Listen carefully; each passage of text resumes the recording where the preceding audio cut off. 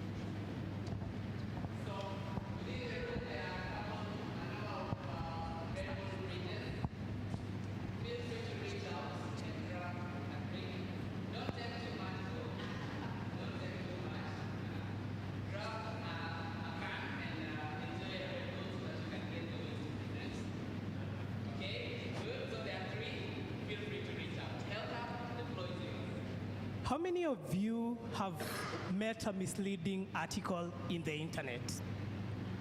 A health information article? Wow, many of you. So, the future of healthcare is now. We believe that the future of Kenyans will be getting health information from their home. And this is crucial. Why it matters is the age of 16 to 54 of Kenyans spend over 4 hours daily in the internet. And they make part of over 1 billion health questions every single day. And if all of you have met a misleading article, we can only imagine how many people come across misleading health articles every single day. It's big. We, Health Hub, believe that this is serious and is important to deal with it. So we came up with a solution. Health Hub is an app that allows users to connect to health professionals and health institutions by providing a one-stop shop in which they can be all on the same platform. So when a user logs into Health Hub, he can log in either as a professional or as a regular user. As a professional, he'll be able to write articles, share podcasts about topics in health in which he's knowledgeable in. So you find like he'll be able to write articles explaining things in detail such that he cannot be misunderstood for what he meant to share. When the user accesses this app, he'll be able to receive the article, access it, read it, and understand what the professional wanted to communicate. So by doing so, he'll be able to share the information on social media or on any other online platform with an informed position. So this is huge, like super huge. It's very hard to verify accurate information over the internet. So what we are actually trying to do is reduce the rate of mistrust, the rate of confusion, and apathy that comes with misinformed information. And the solution will include having professionals who are verified. We verify before they post any information. And then users can access information and give feedback. So this is exactly what we're trying to reduce. Our competitors are Google, Quora, ResearchGate, and Go Viral. Google is a platform where you have multiple sources, but instead those multiple sources aren't verified, and so you cannot be, they're not accountable. In ResearchGate, you have research from professionals, but the research work is so technical that a regular normal human being cannot understand and come to a conclusion from this research from the professionals. In Quora, you have professionals sharing the articles and answering questions, but instead, you have upvotes, so the most popular solution is the one that gets shared mostly instead of the most accurate solution. In Gamified, in Go Viral, it's a game app, a game health hub, in which you play a game on a certain topic, and on that topic, you get to answer questions and to learn the topic from the game. But you find in such a gamified app, you find that it's time-consuming for the older population, so you can't find time to play the game. So in Health Hub, we are proposing a centralized app with diverse sources where you can access accurate information, and we are unique in such a way that you can access information from diverse sources on the same platform. This is our progress. We have actually done a lot of research on how misinformation happens. people spread information unknowingly. They spread information without really thinking about it at first. And we have done a stakeholder mapping, checking looking at the people who are involved in communication, healthcare communication. And we've come up with a design of how this thing will look like, how Health Hub will look like. And we think we see a potential in this area because we will want people to access accurate information in one place. We don't want a place where people are thinking whether it's accurate or not. We want them to be sure that the source of the health information is really accurate. And this is our plan. We plan to scale our product in the first year of production, we plan to build a minimal viable product in which it will be a web app in which users and health professionals can come together, share their articles, review it, and be able to share the information on other online platforms outside Health Hub. On our second year of production, we plan to sign up healthcare stakeholders whereby we'll build on our database from which we gain from our first year by the individuals, by adding institutions.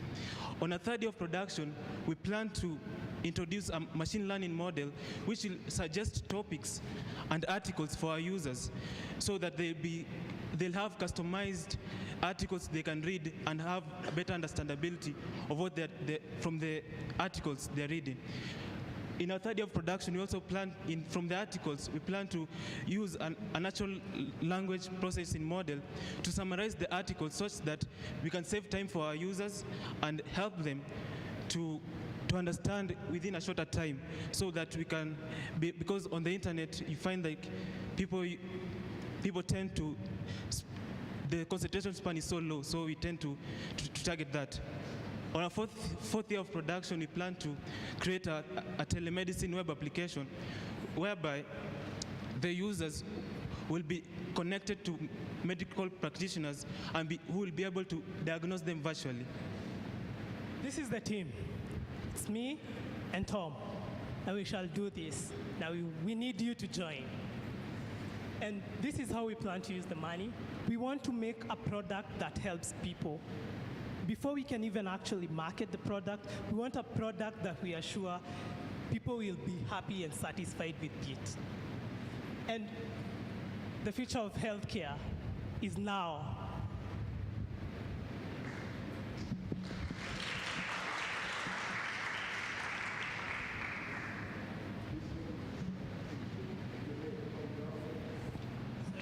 Anthony.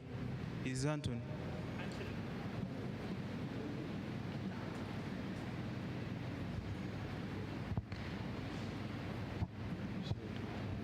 All right, thank you for your presentation.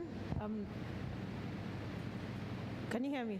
Yeah. Yes. Okay. Even before we get to the questions, can you go back to the financial slide and just take us through that?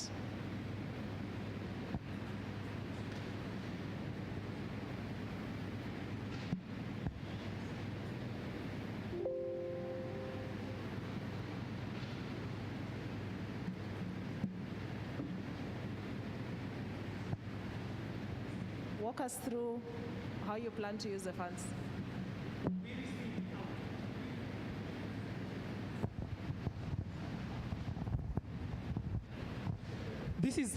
This is how we plan to use the money.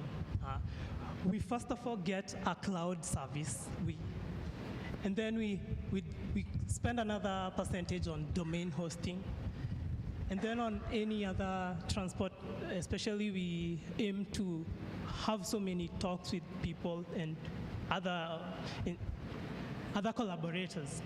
And then we shall spend a 2% on outsourcing because we need to look at all angles of our business and make sure that we have a sustainable product.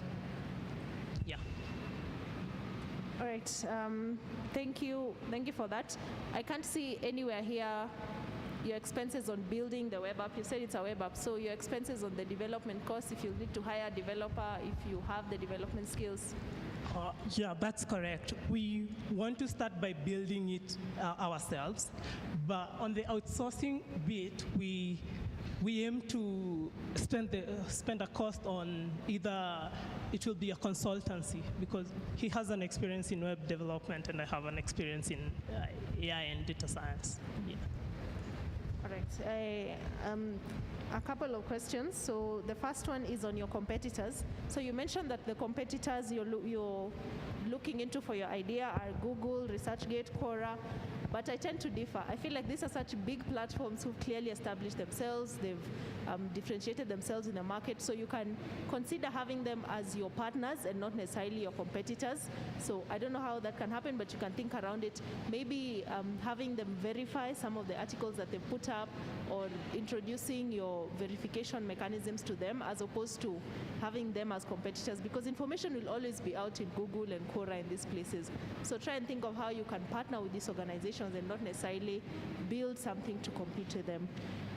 The second question was on your financial ask, but I think you've taken us through that, so that's okay.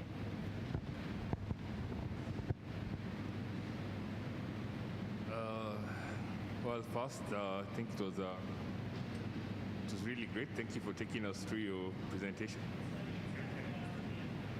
Thank you for taking us through your presentation. Now, can you go back one slide? No, okay. I think I'll just ask the question. How do you intend to sign up your stakeholders? How do you intend to sign up your stakeholders? Sure, I think that's an important question we have asked ourselves, and we need to make sure they are professionals. That's the first thing we need to do. So we will partner with the professional bodies so that we have the records of doctors, for example, and then we can be able to verify that if he is a doctor, he's signing up on the platform, so we are sure that he's registered, he's licensed. So we will use the data from the professional bodies. Yes. Second question. I'm not sure medicine is a very exact science. So there's a chance that two doctors might have a varying opinion. How do you plan to counter that? Because they're still experts in their field, but just like even in your field, you may have varying opinions. So how do you intend to counter that? Well, I think that's a really important question again. And for sure, that's something we thought about, but we still are thinking of the best ideal solution. But for now, as Tom had explained, we will have some reviews. It's kind of, I have my own research that I have done as a medic. So I have my own channel. So I post it on the platform. And if he is a doctor and he has another opinion, then it needs to be supported by data. And it needs to be expressed in a way that doesn't lead to confusion. That means we don't want a conflicting doctor posting on that platform. So we will constantly be checking. But that for sure is something we really need to think about on a scalable solution. My third question is, let's say I come, I check out the website, I find you advise me on something, then it turns out to be wrong. What happens in that case? That's a terrific question because we think we give users an opportunity to give feedback because we believe feedback is important in any field, no matter the level of expertise.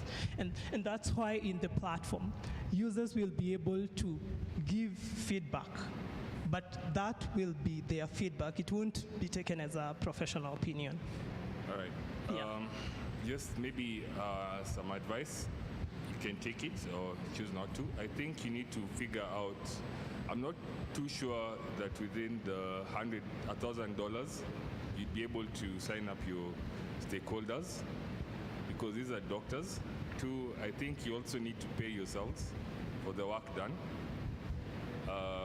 And three, I think you need to find a way to absolve yourselves from any liability in case the information that you give ends up landing you in a lawsuit. And that can really, might be more expensive than $1,000 for sure. Thank you. Thank you. Thank you so much for the comprehensive questions. I think my time is up. I have 2 questions. Guys, go back to the slide where you're talking about your MVP real quick. About Go back to the slide that you're talking about your MVP. The cost breakdown. The cost, no, not this one. The financial bit. This one. Okay. Guys, your platform, I love your platform because it's a content aggregating platform. So you're bringing in information from all over and you're putting it in one platform. You understand? You don't really, I think if you go the route of trying to verify what my fellow judge is saying, all the information, the accuracy of the information being put on the platform has to be verified. Google does not verify. If you take that verification route, you're getting into a rabbit hole. You could have a content aggregation platform where if you need anything, you can find it on Health Hub, whether it's accurate information or not accurate information, because how will you verify different opinions? You understand? Think about that. Now, my question is, it's a content platform. According to the $1,000, there is no content generating sort of cost going to that. How comes? You're talking about domain hosting, cloud services. My judge asked you about the website itself. You're trying to build a website. There's no content acquisition cost. How comes? Well, that's true. And that's why partly we need to outsource so that we have good business decisions. But at the same time, this is our idea. We think that we will use cloud to store our data, our databases, and in a serverless server, for example, AWS, where we keep all our content. But then we need, when you come to the content, it's coming from doctors or professionals. I don't understand clearly what you mean by the cost of content, but I don't think we Why really... would the doctor give you information for free? That's a good question, because we think he will actually come to the platform because he has research he wants to share. Now, it's very painful for a doctor to meet a patient who has actually a misguided patient in the hospital. Whatever it is, whether or not it's logistical or what, you need a content acquisition cost on that. Because when I look at this, if I give you $1,000, there's no feasibility option here, because you're building a cloud service and domain, you already have transport, but you don't have content.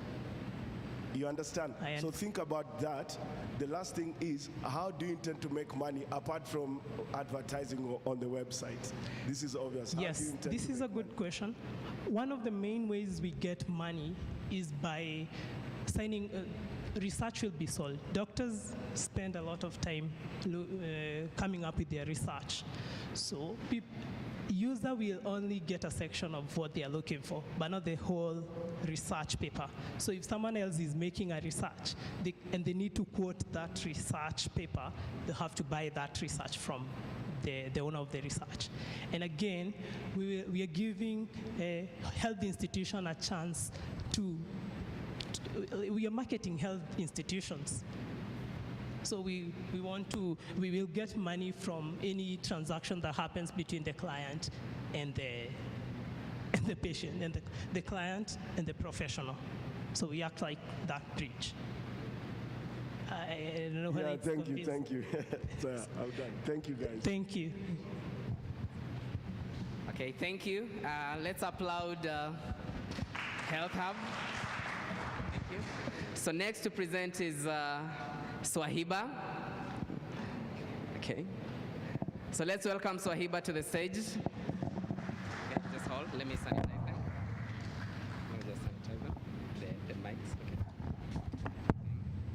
Yeah.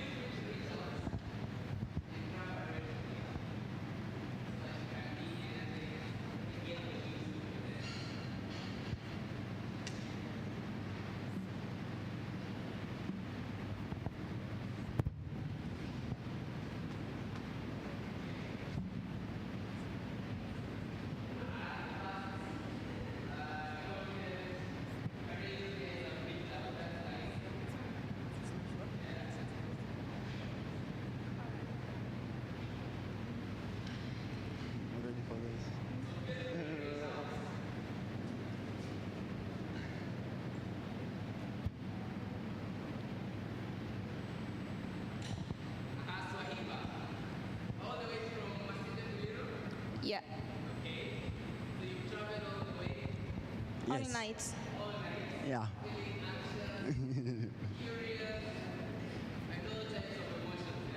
Yes. Yeah. Definitely. We are ready.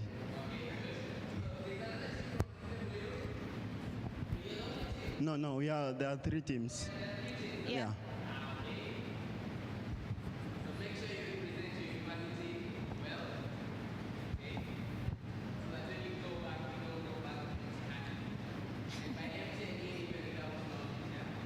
True. Yes.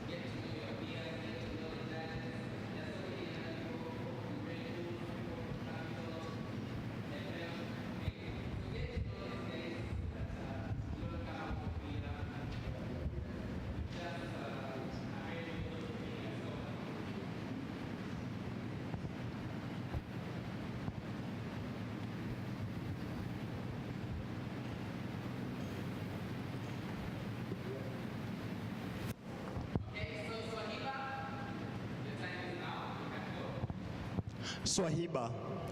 Saving lives one button at a time. Hello.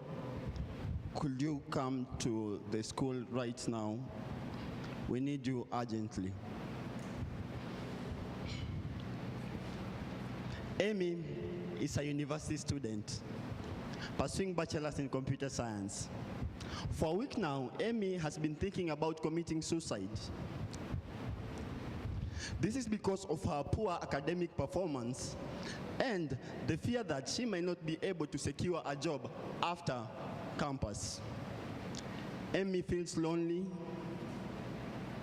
Amy feels like she's letting her parents down, together with her young siblings back in Sinyalu, Kakamega. Have you ever been depressed before?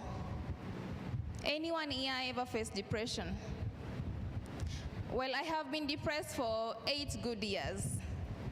And when I heard about my colleague talking about this thing, I said, well, let's do this.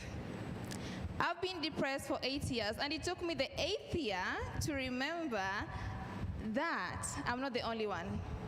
And it's not just Amy, actually. Look at this. 35.7% of university students are going through mental illness conditions. Did you know that? Actually, none of us knew that. I knew that in my 8th year of depression. How does this affect them? You are in school, you are depressed. Can you perform? No, you cannot perform. So these students get out of universities less competent. And when you come out of a university less competent, what happens next? You go out in the world, you cannot work. We have something called Sustainable Development Goals. Sustainable Development Goals require youths to be at their best so that they can be achieved. How will less competent students achieve such goals? We have good health and well-being. That is goal 3. How can a depressed person have good health and well-being? We have goal 8, economic growth and decent work. Tell me, can someone who is mentally ill give you a decent work? No. Can someone who is mentally ill increase the economic growth of Kenya? No. That is sustainable development goals that need to be achieved and not being achieved because our youths are seriously depressed. As students and people who understand what these people are going through, we've come up with Swahiba Tech. Swahiba Tech is an application, Android application, and a web application. In Swahiba Tech, we have a chatbot. A chatbot is a computer program that immersely converse with human beings to understand them. In our app, Amy will be able to text, to be able to know about depression, and to be able to receive guidance on how to manage her depression. We also agreed that Swahiba Tech need to do much more because these things are being done every day, come on. So we needed to do much more than just chatting and talking to the app. And we said, what if we have something that can tell you, hey, do this? You're sitting somewhere, you're depressed, you don't know what to do, and most people who are depressed just sit down crying. What if you get a pop-up notification in your phone? You can try this sport. You can try swimming, you can try that. That is one of the elements we have in Swahiba Tech app. Another thing we have is to-do lists. Most people get confused, especially university students, because they don't know how to organize themselves. At the end of the day, you've not achieved anything and you're depressed. That's where to-do lists come in, to make life easy. Another thing we have is statistics. From your chats with this app, it will be able to identify how you've been faring on the whole week, see the activities you've been doing the whole week, how you've been doing your to-do list the whole week, and then tell you how much you've improved or what you need to work on. That is statistics. Another thing is therapists. Through this app, you can be connected to a therapist. If you feel like you're too depressed to stay in that room somewhere locked in, you can just click on that and find the nearby therapists. There is at least 85% of university students who have phones. If 85% of university students have phones, that means that if we develop this app, we are guaranteed that 85% of university students will at least be able to use it, and at least 70% will be able to implement it. These are our competitors. We have counselors. With counselors, they are our competitors in the sense that they also offer therapy, but one thing is that students are insecure. They cannot go to a therapist, but we can collaborate with therapists and make them our partners and help us develop our app and improve it. We also have Wazi app. In Wazi app, a user downloads the Wazi app, goes into the app, create an account, and is able to air out his or her feelings. This is good, but most users don't like airing out their feelings to the public, and the person giving a feedback may not know who he or she is giving back the feedback to. So in addition to what Wazi app are doing, Swahiba app, we are trying to create privacy, and in future we can partner up with Wazi app. So in our progress so far, we've been doing design, both in website and in the app. We've been creating pages of the design, and also we've been doing research, data collection, and we formed a group where students can air their own views so that we can know what students need and how we can include in that app. When you go to scalability, in the first year, we'll be doing mostly data collection. After data collection, we'll be doing the modeling. After modeling, we'll be building the website prototype. In our second year, we will actually come up with a website, and from the website, we'll be able to test it from the development view, and after that, we will test it from the user's view. We will be using agile methodologies such that after every testing, we are going back to the drawing board, see where we did wrong, and that's in our third year, we'll be able to come up with a mobile application that within the same year, we will also do a development test and a user test. When it comes to expenditure, we need human resource, that is web developers, Android developers. We need help in building the app. We will need transport because obviously we come from far and we'll need that. We also need hosting costs. Yes, to host our website and our mobile app, we'll need to spend some money on that. On data collection, most of these data sets are online, but we are of how true are they or their integrity. So we will need to take those data sets to the therapist, a professional therapist, to confirm for us that these data sets are actually the best. We will also need some few cash to secure our idea so that we don't end up complaining about someone stealing our idea.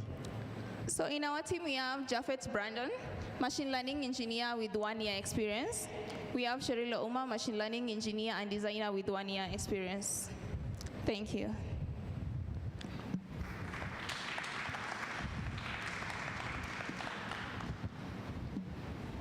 Another applause for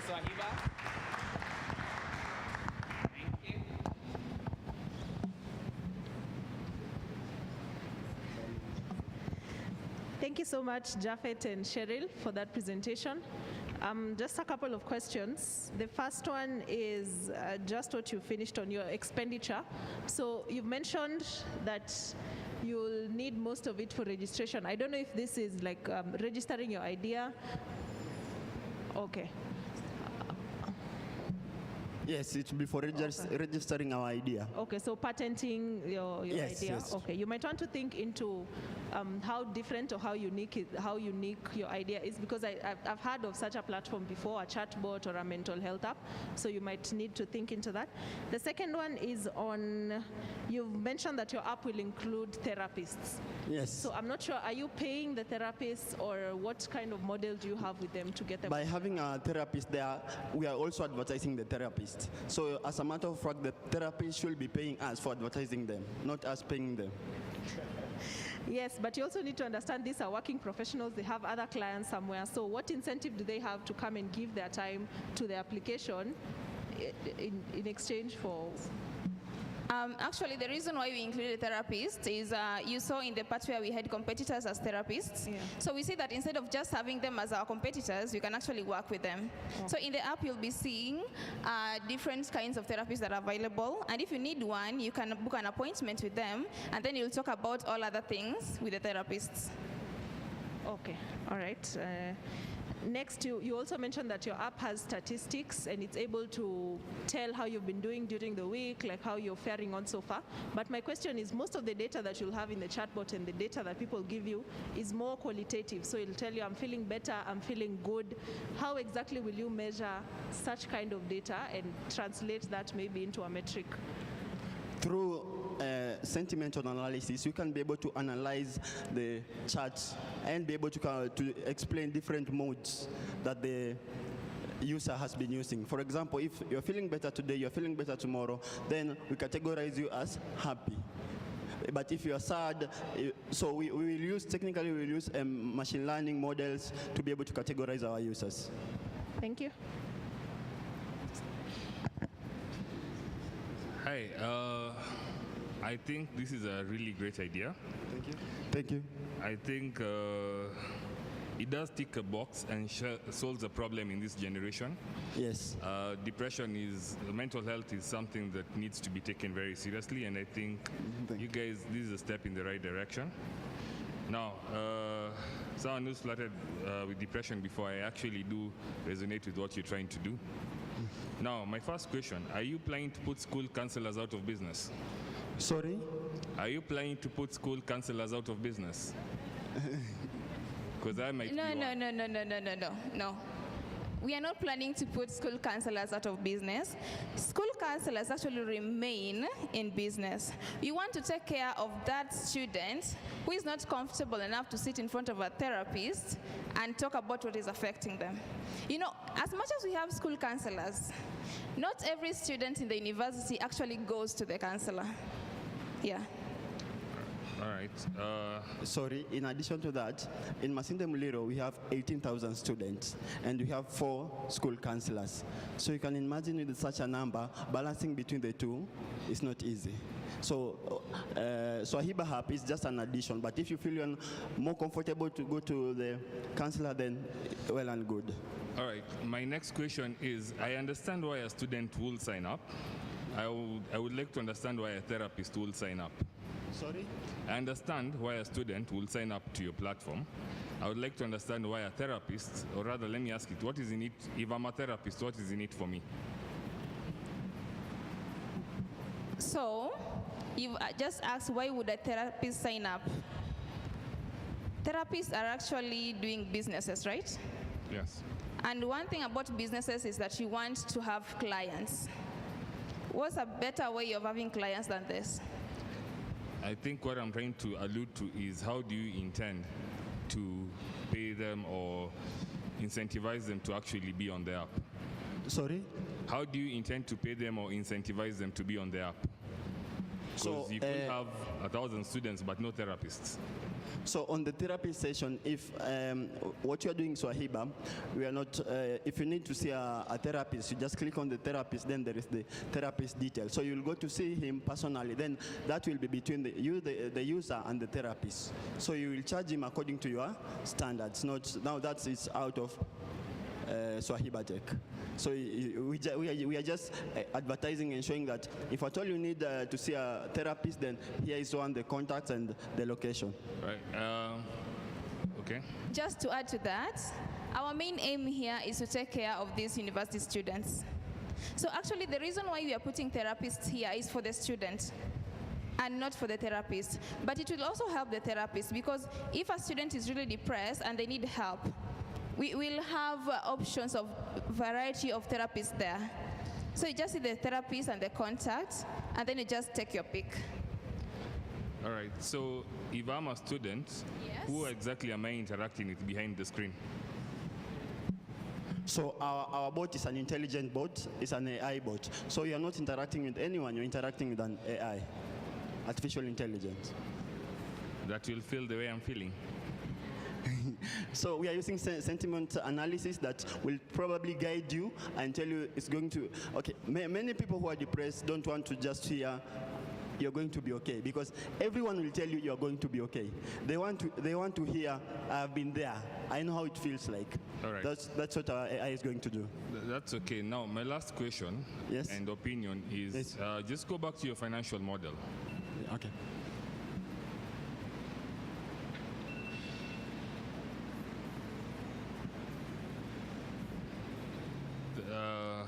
Well, my opinion, and you can correct me if I'm wrong, Okay.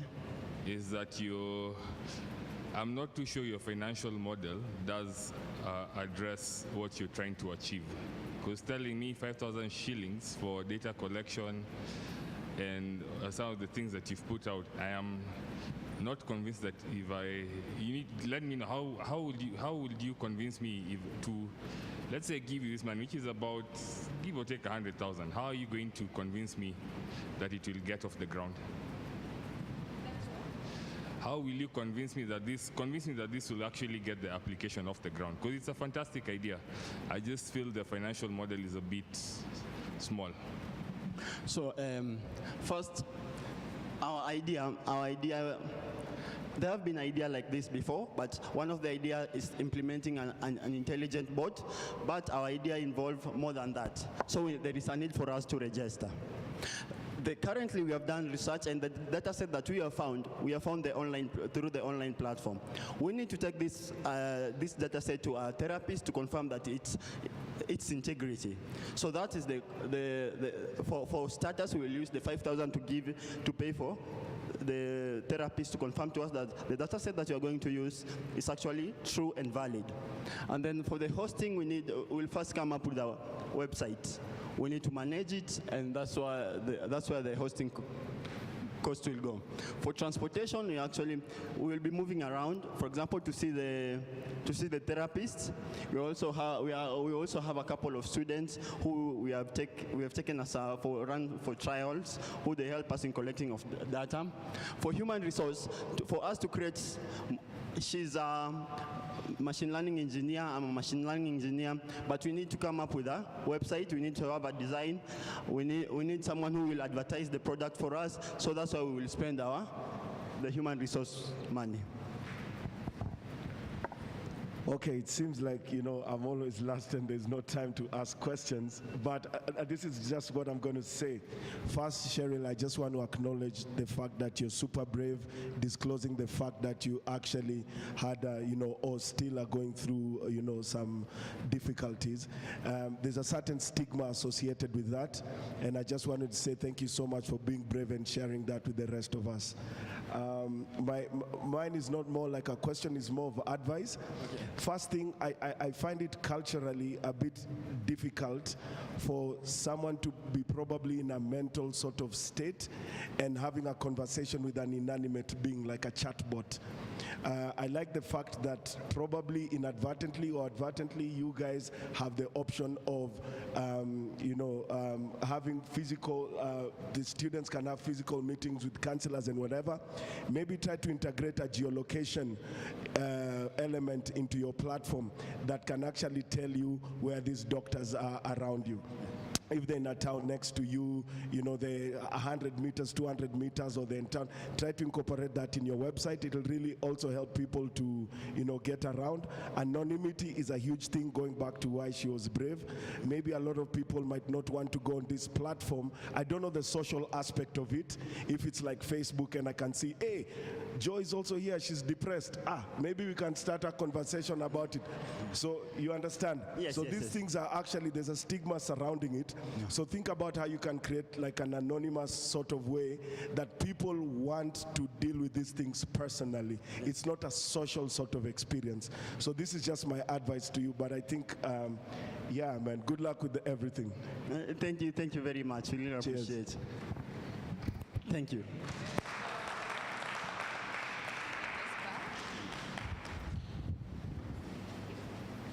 Thank you. Thank you. So next we have Rookie. Just a few minutes, maybe 2 minutes. Let's give some few minutes to the judges to finalize assessment on the previous presentation. Then I'll call you up. At least a minute so that you can familiarize yourself with the flow. The podium, yeah? Sometimes it's scary looking at all the faces, yeah? It's like all these people are judging you. That's why you might need that Red Bull to give you the confidence, yeah? Otherwise, yeah, you might faint. Okay? Good. So far, so good. Very awesome presentations. Well done to the presenters so far. I hope the ones who are coming in, you're up to task to challenge those that have already presented. Okay, the bar is set so high. There's usually an advantage and disadvantage to any point of presentation you make. When you start, it's like there's no standard yet, so you're the one who sets everything. But then when you set those standards, the rest will definitely up the standards. So, okay, so it's a good thing and a bad thing. But anyway, at the end of the day, we'll be able to get to know the 3 best presentations that will be presented to the global panel. Who remembers the names of the judges? All of them? Edwin, Kelvin, Edwin? Yeah, just go again. You say Edwin, Kelvin, and Joy. Okay, there's one that you didn't get it. No, just let's give someone else another chance. So there's one, but I won't say which one. So, anyone else? Yes?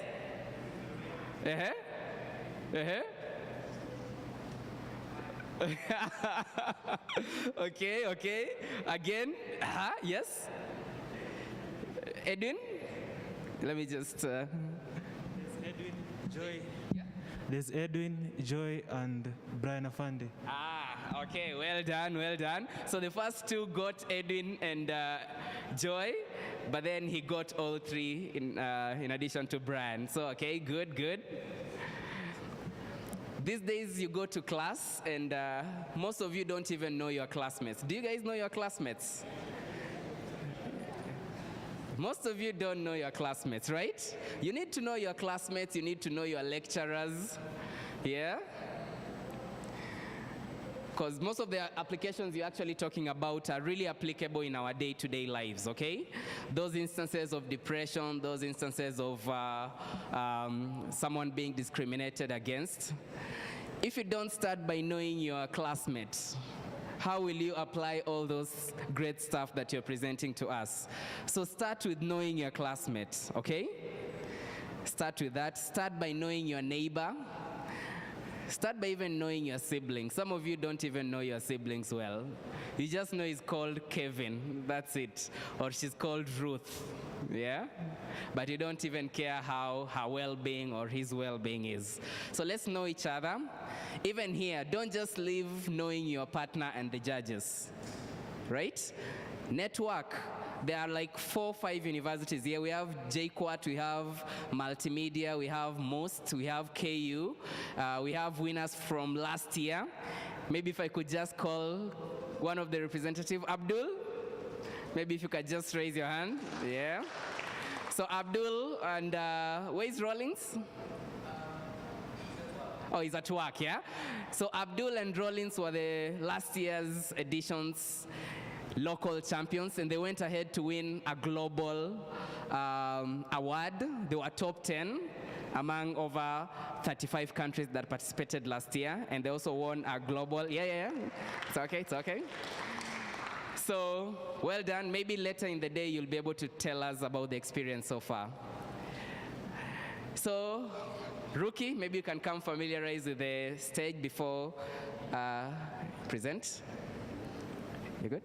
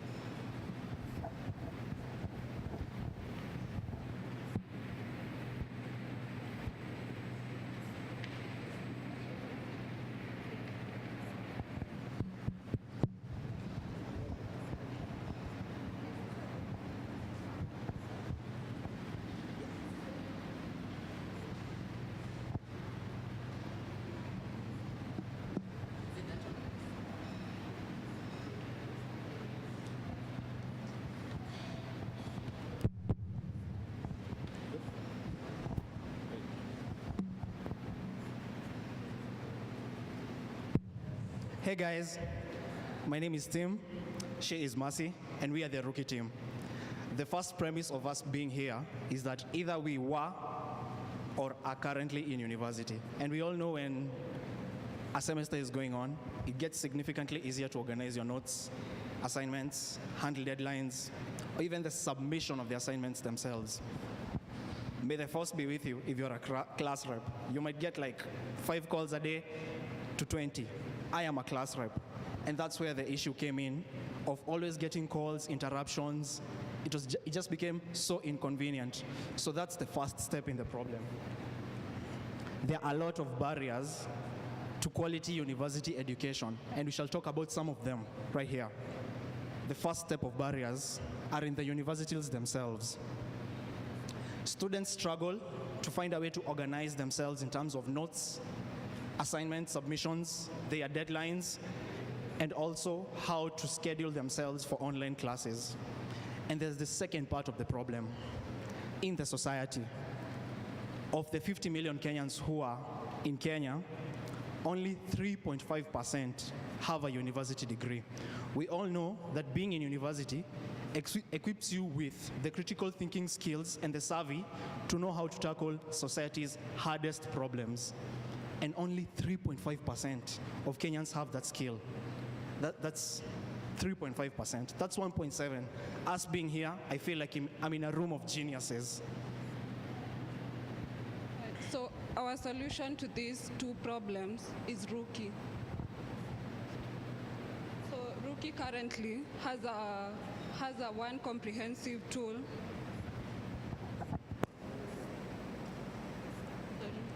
Rookie currently has one comprehensive tool that enables learners to create courses, manage their course content, and access notes and submission deadlines.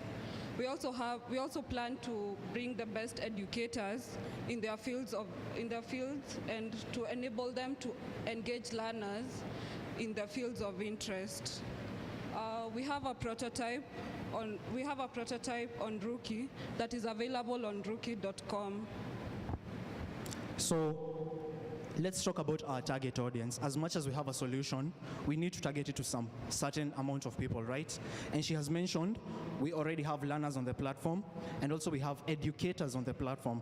The sense of having educators on the platform is to tackle the second problem, the one that people do not have the skills required in university.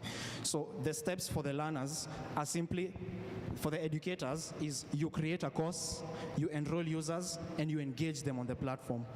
The second part of the problem, of the solution, is for the learners. You enroll in a course, you engage with the content, and you do the best thing possible, you learn. So we already have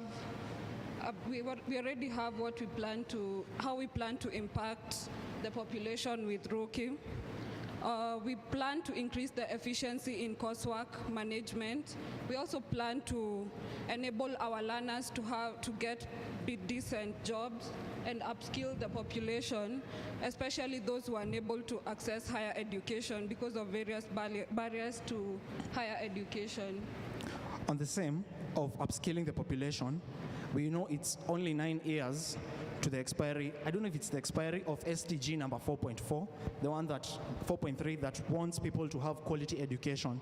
So how do we get the population to be savvy enough and access the higher education that is necessary? So our business model, it's really simple. The first part, it's a subscription service. Think of Netflix, it's a subscription service. But on the other hand, we need to be very conscious that we are solving a local problem. And if you think about it, these people might not have made it to campus for a number of reasons. One of them might have been finances. So we want them to learn as much as possible, right? So these people will get credits for content not consumed below a certain threshold.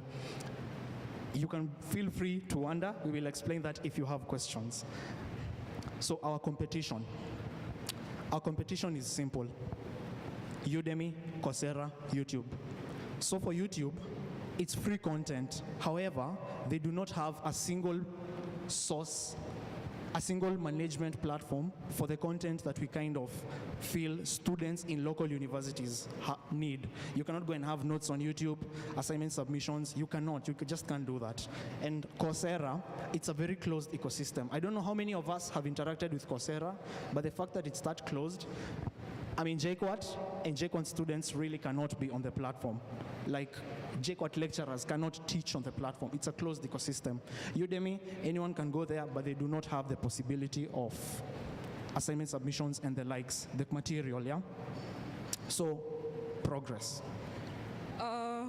We already have the website available to users. We already have on board a few users. We have 169 users who are JQuat students. They have given us feedback, positive feedback on their user experience with the application. They have also enabled us to know the bugs that we were supposed to fix in order to improve to enable the website to be more user-friendly. We plan to scale our users to around 1,000 users. Yes, no, for the 169, they just have access to the prototype, and that's, I feel lucky because the judges are fairly technical. We use them to gauge the daily active users, some of the metrics that we need, the sticky rate, the endpoints that they interact with best. And for the 1,000 users, we feel, based on a whim, not really any statistical metrics, that this is the critical mass we need to reach. In JQuat, we have, in my department, there are 10 courses. We feel that if we reach 10 cohorts, which is an average of 100 users each, we can be able to scale the platform in JQuat alone. But the solution is very open to any educator, but we need to bring it down to the context of JQuat. So for the time frame? Okay, so we have our plan for what we plan to achieve with Rookie. In the first year, we plan to complete the prototype and hopefully reach 1,000 active users. We also in our year 2, plan to begin to bring on board educators who will in turn engage new learners. And in our 3rd year, we plan to expand the East Africa, we expand to the international market.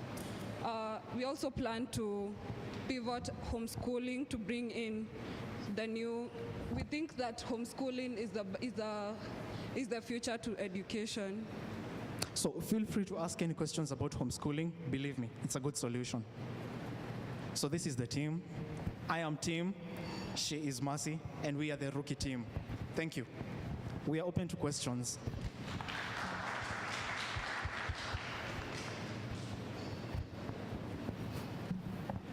Let's applaud rookie team again.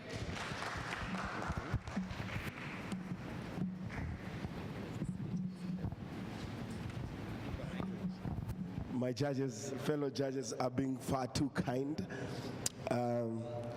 Timothy and Mercy, I'm sorry, disclaimer, I didn't go through university.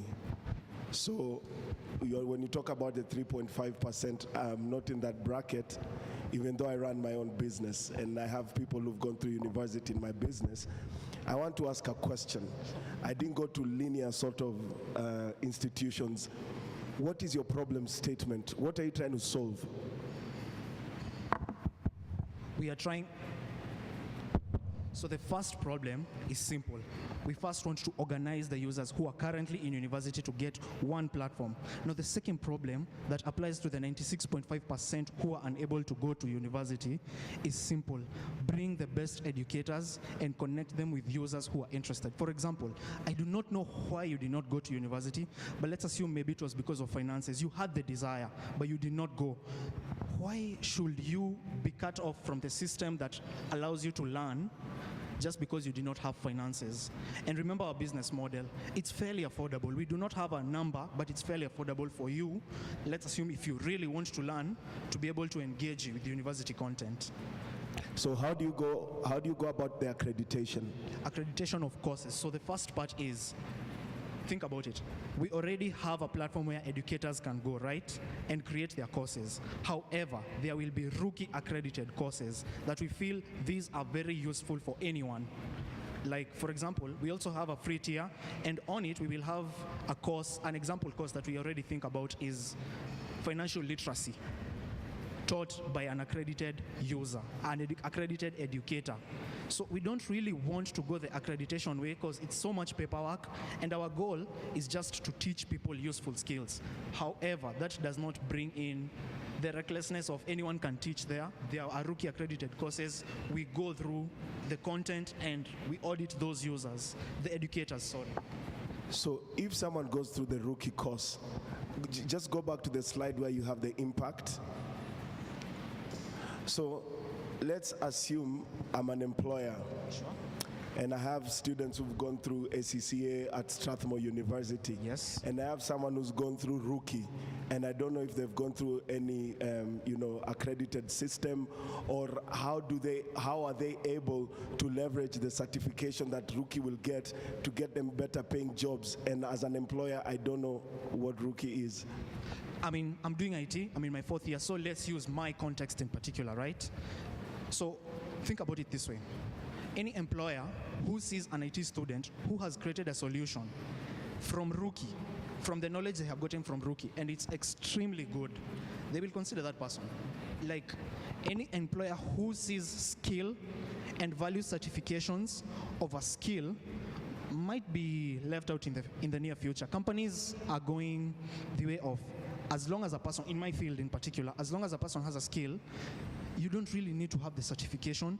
Prove that you can do it, deliver products, give us a portfolio, and all these are skills that we plan to have on Rookie. Teaching people how to get better paying jobs, jobs of the future, getting people from doing kazi ndogo ndogo, if I may say.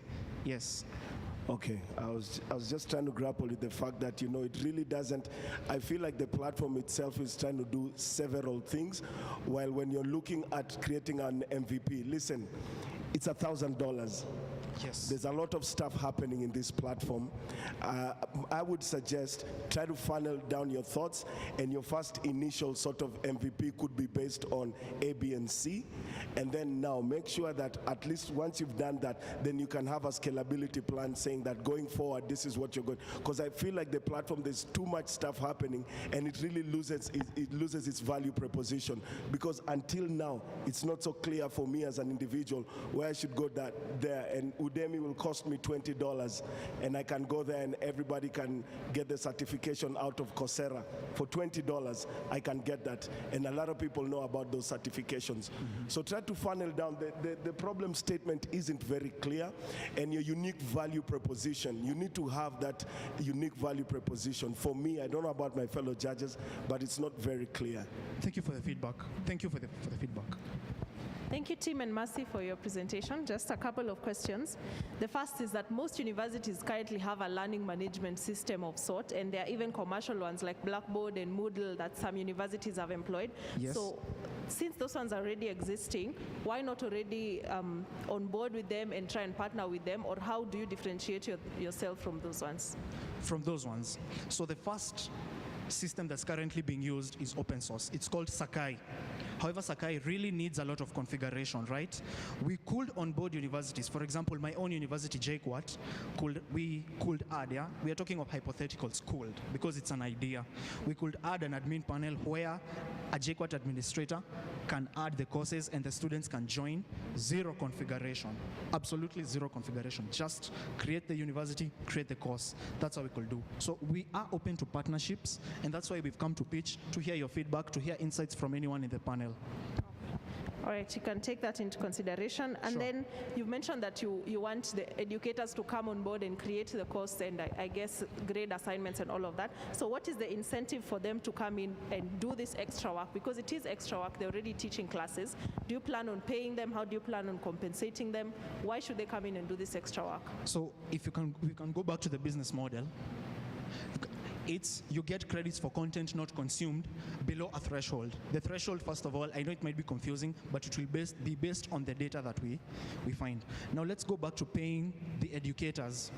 An educator who has, the way we are thinking about it currently, who has a certain number of viewed hours on their course, that educator, first of all, will not pay for using the service. Any educator is not paying. However, we will, because they are attracting users to our platform, we will pay them a percentage of the revenue of the users who are engaging with their content. The incentive is both financial and also, mostly it's financial, because if you think about it, any lecturer who is really good at what they're doing, because we really plan to bring gifted educators on the platform, we'll reason and see, I have a market percentage of 96.5% that we have not reached. Truly, if I get just 10% of this 96.5, I already have more than I'm already teaching with the 3.5%. You see the math, yeah? Yes, I hope I've answered. Yes, and that's a good answer, but you've not brought that out in your presentation. So as he said, as when you go and refine your business model, these are some of the things that you list out, whether it's paying the educators or stuff like that. And then for the financial ask, you know that Red Bull is giving you 100,000 shillings or thereabout. So please, I haven't seen how you've stated how you'll use it, whether it's for the MVP, how you plan to use the cash. So you can take us through that? Sure. So I'll be honest, I knew you'd ask. I knew. So for the $1,000, I knew one of you would ask. So for the $1,000, one of the hardest things we have come across during implementation was WebRTC. We are all technical, so we know WebRTC. Implementing WebRTC on AWS, Kinesis video streams is nuts. It's just crazy hard. So that's how we will use the $1,000. We feel the only part of the system that's missing for us to get a university like JKUAT to truly take our system seriously is that they cannot have online courses on the platform.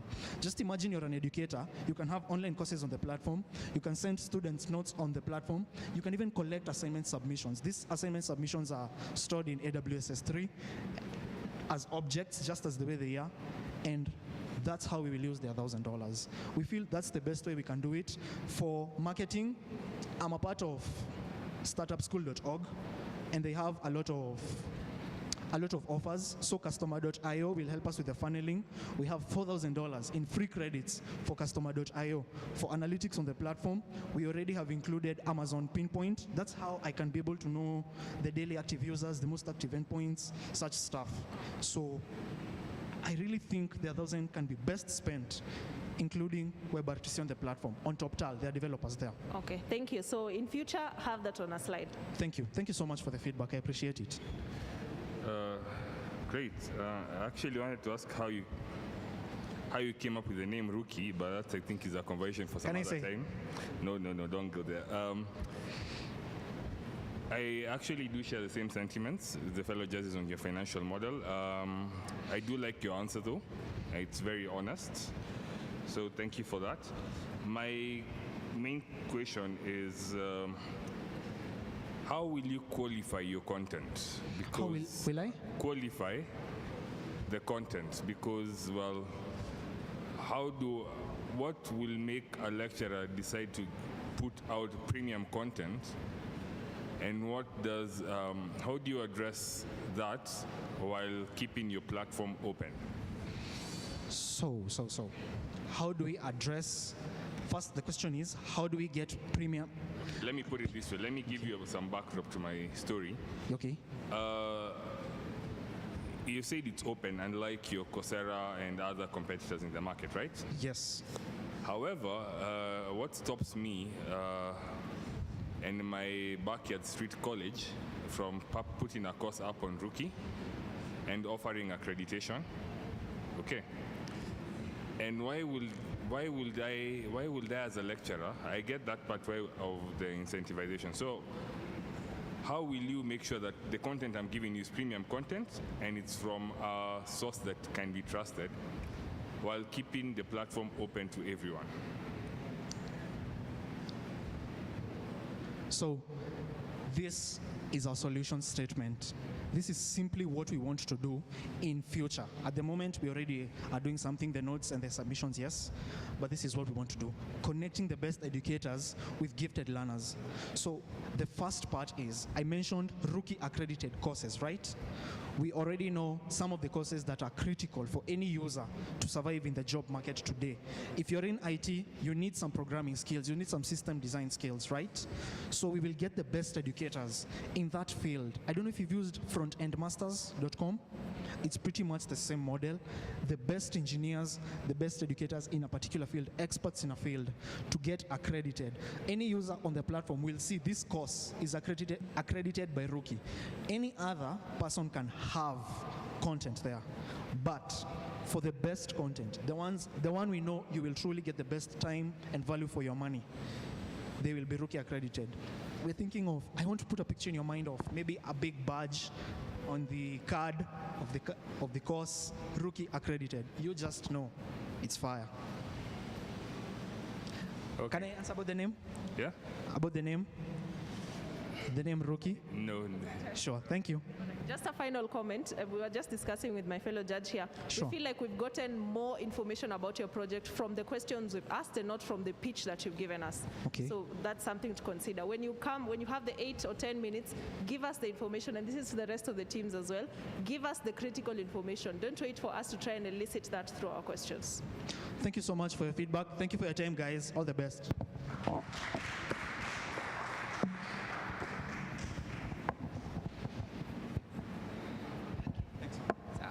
Thank you.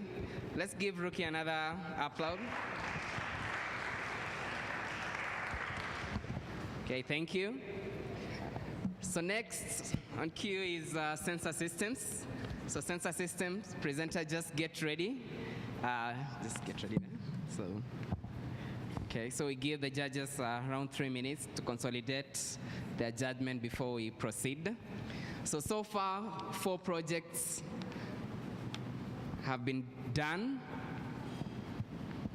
16 to go, 20 by the end of the day, 3 to the global stage, 1 Kenyan representative. Okay? So at the end of the day, we'll have a team here that will head to the global stage. maybe if I could just give you a few details about the global stage. So the global stage will be hosted in the first 2 weeks of December. Okay, and before then, that team will be given a month of incubation where different resources will be given for them to develop at least a prototype that they'll be able to showcase at that global stage. So some of the resources in question here are mentorship, both global and local. We'll have financial resources. So there'll also be some amount of money that will be offered to the winners. We also have technical support, both global and local, to help the team develop their solution. Then we'll also have a space given to this team, a working space for them to develop the solution so that they can be comfortable in their execution. This team will also be given any equipment they will require in the implementation. So that's a lot of resources that they'll get in support of whatever they are going to come up with. So that is just at the local stage. Imagine the resources that could be deployed at the global stage. That's even bigger because a bigger stage, bigger impact, a bigger audience. So you could have something so big come out of these, and it all started about a month ago when you made that application, okay? So as it stands, any of us could be the winner. So we just have about not really 8, but around 6 to 5 hours to know that. So meanwhile, sensor systems, maybe you could take the stage so that you could get familiar with these faces before you begin your presentation.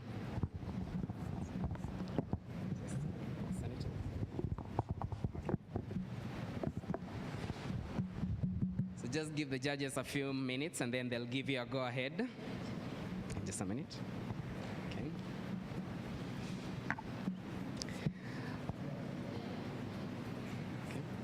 It's okay. So sensor systems, it's a go. So it's kind of tough to lose someone on roads when you could have a chance to do something that will be able to avoid the risk of getting that loss. So that's where sensor systems device in a vehicle comes in. We are trying to create a device that will be able to,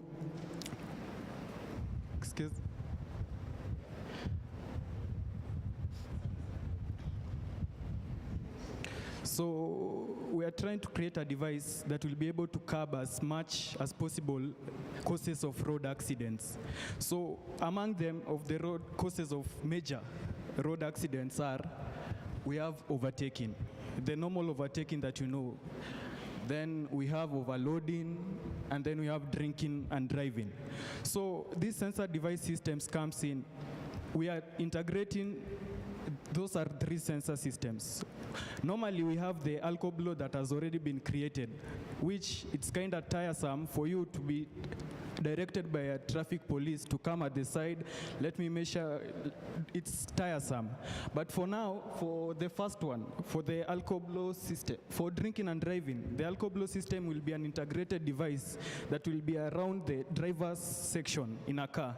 This one will be able to create you are aware of, you come, I measure if you're drunk, let's say the protocols, I go to the police, I do this, I do that. But now for this sensor system is, when I'm drunk, I can't move. Like the device will be integrated to the ECU of a car. We all know the ECU of a, most of us, we are knowledgeable with these technical terms. The ECU is the electronic computerized unit of a car, that it will be able to cut off any way that there is no any way that will be able to move with the car while you're drunk. Then we have the overloading. The overloading, we have weight sensors. Normally, this one will mostly apply not only on small vehicles, but on trucks. Normally, we have the weigh bridges, where you go, you measure your truck, this amount of tons. If it has exited, it has it has surpassed the weight needed, you reduce or anything that will happen on that stage. But for this one, the minute you overload your trucks, there is no way, the main intention of this is we don't want to have any reason whereabout for making us be in the danger of getting any or losing a person in our lives. So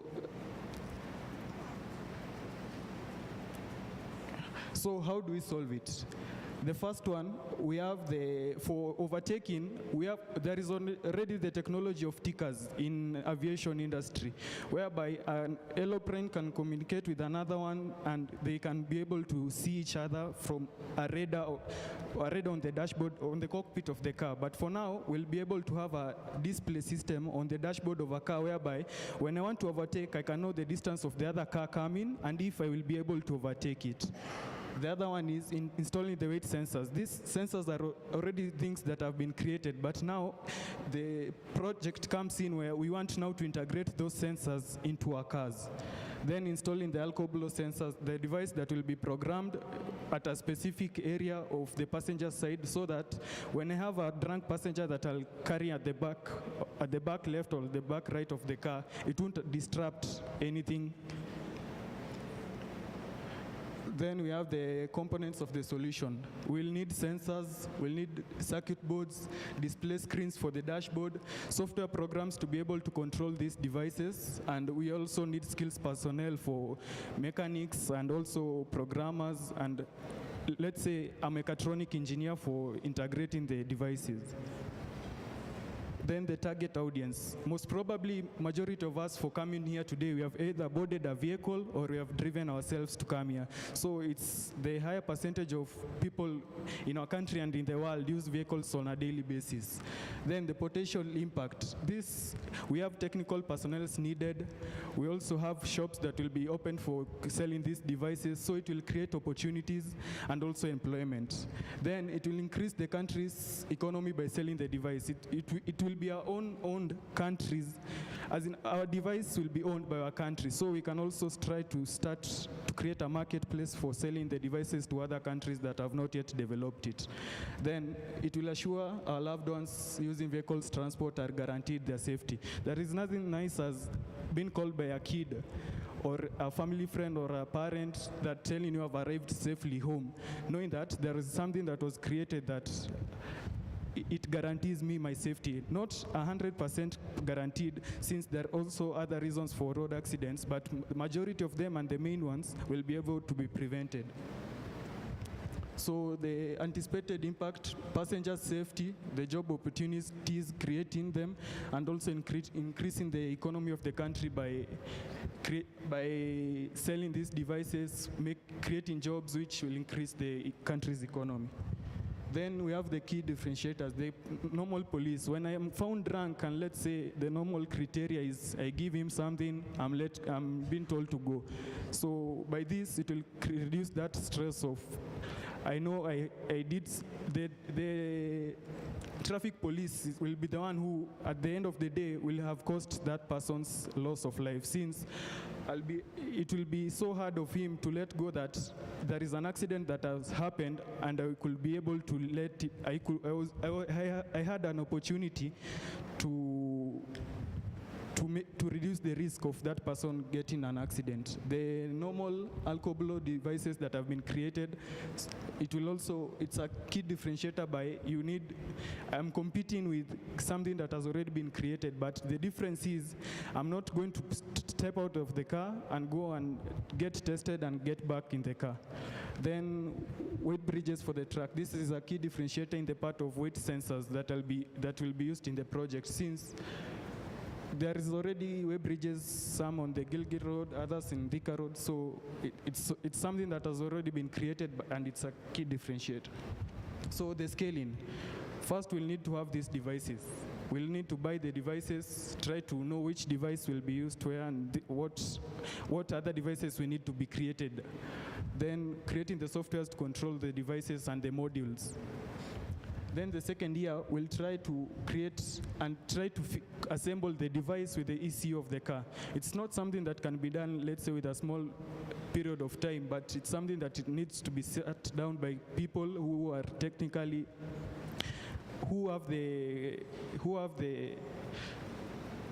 are skilled in those areas, so that they can able to integrate this device and the issue of the car.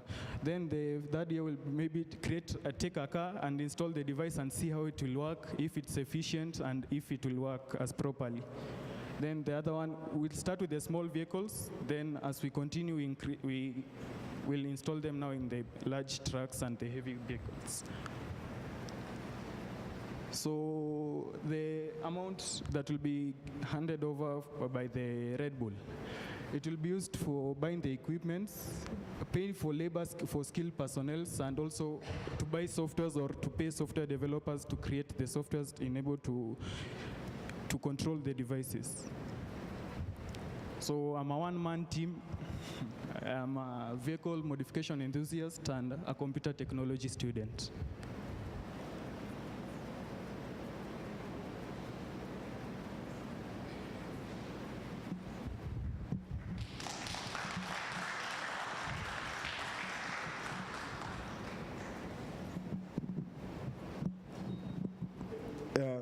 Kelvin, thank you so much.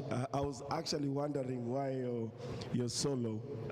Is there any particular reason why you're alone? Yeah, my partner, he had inconveniences and he's at a long distance away from here. He traveled abroad. But you couldn't put him there as a asiyekuwepo lake halipo. Anyway, listen, it's fine. Man, listen, I really like the general premise of what you're trying to do. I like the fact that there are modular systems that can be integrated in a vehicle's autonomy. I think that lacks in the market because a lot of manufacturing companies will come with the cars that have proximity sensors that have been integrated in the vehicles. I really like that these are modular systems. I think there is a lot of viability in that and in distribution as well. Now I want to also tell you something. When you come to present and when you get an opportunity like Red Bull, be very serious about your pitch because it will ultimately change your life. I personally feel like, just go back to the slide where you're showing the scalability plan. I have a couple of questions based on that. I'm going to be real quick. You don't want to tell me from year 1 to year 5, you'll be buying and integrating and testing on the vehicles in the 3rd year.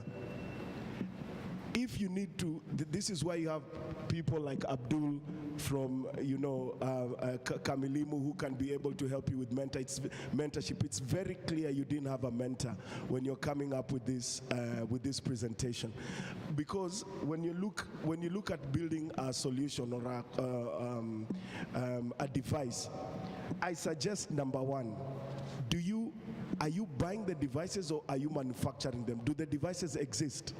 Some are existing, some will be constructed for the first time. So your business model has a distribution arm to it because you're going to want to distribute something. So what you can do is get like a master contract to distribute the already existing models. You understand? Still, this is a business. You understand? And then when it comes to your scalability plan, if you're going to buy them, be clear and say, year 1, I'll be distributing things that already exist, get the money from that, and start developing my own devices. It's not very clear what you're going to do with the money. By the way, just FYI. Noted. Number 2, your target audience. My suggestion for you is, as a driver, and I know my habits. Let's say I love to drink. I'm not going to put that device in my vehicle. I'm not going to do it. But what you can do, change your target audience to be more of the public sector. Try to find people who can help you push in terms of lobbying for those devices to be put in public vehicles. Your target audience is off the charts. You can't say your target audience is anyone who has to drive. No, a lot of these devices can be done if it's a matter of policy. So if it's a matter of policy, you start pushing for that, start to lobby for that, get the right people, partnerships. You understand, your networks determine your net worth. So start to get the right partners and say, guys, I've already secured distribution. You have the master contract for East Africa. I want to distribute this thing in these vehicles. And this is how it is. Because a majority of these things are not going to be on personal vehicles. It's a public sector. I have so many questions, but I want to be fair to my fellow judges. So thank you so much. Thank you. Thank you so much. I think I only had one question and he's touched on it. So on your competitors or your differentiators, as he said, as opposed to thinking about them as your competitors, the police, the authorities, think of them as your partners and use them to try and get your product or your idea to go forward. Because if it's done as a matter of policy, as he said, then it's easier for implementation and even for you to push this out, as opposed to relying on individual will and individual choice to do it. Yes. So yeah, I'll leave it at that. Thank you. Hey, so let's pick this up. I appreciate the idea. I think it's an idea which does resonate with a lot of what's going on. It is scary how many people you are losing on the road. So I do appreciate the fact that your mind is in the right direction. Yes, thank you. Now, my worry is there is a lot that has gone also into that space, right? And I say this, there's a lot that has gone on into that space, and I say this as someone who's probably closer to that space. So I think what I would ask, the first question I would ask is, why should we take your approach as compared to the other approaches out there? And then number two, I probably want to understand, you said that you'll put an alcohol in the car, right? That will be able to switch off when it realizes that someone is drunk, right? What about if the passenger is drunk? That's why I said the alcohol device will be programmed at a certain radius. So it's only around the driver's seat. It won't be affected by a person sitting in the back left or the back right or the next person to the passenger. Okay. Yeah. Cool. So how do you plan to address the first question? Why should I invest in you as opposed to other people? Okay, the first reason is we'll reduce the biasness in the traffic police. So the reason why the project should be taken is the project, it's a device. We are putting majority of the issues that cause accidents in one device, and this device that will be integrated, it will have saved majority of the lives than having one device that can solve this, another device that can solve this, and another device that can solve this. Okay. Right. So my last comment is, I think with a bit more investment, your idea does look like it's a sure winner because of the fact that there's a I kind of disagree a bit. I think there's a very large addressable market for you. Yes. Because, there's a reason why it's still not in Kenya yet or implemented to the scale that we see it in other places. Thank you. All right. Yeah. Okay, so keep on. Great. Thank you. Thank you.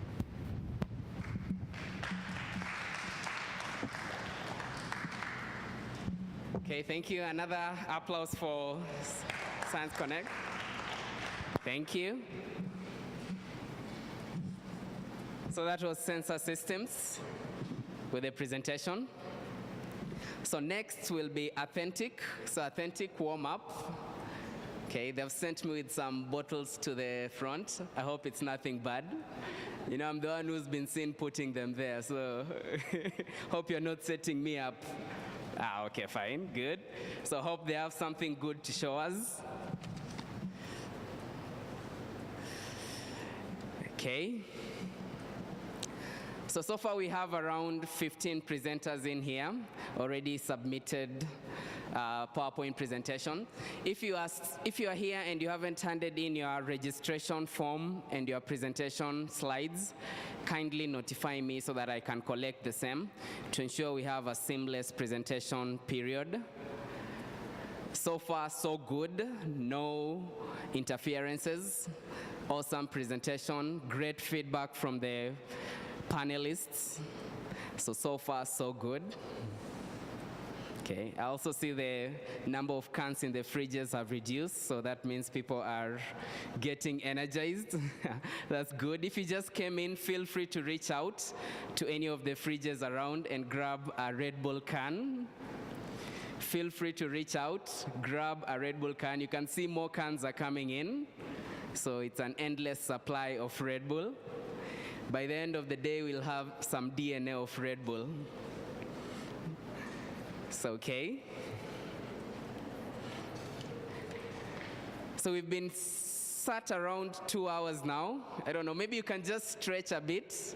I don't know about the gymnastics for stretching, but you can just stand up and stretch a bit so that you don't, your blood doesn't clot. Let's all stand up, just stretch, freestyle stretching. I don't know any specific styles. This generation of ours, we are all indoors, entertainment, education, yeah, playing, everything, we do it while sat, yeah? So just stretch. Okay, good. So you can take your seat again after you're done stretching. Okay. So those of us who came in late, we had breakfast in the morning.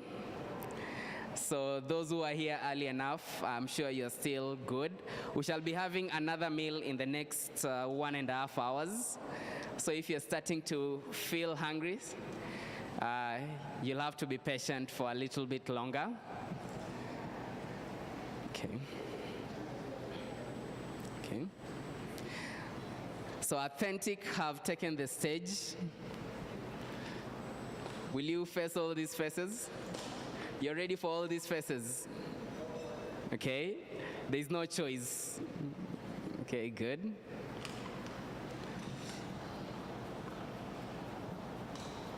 So just a few more minutes and then the judges will be ready for us to present. Okay.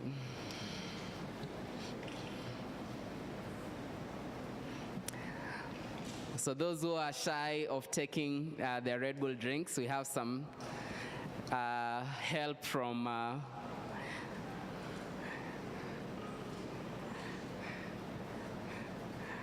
yeah. Okay. So at least during this presentation, so guys have energized, so your presentation will be very keenly followed. Authentic. So challenge to you. Had you taken a Red Bull? Oh, not yet. You have a fridge right beside you. You are shy? Okay, later maybe. Okay, fine. All right. Okay. Yeah. As we wait for him, maybe you can tell us the other teams coming up. Okay. Nice. So yeah, we have Authentic, and then we have Chipange, then we have Isha. Isha. Yeah, after Jipange. And then we have Azmayangu. Then we have Safe Haven. Those are 10. Yeah, that's a 10. Yeah. So I think the other one we shall make after lunch because... yeah, that's fine. Yeah, that's fine. Sounds.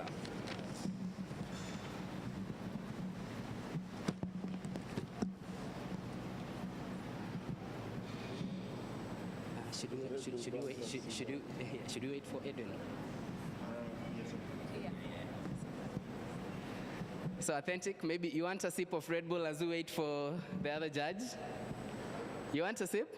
Yeah, you can grab one and then you can present as you sip. Yeah? There's a fridge right there at the stage. Yeah, you can just grab and open. Yeah. Feel free. Okay. Sorry.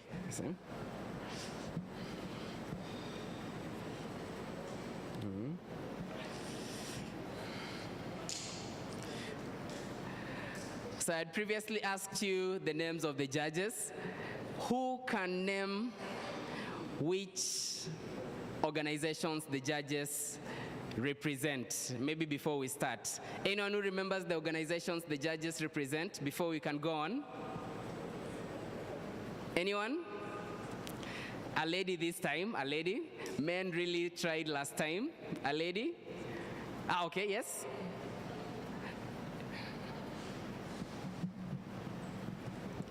So Brian represents Black Rhino VR. Joy works at Microsoft, and she also presents Kamilimu, and he presents Dimension Data. Okay, great, thank you. An applause. Good, so we have Kamilimu, Microsoft, we have Black Rhino, and we have Dimension Data. Okay, good, I think we are good to go.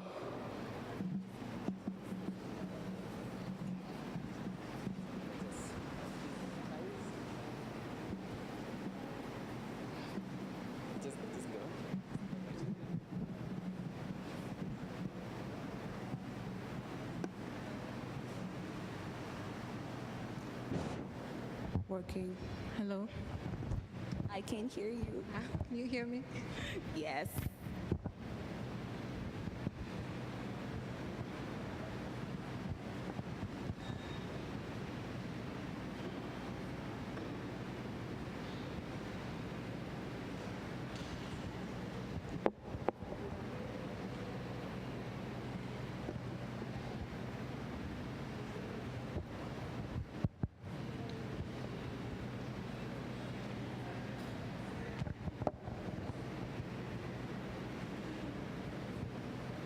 Everyone, I need you to look at me.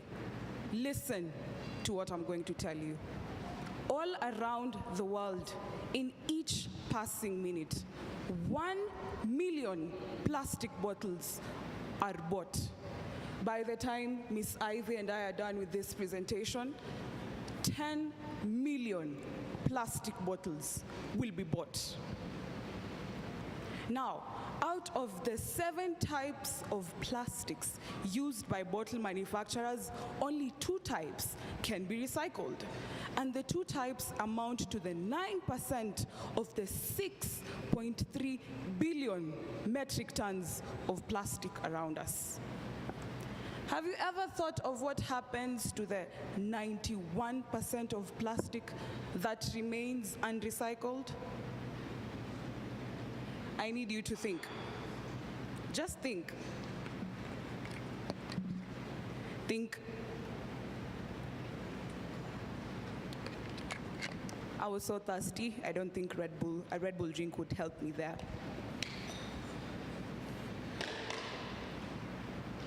That is exactly what is happening to the 91% of unrecycled plastic. It is right in front of you. It may not be here because we're drinking with glass bottles and metal cans, but it's outside in our society and in our community. And I know you may ask yourself, why should I care because I know I dispose of my plastic waste at home well? I did that because of this. Next slide, please.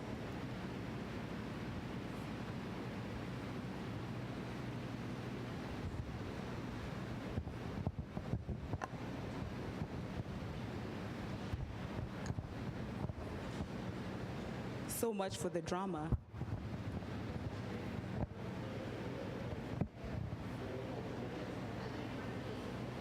Yes? Pardon? Okay, just go to the second slide. The next slide. Look at what happens to your trash. Straight from your house, direct to the landfill. Therefore, the plastic we see around today in Dandora, since I believe most of us are Nairobi residents, and that is where our waste is disposed of, looks like this. And that is my plastic, your plastic, and our plastic problem. Please go to the next slide. If we are to realize the 12th Sustainable Development Goal that focuses on responsible consumption and production, something better must be done. We need to reduce the amount of plastics we use in bottle manufacturing that will enable reuse and recycling. That means that we will have, just the same slide, sustainability in reporting and procurement. Think about Dandora, where a majority of the cause of deaths in children under 5 is pneumonia, an effect of the plastic pollution when plastic is burnt. So what did we do?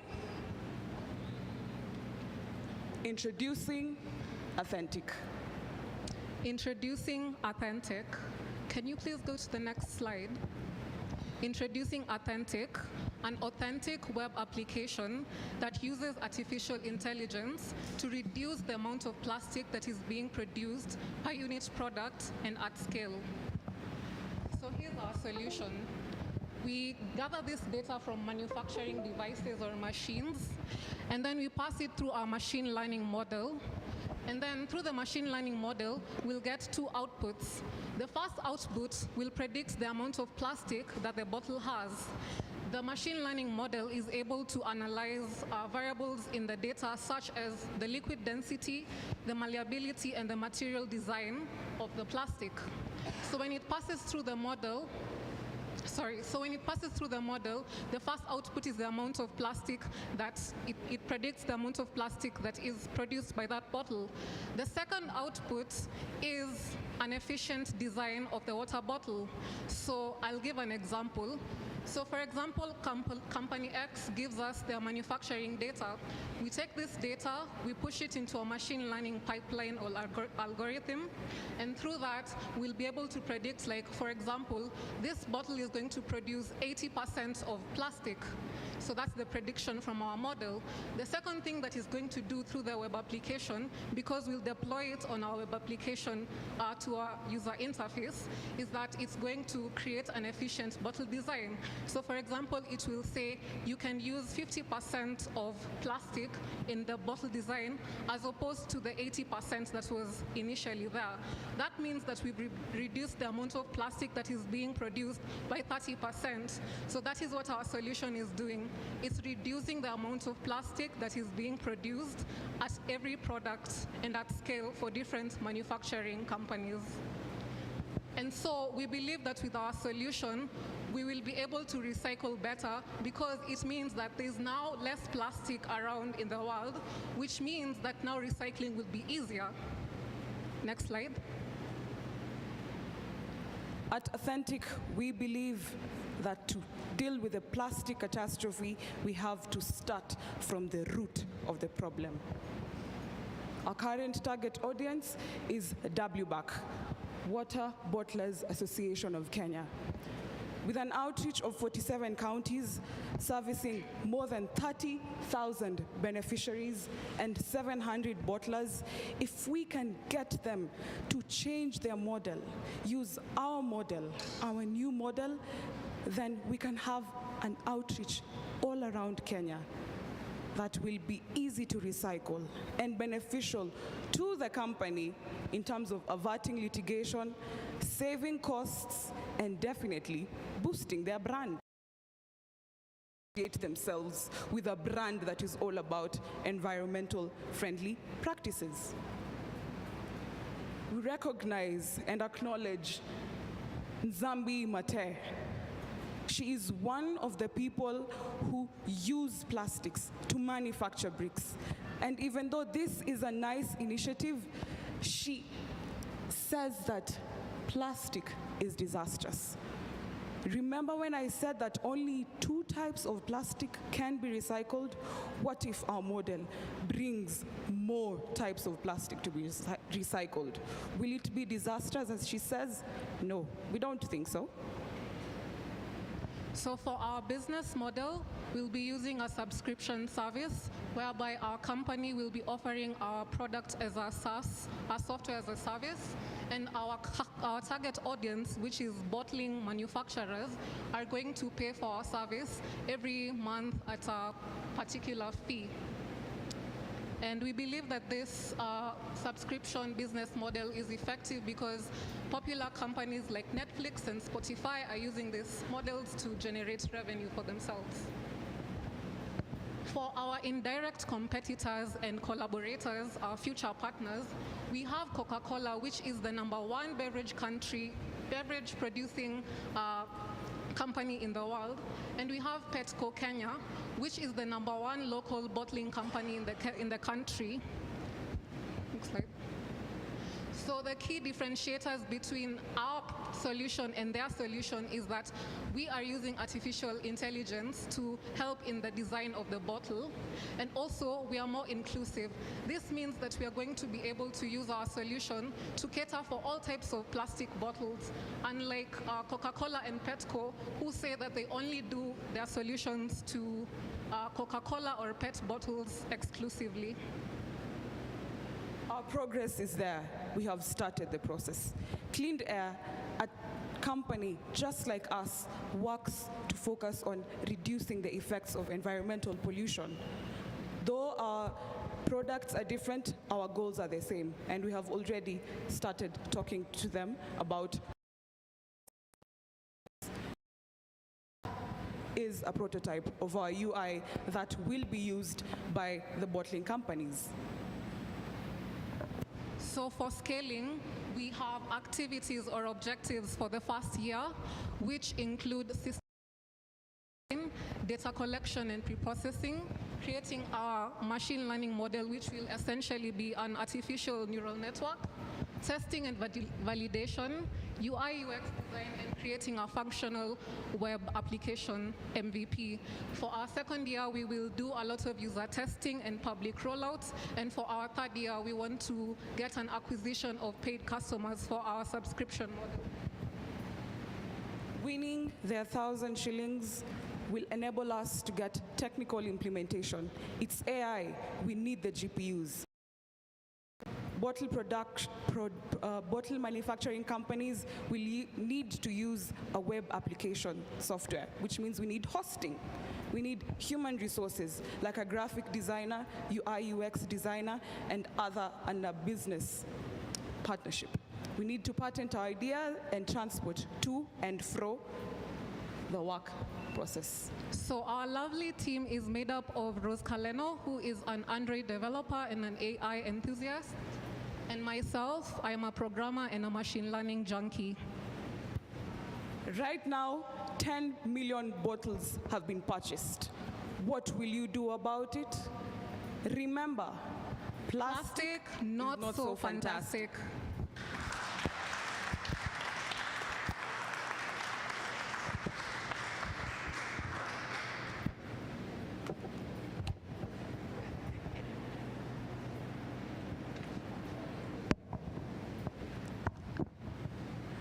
Thank you, Kaleno and Ivy, for that fantastic presentation. I especially like how you've narrowed down on a specific problem and you've been able to narrow down on a specific solution. So you're not coming here to tell us you're changing the world by eradicating all the plastic. No, you're saying we are remodeling the bottles to use less plastic, which I think is good. My question and what didn't come out very clearly was you've mentioned the ML model that you'll use to reduce the amount of plastic being done, and you've also mentioned a web application. So is it that the web application will host the ML model and then you'll give credentials to the bottle manufacturers? Just explain that better. Yeah, so our solution will be a web application whereby we'll deploy our machine learning model into the web application. So through the web application, the industry or bottling manufacturers can just register into the application, and it will be able to provide them with an efficient design and a prediction of how much plastic they are using from the data that we are getting from them. Okay, thank you.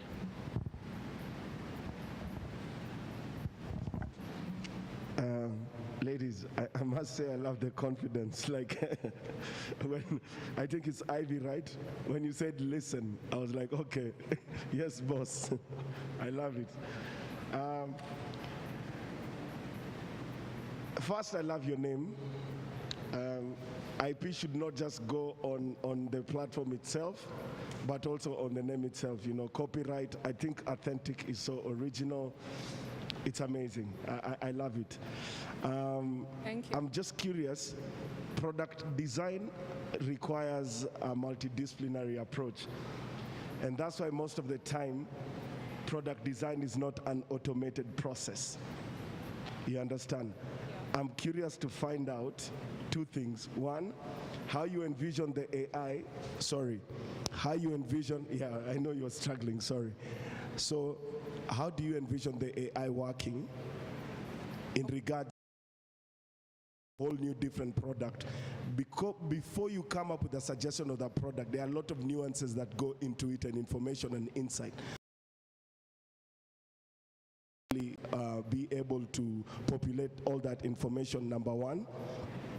And number two, how does I know you said that the subscription, it's based on a subscription-based model where it's a B2B model. So the company subscribe to this platform, and then this platform, populates all this. Would this, I love the idea. I'm not trying to shoot it down. I'm just trying to also make you think outside the box. This also sounds like it could be a really amazing sort of sensitization. Authentic can be like a sensitization, sort of advocacy thing, a campaign that you guys can start with or from and say, guys, this is our campaign and this is what we intend to do. 100,000 Kenya shillings to be able to build like a machine learning model, et cetera, maybe you're being too overambitious with that amount of money, let's be honest. You have other co-founders who are really helping you with the machine learning bit and etc. Now, my question is two things. Sorry, I'm jumping up and down. Number one, the AI. How does it help you do that? These processes are not super automated. So how does it help you achieve that, the design of the bottle? Okay, so the AI is going to analyze variables from the manufacturing device. So variables like the liquid density or the material strength of the plastic. And then with those variables, it will get passed or tunneled through an artificial neural network that is able to understand the properties of a polymer, which essentially means because plastic is made up of polymers. So with this, which contains these properties like the liquid density, etc. So when it passes through the artificial neural network, it's able to learn through all these inputs, and then it's able to kind of predict or recommend a better kind of design approach to the initial one. Don't you think this would be a perfect application to complement the Kenya Bureau of Standards or something like that? Because you need policy for this. You need to push those guys for them to realize, guys, the plastics that are being churned out are actually substandard. This is our solution.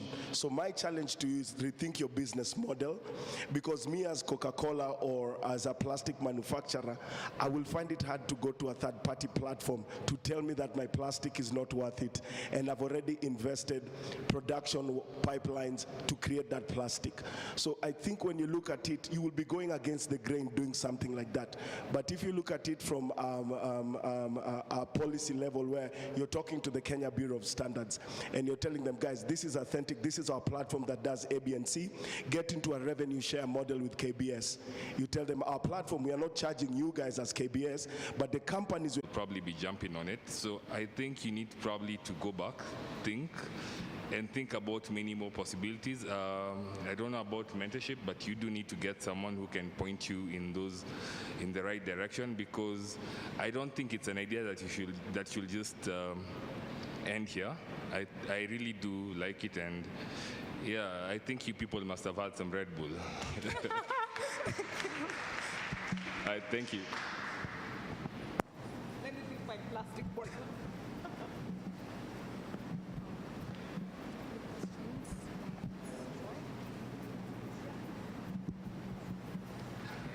Let's just one more. For once, well, yes, the financial ask was not very convincing, but I do see a path to the money, which is very, very important for anything to be sustainable. So thank you. Thank you.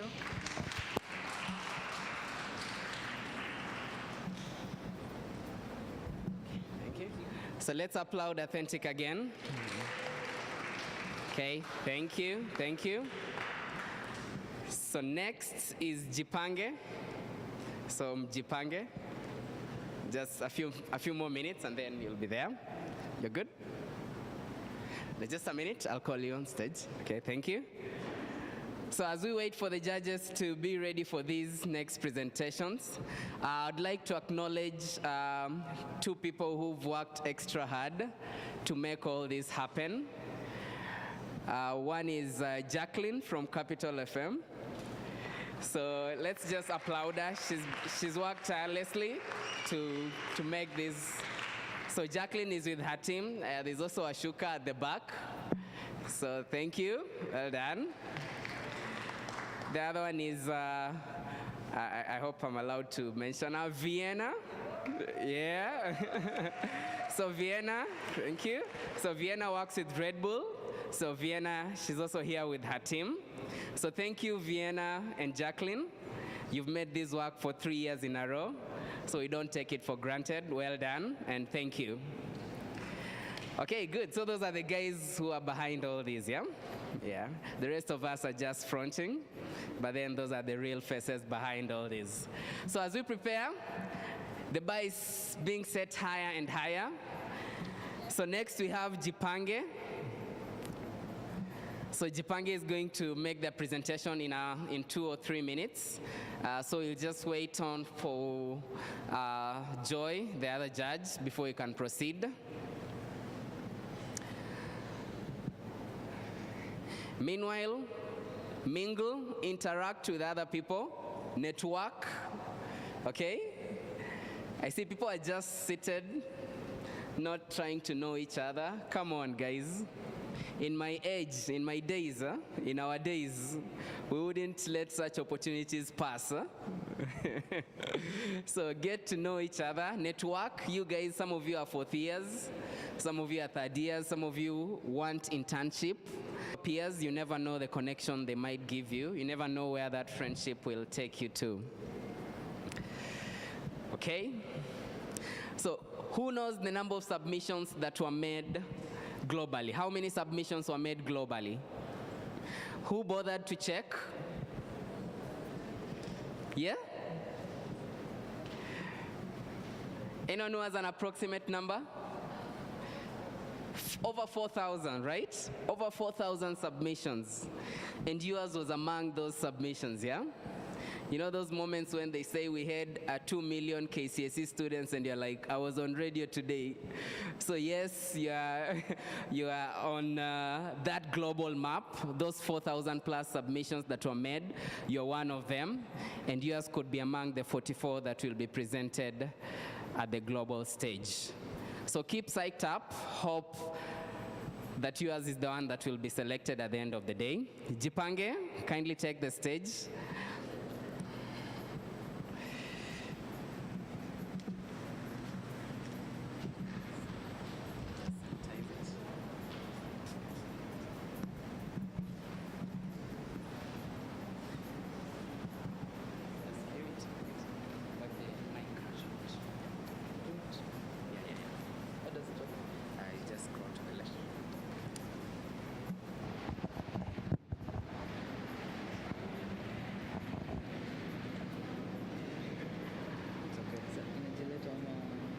Right? I think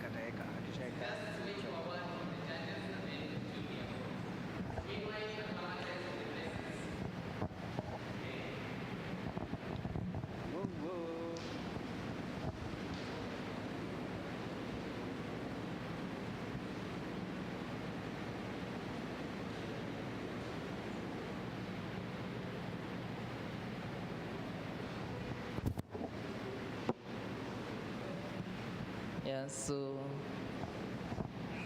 Asheka.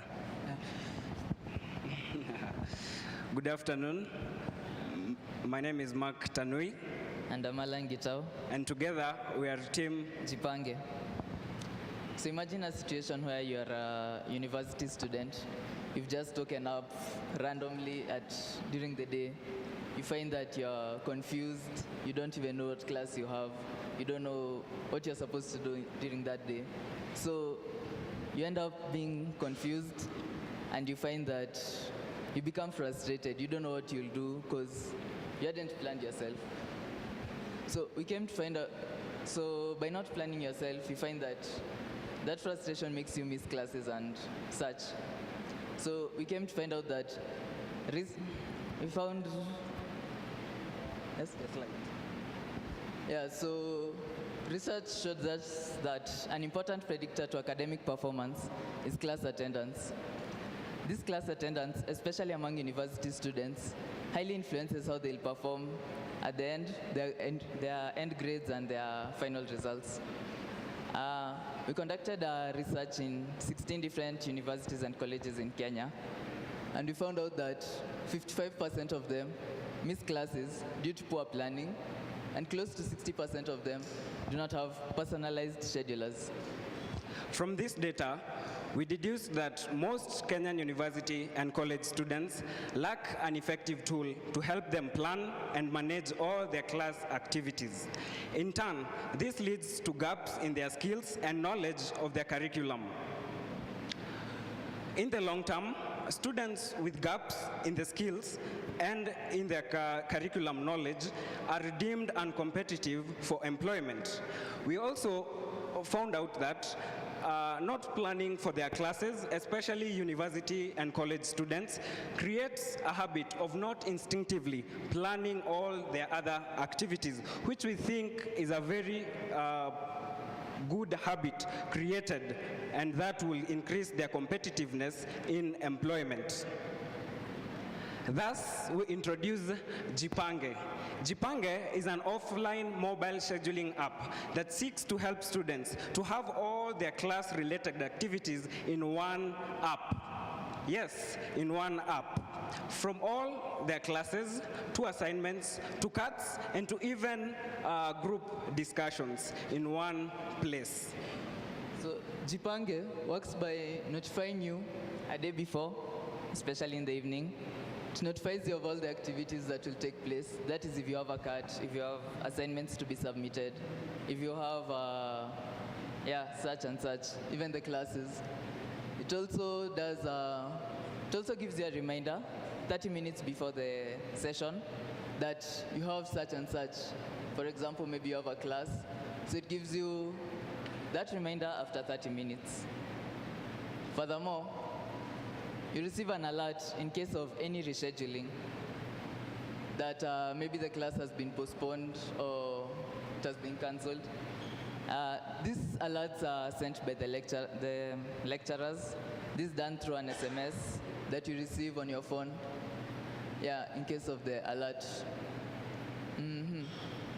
Our target audience is university students, especially those who find it difficult to plan their work and they experience such issues. So the primary users will be the students, and the secondary users will be the institutions, whereby by liaising with the timetablers and the lecturers, we're able to get the data that is needed for the students to plan themselves. So this, it will help the students by improving their class attendance rate, because at least they'll be mentally prepared for that. So they have better class attendance rates, and these attendance rates leads to improved academic performance. For the improved class attendance, for the 55% who attributed their academic performance to the class attendance, we expect that about 90% of those who attribute academic performance to class attendance rates to drop or have an improvement on the class attendance rates, which in return improves their academic performance. By attending their classes, we expect that there will be reduced skills. We expect that the knowledge gaps and the skill gaps that they experience in their normal ingoings of their class activities, whereby they miss, the gaps will be reduced. And these are what we have as our existing solutions: the Google Calendar, the WhatsApp, and the Gmail. From the 40% of class and university students who said that they have platforms where they schedule their things, most of them said that they use Google Calendar. And for the alerts that are sent by the university lecturers, they are sent through WhatsApp and Gmail. Differentiators. So you might find that, for example, WhatsApp WhatsApp may not be as convenient since there's always that traffic where you get notifications, or maybe in the class groups, you find that they keep on adding messages. Maybe students are just sending irrelevant things and all that. So maybe if anything is set, like a class, or maybe something is changed, you'll find it difficult to notice. Gmail, on the other hand, it's you'll have to log in online. You'll have to be online to access these notifications if a reminder is set. And what makes Jipange unique is that, one, it's offline. Two, it's you get the alerts through SMS, so you'll get them directly there. Also, the schedules are internal to the system, so it will be easier to access this. To explain the notifications, plans like the calendar only remind you of the activities that you're supposed to have according to the time that you set. Hours will be 30 minutes to remind you, and in the evening before the scheduled classes and all your class activities, Jipange sends you a notification, giving you a foundation and giving you a mental picture of how your day will look like. That is a differentiator from us and an existing solution like a calendar. It only reminds you, and we seek to give notifications laying a foundation of how the day to come will look like. For the schedules, we say that we aim for the schedules to be internal to the system. This is what we think, and this is what we propose to build as the solution. For the calendars, you have to input your schedules. You have to type in that tomorrow it's Monday, or every Monday I want to be at a particular place at a particular time. But for us, we aim that through the help of the lecturers, institution, and their timetablers, that the data will be fetched into the solution, and the student will have no work or less work to have or to enter the data into the mobile app. That's what we mean by the schedules being internal to the system. The students only have to view and not to input data. The survey we conducted showed us that 60.3% of the students agree that such a scheduling app would help them, would be very useful to them. It would make their work very convenient. And another 38% said it would be somehow useful, such that it would be able to add on to their already existing plans and schedules. For our scalability, these are the questions that we asked ourselves. What are the next steps and goals? And how much support do we need from investors, and what will get us there? So by the end of the first year, we'll want to achieve and create a demo with some of the modules. By the modules, we mean we have a module to implement the notification, a module to implement the reminder, and a module to implement the alert. We want to work with two modules, that is notifying and sending an alert through the SMS. Test the modules through user testing and user testing to get as much feedback on the system and how it will be actually working at that particular time.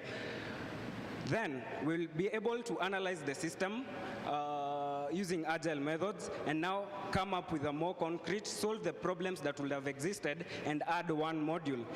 By the end of the second year, we will have included the remaining modules and have at least one institution, it being a university or a college, using Jipange. That will now escalate our user testing now to an actual ground. That year. By the third year, we expect it to be completely functional, and we can get to submit it to a larger scale, maybe 3 or more institutions, and eventually maybe it can be used in the whole country. Through the prize money, we expect perhaps to get to create a demo with the said modules, and that we'll be able to implement them and test them, such that we can know how far we'll do it. Also, we'll require the licenses and softwares to will require the licenses and softwares to implement such activities, and also to market and increase the awareness of the app such that we can be able to implement it in more facilities and institutions. Yeah, here is a chart showing maybe how we would distribute the prize money. And here is the team that is planning to undertake that project. Alan Gitao, he will be working on the front end and the UI of the application, and he's also an Android developer. This other side is Mark Tanui, a backend developer, and I will work on the APIs to fetch the data from the timetablers to the solution. Thank you.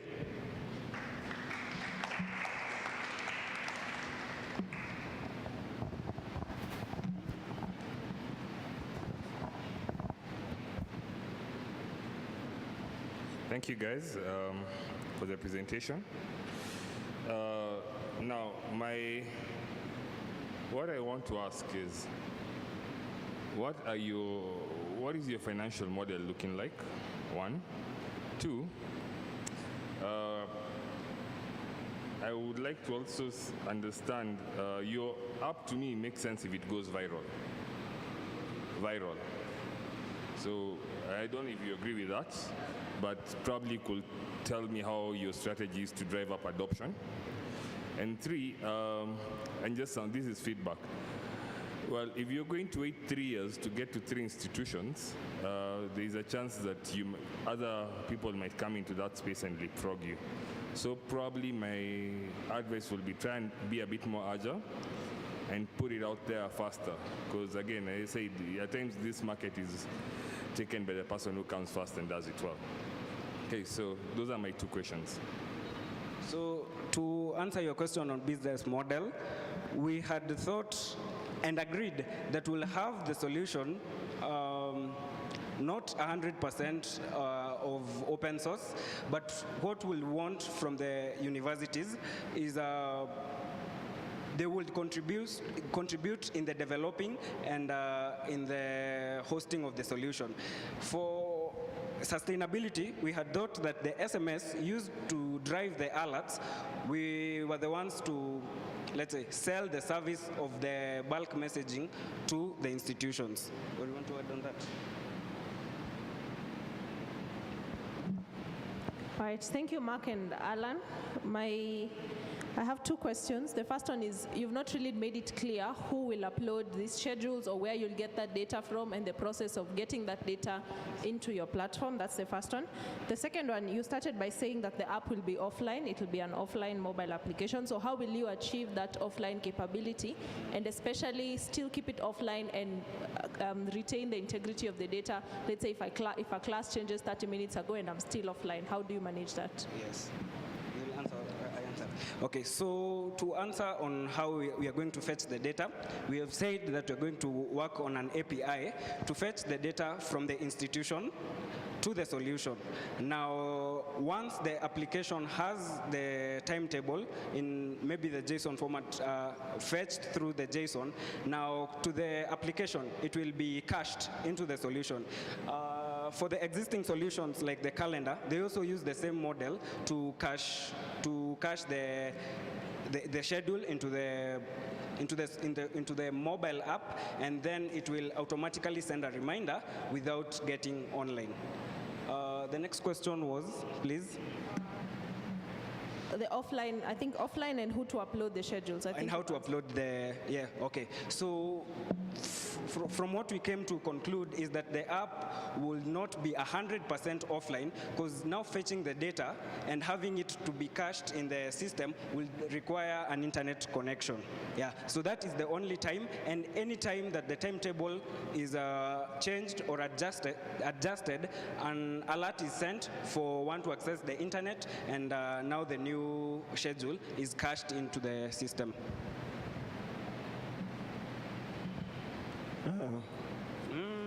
Guys, I really like your idea. Good job on, I always believe in what we call KISS, keep it simple, stupid.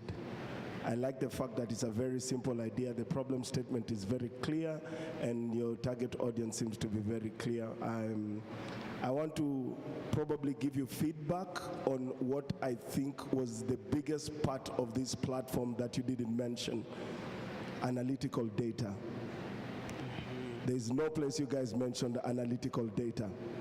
Remember, when you're working on a platform that is collecting data in any way, the data can be used for two things. Either one, it can help you with your monetization model, because this is information that you can be able to monetize. Number two, the data can be used to influence behavior. So for instance, imagine if a student was using this platform, and at the end of the month, the platform populates analytical data on their behavior. You missed this number of classes, you are proactive in A, B, and C. Your efficiency this month increased by 70%. The cash cow on this platform is the data, and I'm not so sure why you missed that. Like, for me, it's very clear seated here that the data that you'll be handling is a lot. So I think you need to be cognizant to the fact that try to see a way on how you can leverage on getting analytical data on that, because this is where the impact is. Second is not even a question, it's just a clarification that I wanted. The user interface is going to be like a native app. There is user interface, and then the information, the notifications are going to be deployed on USSD. No. The way we envision is that the notifications and the reminders would work the same as how the existing solutions already work, that they get or fetch the data from the cached schedule in the mobile phone and display the data on your notification bar. But now for the alert is where the SMS is going to come in. I think you need to think about a USSD version, because there's a digital divide.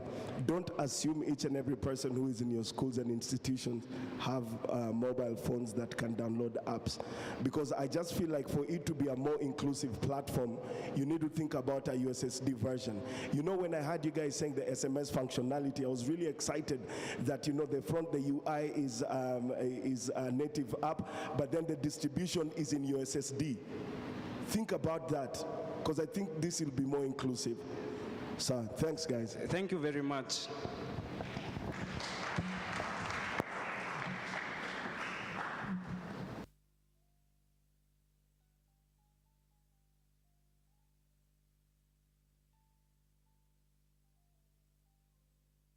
Hey, thank you, Jipange.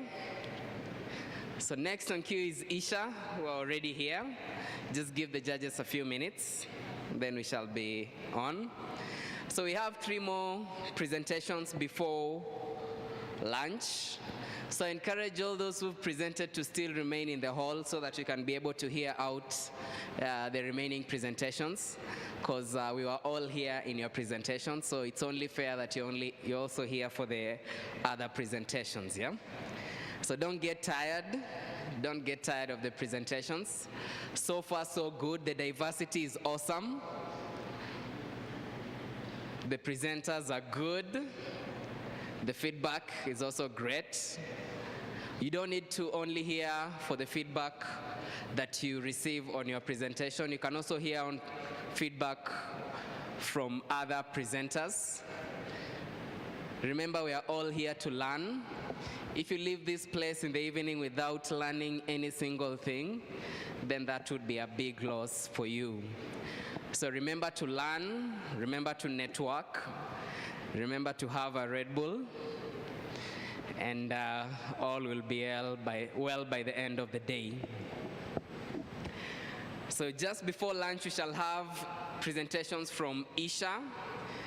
After Isha, we shall have Azmayangu. Then after Azmayangu, we shall have Safe Haven. Then after lunch, we shall also have a total of 10 presentations. I already have 6 who have submitted their slides for after lunch. So if you are here and you haven't submitted your slides yet or registered, make sure you get in touch with me so that we can have that done.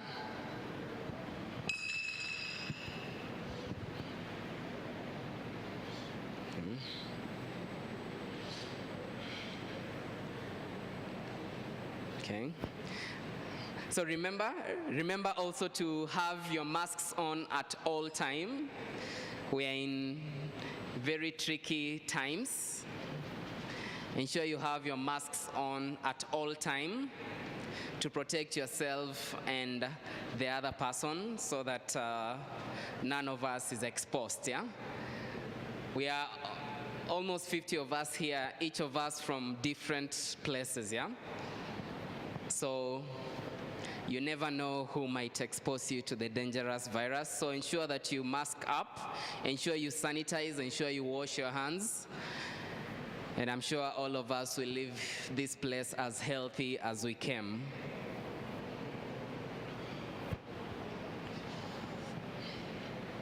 Okay. I would also like to acknowledge the Black Rhino team, which is streaming this live. So thank you, guys.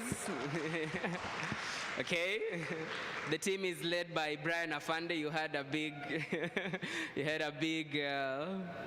encouragement from his end. So well done.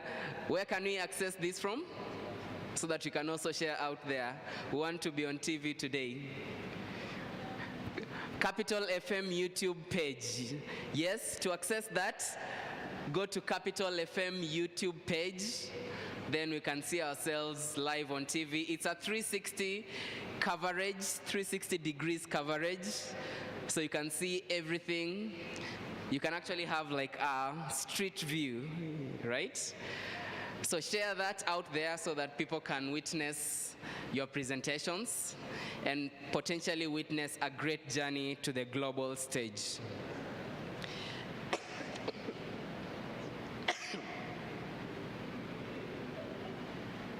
Sorry, it's just a choke. Hopefully. We're good? You're good. Isha, you can take the floor.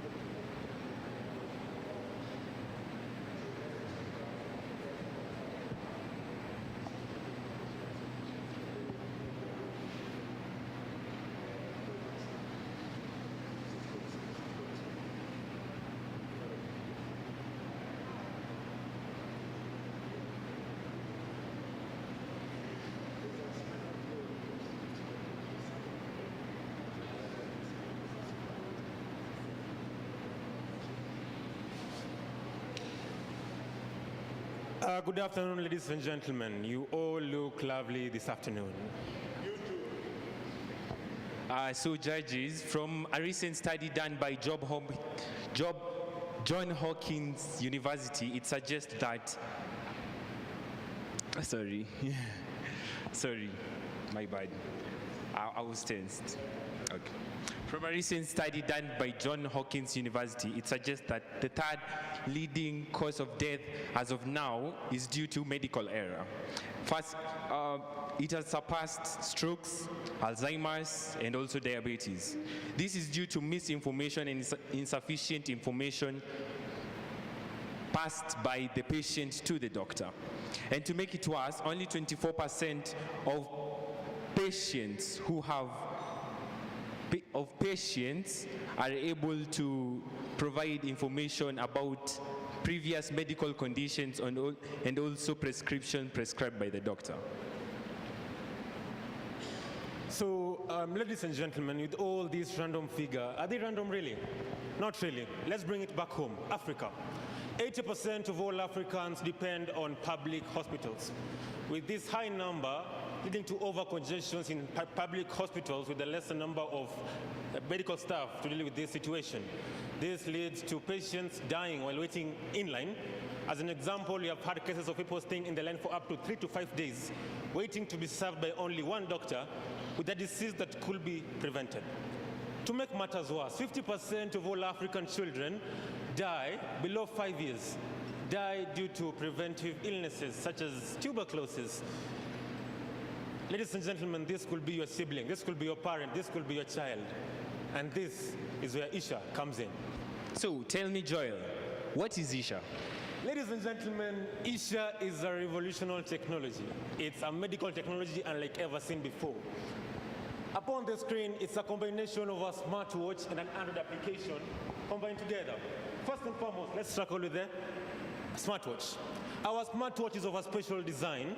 The smartwatch is designed to hold users' prior medical conditions, current physical conditions, for example, the heartbeat, the sleep cycle, and more information related to the body. And also the smartwatch can hold all patient-needed data to treat a patient. For example, allergies, blood group, rhesus factor, all these are in play when it comes to very critical conditions. So the data gotten from the smartwatch will then be sent over to the Android application, which will be analyzed, and through this, the analysis. Oh, sorry. Wait. Okay. But thank you. Thank you. He's highly tensed. So the data gotten from the Android application will then sent over to the Android. The data gotten from the smartwatch will then sent over to the Android application. So this data will then be used for analysis based on the previous medical conditions of the personnel and also physical current condition of the personnel. And through this, the analysis made will then be fed over to the prediction algorithm, which will make predictions on further future complications of the individual or recurring complications Furthermore, the Android application will be able to suggest fitable, solvable ways to help the patient. For example, do this exercise, eat this type of food, and if it's a chronic illness, it will suggest go see a doctor. In addition, we incorporated something called an accountability partner. Yes, I'm sick, but I have my mom, my siblings, or a partner who will be interested to see how I'm doing. For example, I have my mom. We have 5 siblings. She's at the rural area. We're both working in the urban sector. How will we keep track of her illness? How will we know when is she taking her medicine? Is she following the doctor's orders? But through the accountability portion, we will be able to see all the suggestions made. This patient has been told to eat this type of food. This patient has been told to do this exercise, and furthermore, this patient has been told to go see a doctor. So, Joel, tell me, what of a patient named like John Doe, and he had an accident recently? How will Isha help him? Perfect example, ladies and gentlemen. In the case of an accident, we don't know this patient, we don't know where he's from, we don't know his medical history. With our smartwatch, the doctor can be able to check the information and know, oh wait, he's allergic to this type of medicine, he's asthmatic, he has Alzheimer's, he has Parkinson's disease. All of these incorporated, he'll be able to give the correct medication, leaving almost nil space for any mistakes to be done. So, Mr. Samora, please do tell us, who will use this ish idea we have come upon? From your 5-year-old child to the 90-year-old grandmother, everybody will use Isha. And what impact do we even dream to that this system will give this technological world? So, judges, I'd like you to perform a sport with me. Just imagine a world where chronic illnesses are no longer a topic. Imagine a world where personal health care costs close to zero. Imagine a world where preventive diseases are no longer cause death. And imagine a world where my health and your health are our responsibility. And just imagine living a healthier world. And with Isha, leave the imagining part out of it. It all works. So, Mr. Samora, as we go on to the marketing sector, a study by Statistica shows that 57.6 million smartwatches and fitness trackers were bought last year alone from the companies that produce this type of instruments. Mr. Samora, please to tell us, who are these companies that partake in this whole orchestra? From Fitbit to iPhone to Samsung, all these are within the market, but all of them have liabilities within the system. Ladies and gentlemen, let's start with Fitbit. As the name suggests, it's about how fit you are. How much have you run today? How much swimming have you done today? There is no medical aspect. Oh wait, does he have a cardiac arrest? Does he have any prior illnesses that can lead to more complications? And going further to iPhone and Samsung, yes, they do have a smartwatch. Yes, they do have an Android application, but they are not tailored to medical aspects. Ladies and gentlemen, on the market criteria, this company has made a profit of over $81.6 million over the 57.6 million devices sold. This year, they project 70 million will be sold. And that's a big enough market to help as many people as we can in the health sector. So, Mr. Samora, please do tell us, what plans do you have for this idea in the next 3 years, per se? First of all, we came up with a 3-year business plan. In the first year, we shall use experts' advice to be able to tailor-make our prediction analysis to outrun the current market prediction analysis, to outrun the current prediction analysis within the market. And also, we'll be able to create our own tailor-made prediction analysis, which will be used to further make predictions of future complications. Furthermore, ladies and gentlemen, this is a big field. We cannot start creating smartwatches today. We cannot reinvent the wheel. So with the connections from Red Bull, we can be able to leverage the companies, Fitbit, Apple, and also Samsung, to use this new technology and embrace it into the existing smartwatches. Because in the scheme, they have the market, and we have the ways to help more people in this sector. In the second year, as seen, we can create the Android application, which can be used in all cellular phones, anybody. Provided you have an Android phone, we can help. And furthermore, we'll liaise with hospitals, because when you go to the hospital, they use our software, check, oh wait, is John doing this system? Yeah, he has this disease, he has this prior, and we're able to help him. And in the third year, we'll go for mass production. And through this, we'll be able to capture the 70 million market gap. So ladies and gentlemen, I can ask a question. We can either stick to these traditional means in which we lose a lot of life, especially here in Africa, or we can embrace our new model and help as many people as possible. And I am Samora Machel. And I'm Joel Koyo. And this is Isha. Thank you very much.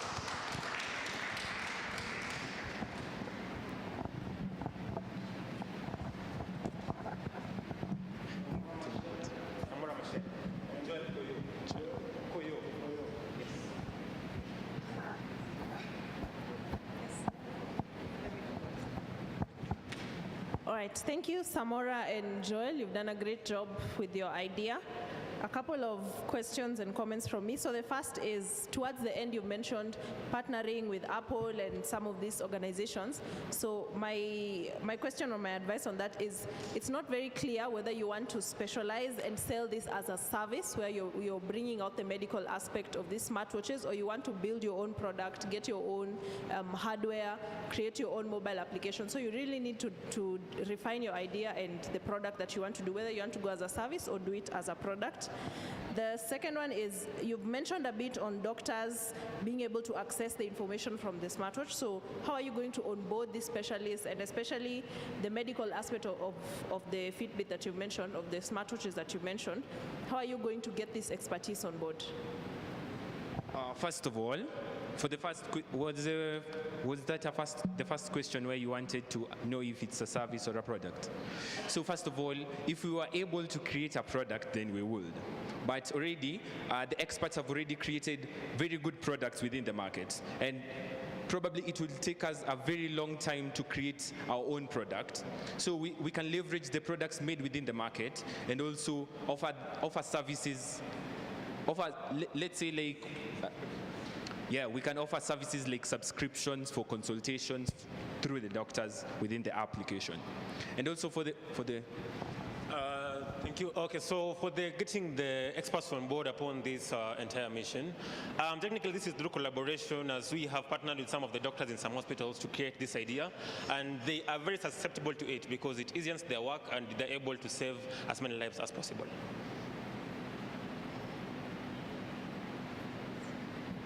Sorry, I'm not quite convinced on that. So yes, they want to save lives. Yes, they are very susceptible to the idea of onboarding this system into the existing hospital systems, so that they just get the patient records easier, instead of getting the entire 3-day line to register for tuberculosis cure, and then now you go get the cure. Okay, but when it comes to patients' records, you have to be very cautious about data privacy. And I don't think hospitals would be, or even government institutions would be willing to share this data with you openly. So perhaps a consideration when you want to bring the doctors in, what is the incentive for them? Are you going to compensate them money-wise, or what is the incentive for them to get onto your platform? You don't have to answer, just think about it. Okay, thank you very much. All right, thank you guys for your presentation. My comment is, I think you're onto something really good, really great. I think it's well thought out. There is a need for what you're offering. Now, the thing is, when it comes to health, it's very sensitive, right? And one of the things that I think you need to address are things to do with accuracy. Pardon? And things to do with accuracy of data. Okay, yeah. And if doctors can't trust your data. Right? I have owned numerous smartwatches, and none has ever convinced me about the accuracy of the data. None. Number 2, liability. Are you going to be liable for giving false results? Should your smartwatch actually give inaccurate information? And number 3, how do you plan to curb misuse? I once put a smartwatch on a dog. Pardon? I once put a smartwatch on a dog, and it captured data. Okay. And if a doctor would look at that data, they would say I'm having a heart attack. Yeah, okay. Well, ideally, that wasn't the case. Yeah. So how do you intend to mitigate that? So in the scheme of a heart attack, since it's chronic based, the app will just suggest go see your doctor. It won't tell you have a heart attack. So by going to the doctor can assess from the data, there was this rise in temperature, there was this situation come. He can at least, from a personal perspective, diagnose the correct medicine. But when it comes to, we only advise on the exercises and the foods to eat. When it comes to chronic diseases, that because there are so many diseases, we cannot decipher all of them. So just say, we'd rather you go see a doctor. And same has been sent to all the accountability partners. This patient has to go see a doctor. But you shouldn't tell them why. Do you have heart attack? Do you have asthma? Nothing new. So what are you saying exactly? That you're picking data from, you're using various data points to diagnose my condition? Pardon? What are you saying exactly? Are you using many data points to diagnose my condition? Yeah. Because I don't feel like you have accurately answered, satisfactorily answered my question. Okay. Around curbing misuse and the accuracy of the data and liability. Okay. For the accuracy of the data, yes, we can be liable for the accuracy of the data in case of anything. But okay, we'll expose the predictive algorithm to various tests so that it may have a very small to negligible accuracy. Yes. All right, anyway, if you can hack the 4 concerns that I've brought forward, I think you're on your way to a very successful idea. Thank you very much. No, thank you so much for bringing up the accuracy thing, because I had actually written it down. My suggestion for you guys is to create a disclaimer. Sawa, when you're going to opt in, the information you get according to the data set points that you're going to use is going to give you around 40% accuracy. However, for further information, get in touch with your physician. You have to have, for number one, legal ramifications involved with the platform. You're going to be sued for scaring people. You understand? So don't think that this information is information that I want to hear or that patients want to hear. You understand? Also look at it on the flip side, that this information might actually scare individuals. So please look at the legal framework of it. It's very important for you to mitigate yourselves against any form of liabilities in future. And a disclaimer sorts that out. As long as you're opting in onto the disclaimer. So, mine is really on a lighter note of things. Isha, you know what that means in Swahili?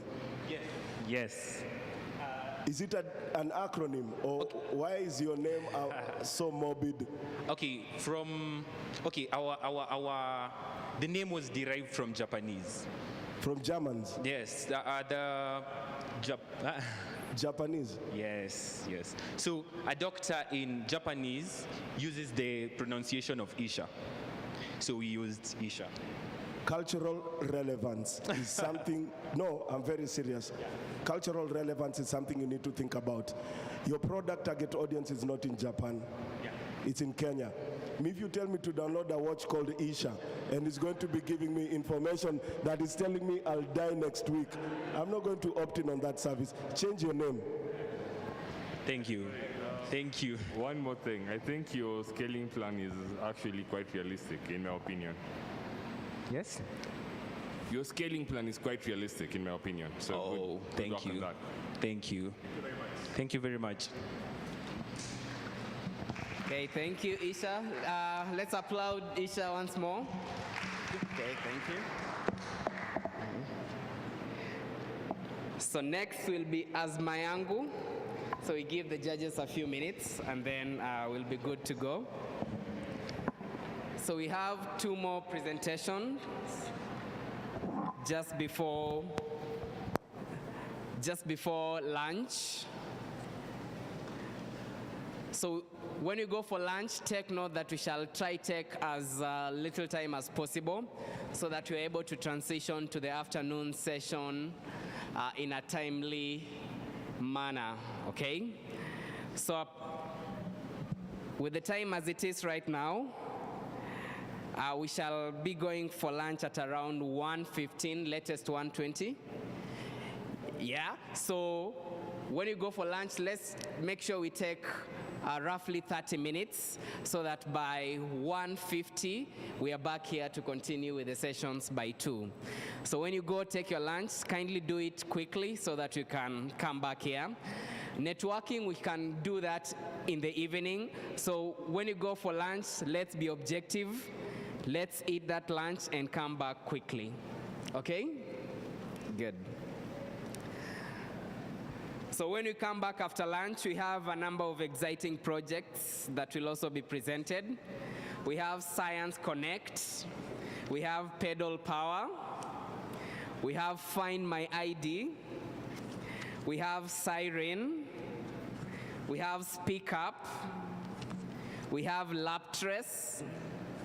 And we have about 2 more that are yet to be submitted. So hopefully the presentations will be as exciting as those that were made in this first session. I'm sure they will be, right? Who are yet to present? How many of us are yet to present? Okay, good. So get psyched up, okay? So you'll have a more difficult task because we'll be full and dozy. So if your presentation is not that exciting, we might just doze off. So find ways to keep us awake after lunch. Okay? So you can only do that by talking facts and making the presentation as enjoyable as possible so that we don't doze off. Okay. So any participant who was here last year, who participated in Red Bull Basement last year? Ah, okay, we have Dr. Chao, she was like, okay, in charge of some students, okay. I also see someone else, Ted. We also have Ted, Ted has actually participated these 3 years in a row. That is very commendable, right? Longevity. So Ted, good to have you back. He's a veteran in this, yeah? Yeah, good. I remember the first presentation they made, they emerged as the top 3. Yes. Last year he also made a presentation and he's here again to make a presentation. So, Azma Yangu, welcome on stage. So let me just, so let's welcome Azma Yangu.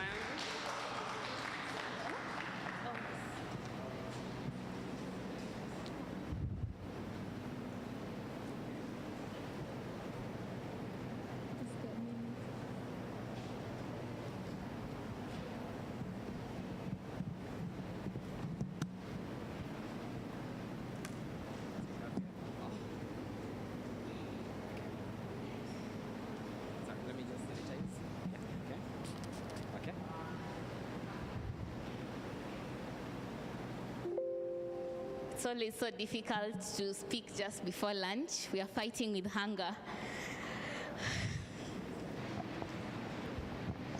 Okay, so we can start. Okay. 150,000 students graduate from high school each year. By the way, 150,000 is enough to fill our largest stadium in Kenya, that is the Kasarani Stadium, at least 2 times. That's how big a number this is. Upon graduation, these students are tasked with one of the most important decisions of their life, choosing a career choice. Unfortunately, most of the students are often underprepared. I have been part of that statistic. In 2017, I graduated from high school. I was very excited to have an opportunity to choose a course to pursue for tertiary education. My expectation was unfortunately cut. My excitement was unfortunately cut short. I could not decide what course to do. Maybe I should try medicine. After all, I got an A in biology. Perhaps I should try law because my father is a lawyer. Perhaps I can do architecture. I can draw. I ended up settling for engineering. So, we conducted a survey in a local university, that is Jomo Kenyatta University of Agriculture and Technology, and out of the 107 participants, 90.6% agreed to having not received any career guidance and one-to-one counseling on choosing a career path. These responses also agreed to having a satisfactory rating of 6 out of 10 in their current career choices. Career guidance is important not only because one is supposed to choose a course for higher learning, but also it ensures fulfillment, personal fulfillment, and increases work productivity. Hence, Azma Yangu. Azma Yangu is a game-based platform that provides career guidance to high school students. Through the platform, the students can log in and explore the different career choices. So, a student like Anono here can log into our system and play nurse or filmmaker. And from the experience, they will be able to tell what the job entails. If a student has an inquiry concerning the particular job at hand, they'll be linked to professionals in the job market to help them address their concerns. Through Azma Yangu, students like Anono, and with that, we'll have happier professionals and a higher work productivity. Who are our competitors? Our main competitors are the NGOs, career days that you are often offered in high schools, and YouTube. While our competitors offer some form of mentorship through specialized group meetings, large group meetings, and on-demand videos, Azma Yangu is unique in that it offers a fun and personalized experience for our users. Fun in that people are able to explore different careers and learn about different careers through playing simple games and participating in menial tasks and participating in tasks that would undertake that career without without getting tired. It is personalized in that users experience a one-to-one relationship with the professionals on the field.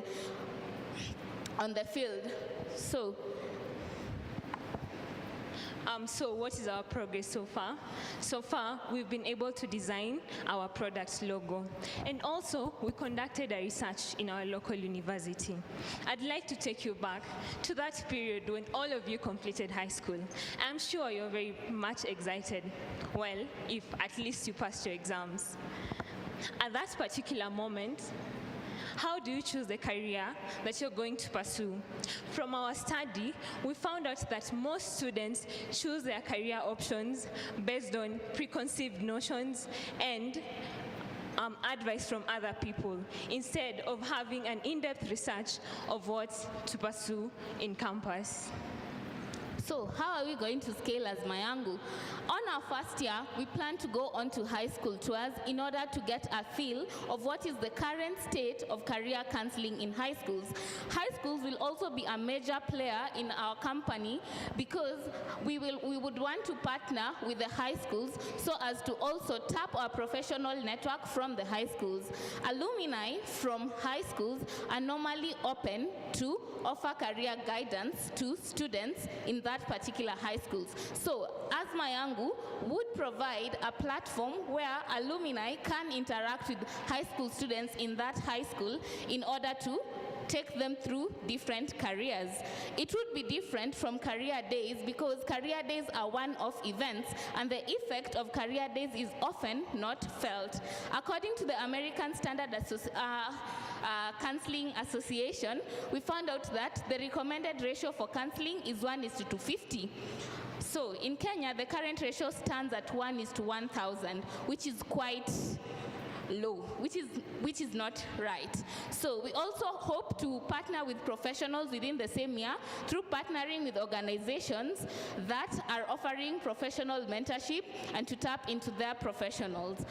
Within the first year, based on this data collected from high schools and professionals, we hope to create now the website that will be tailor-made to fit the needs of our users. On the second year, we plan to have a public rollout through having a sample space of at least 50 students who will take through Azma Yangu and measure their impact and also advertise during the same year. Based on that, we now plan to spread further towards the country. In the third year, as Azma Yangu is a user feedback-based organization, we plan to incorporate the feedback we get from our users in order to make the app experience more personalized. From the funding, we plan to use 60% of the money in product development in the first phases, and 20% of the money to participate in high school visits and also talking to professionals, and 20% of the money for marketing of our products. Our business model entails a 14-day free trial period whereby if you are an individual subscriber, you're able to try our app for 14 days, and then after that, we plan to have an affordable monthly subscription since we are dealing with students. Apart from that, we plan to partner with schools through offering our services as career guidance at a subsidized price during the career days. Our mission as Azma Yangu is to have careers on the go, learn about any career, anywhere. And our vision is to redefine career choices through proper research and investigation of different choices that people may want to have. I am Makori Kemunto, and I am the project manager. And I'm Dorcas Litunya, and I'm the web developer. Thank you.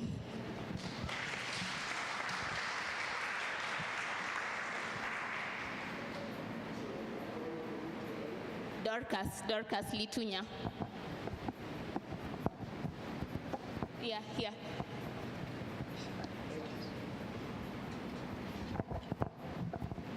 Thank you, Dorcas and Makori. I liked your presentation and I liked your idea. Just a couple of questions. So you've mentioned that your platform or your app will offer one-to-one mentorship.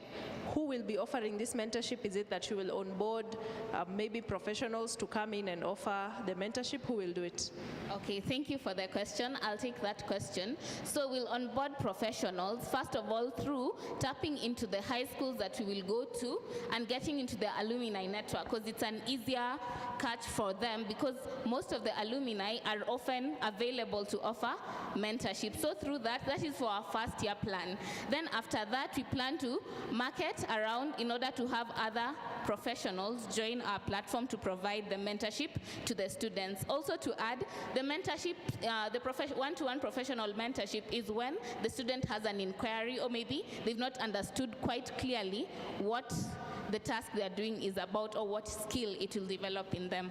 Okay, thank you for that. The next one is a question, and then finally I have a comment. So you mentioned that it will be a game where someone comes in and they can either play nurse or play an engineer. So I'm sure in these roles you'll need some content. So what does a nurse do? What kind of activities or what do they do in their day-to-day? So where do you plan to get that content from? And then my suggestion is, you've said that your business model is first the 14-day free trial and then a monthly subscription.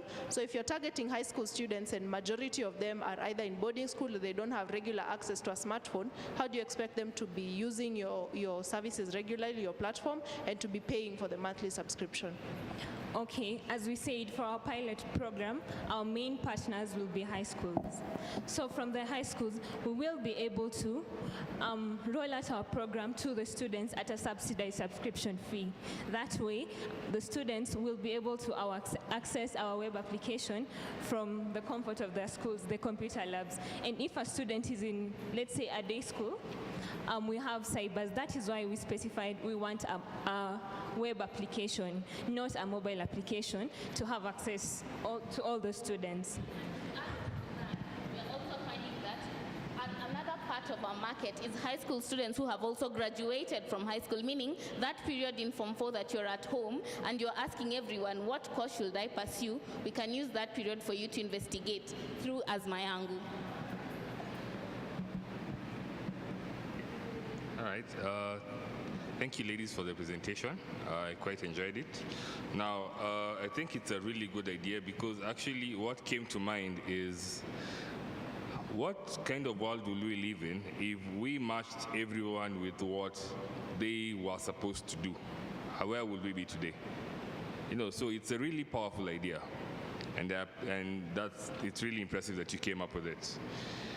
Now, and I don't think people actually have actually focused on the education SDG, and I'm glad that you've taken your time to actually focus on it. Now, my question will be how, and it's actually quite similar to Joy's question, how many of you, I mean, between you two, have you paid for apps on your phone? Sorry? Have you paid for the apps on your phone? I have. To access, learning materials in campus. Yeah, I realize there's a shyness around answering that question, but my point is, most people do not pay for apps, right? And especially in this country, based on just looking at my friends. So how will you convince people to pay for your app? Or, and this is maybe an idea, could you look at a model where your app is free and you make money in other ways? Like, I don't know, ads, or, I mean, a university would be a very good candidate for running an ad. Thank you so much for your question. We'll take that into consideration. Also on that, we are planning to market this idea also to parents because the students may not see the benefit, but the parents are able to see the benefit of actually connecting my child to a professional, or like talking to a professional in order to know, like, is this something my child would be interested in? So maybe perhaps talking to parents on the importance of the appropriate career for your child, and besides that, we'll take your suggestion into consideration at looking at a free model, and from that we generate more revenue. Yes. All right. Hey, ladies. Hello. You're good? Yeah. Questions and comments. Why? Let me try to rephrase this question. Why would a student subscribe to this platform continuously, month on month, right? After they already know what they want to become in life. Let's say for the first month they've already said, yo, I want to be a nurse. Why would they subscribe to it again? Okay, my partner will take the question. So when I started my Form 1, I wanted to be a lawyer. I thought I could talk in front of people. After a while, I found out that maybe I'm too shy. Maybe I won't be able to stand in front of a live audience. Then I started looking for other career options. Now, I am well aware that this is the reality for a lot of students. And while the students join tertiary institutions and maybe not need our app anymore, we have other students graduating from high school each year. So our platform will be in continuous production. Retention. There's something you have to think about, and it's called retention. How do you retain individuals post-utility? Think about that. For me, it's a concern because you cannot always depend on repeat business. Retention has actually proven that it can lead to a sustainable business model. And for you to think that you cannot retain them, find ways on how you can retain them. For instance, when you think about internship, when you think about mentorship, I want to speak freely. A lot of individuals right now don't have time for mentorship, but there's time for internship in organizations. I really believe, I'm a father of 2 kids. My kids learn from seeing a lot of things. Monkey see, monkey do. So there might be, because you're talking about mentorship a lot, talk about internship. A child comes out of school in Form 4, you're thrown directly, baptism by fire, in any vertical, and you're told to go and thrive there. You see, theory sometimes does not, I cannot exclude the power of theory, but I also feel that you can integrate some form of practicalities in your approach. So think about that option. Okay. I had a last question. Not a question, but more of just advice to you. In terms of mentorship, also see how you can create strategic partners like Kamilimu, who have an extensive network of mentors. And you could have partners that are coming on board on your platform and saying, because it's going to be terribly hard for you to find individuals who are willing to put in their time.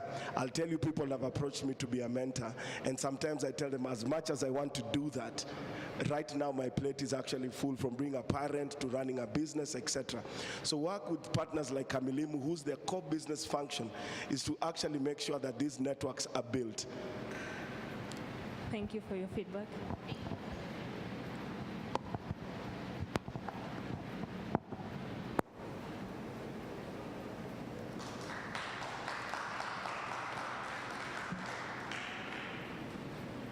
Thank you. Another applause for Azmayangu. Thank you for the presentation. Finally, just before lunch, Safe Haven. Are you ready? Just move closer to the seats so that we can be more ready for you. So just 2-3 minutes before the judges are ready.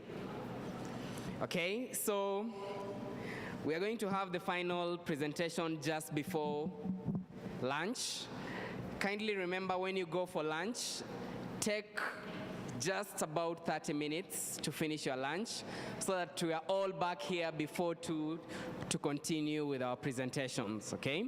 So the presentations are quite many, So any minute we waste, we'll stay here longer, and we shall have a delay in the announcements of the winners. And I'm sure all of you are so curious and anxious to know that, yeah? So when you go for lunch, be objective about eating, finish up, get back, and continue with the presentations. Okay, so remember also when we leave for lunch, be kind enough to just carry that can that you're having, place it somewhere in a dustbin. The glasses, you can also place them somewhere to avoid us breaking them, so that we keep our environment clean. So replace them, put them in a dustbin, then you can pick more Red Bull, more water, and all will be well.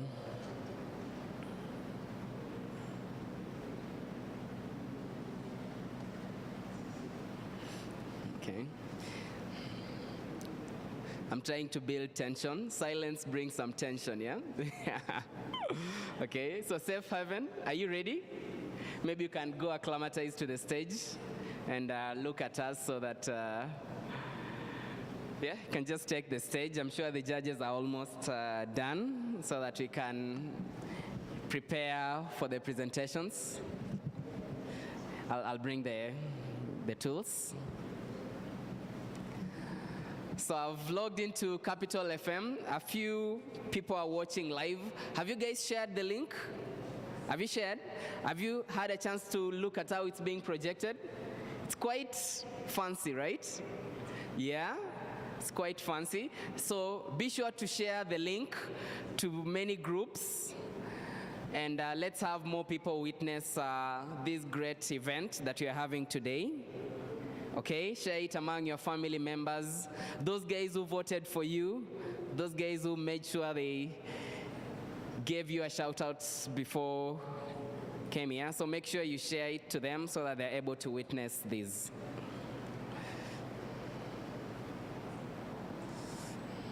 Okay.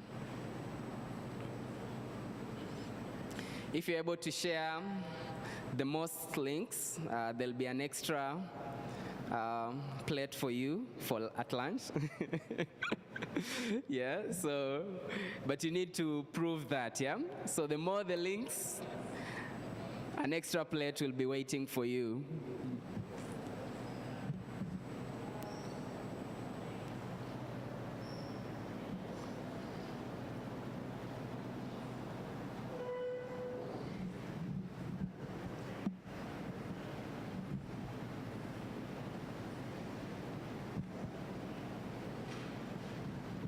So those guys who are yet to present, you can see the seriousness of the judges.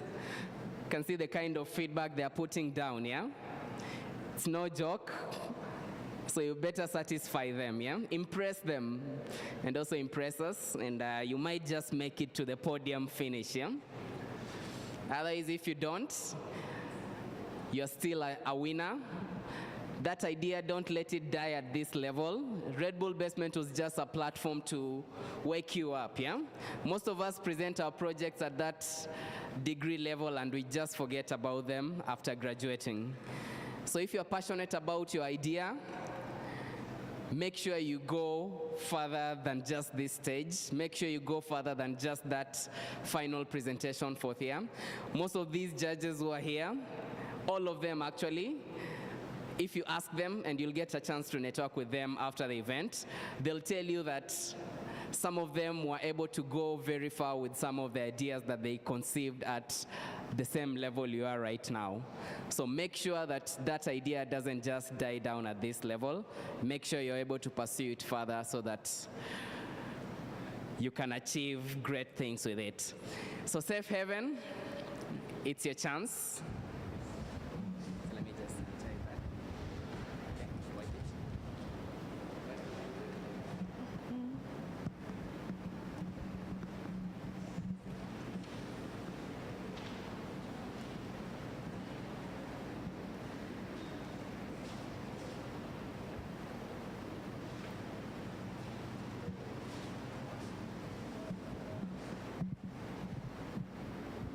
Hello, everyone.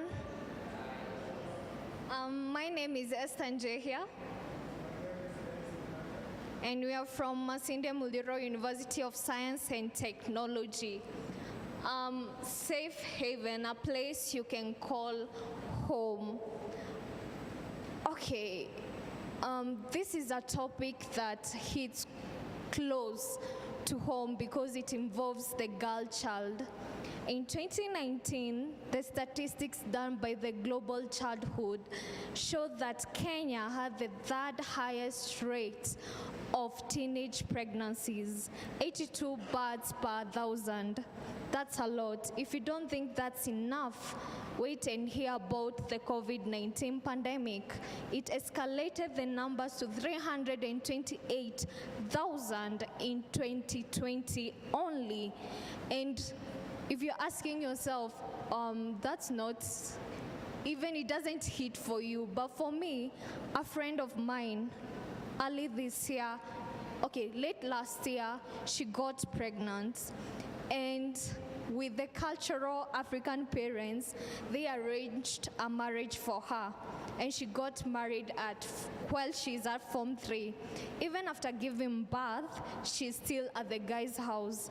And afterwards, sorry to say this, the baby passed away, but she didn't go back to school. You feel me? This is, for me, it is a very bad crisis that has hit the girl child. And I'm so sure you're asking yourself, why should you care? Okay.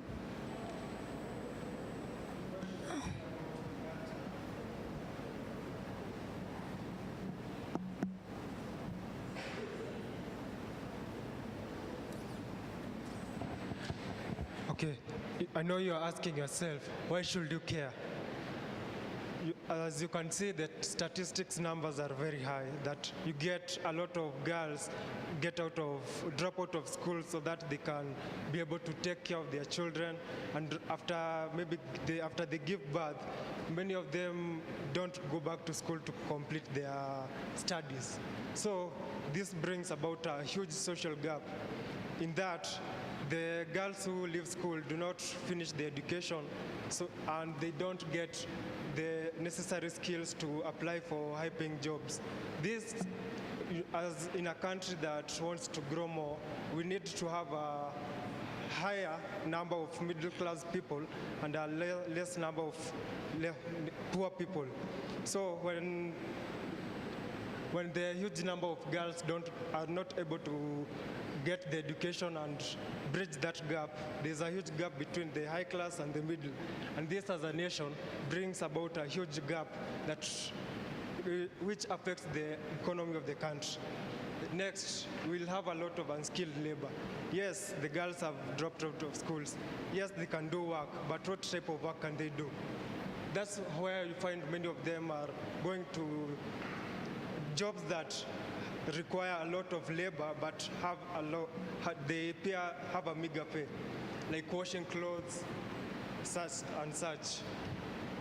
Okay, and as for the future of the nation, the girls and those who are affected, this means that if I'm a girl and I give birth to children, and I am poor, I don't have access to the resources that I need to get a high-paying job, that also means that my children will also have a poor life.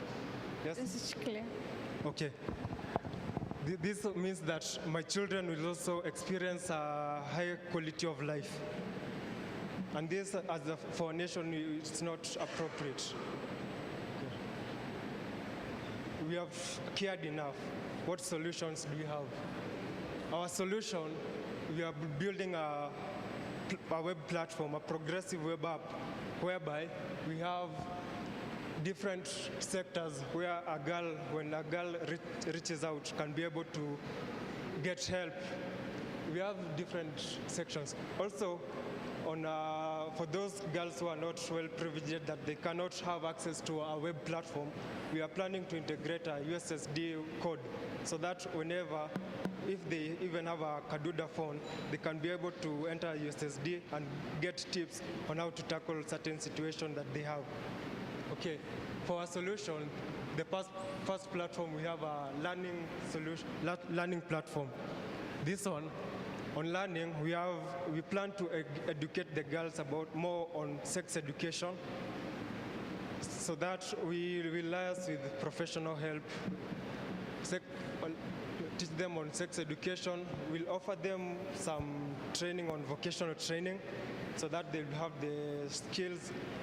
Let's say they can learn how to cook, like baking, and maybe start a side hustle based on that, how to mend clothes and such. And then we'll have a section on which will help them on psychosocial issues also. Okay, the other part, we have stories for already successful people who have gone under the same crisis. I'm so sure they are teen moms who already are successful in the field, so they can empower these girls who think this is the end of it to be able to be successful as them. Another part is the report part. These girls face a lot of challenges, and some of them are even forced to marriages. The report section is where they can report these issues. If it is sexual harassment, being forced to marriages, being forced to drop out of school. The other part, we are calling it Haven, where you can get sexual and reproductive health services, and also counselors for the psychosocial issues. And then we have the donate part. The donate part, you can contribute anything. It doesn't necessarily mean you have to contribute monetary value. You can be a community member and contribute in training. If you know how to knit, you can just create a video of yourself and we upload it in our platform. Next, Leslie. Okay, who is our target audience?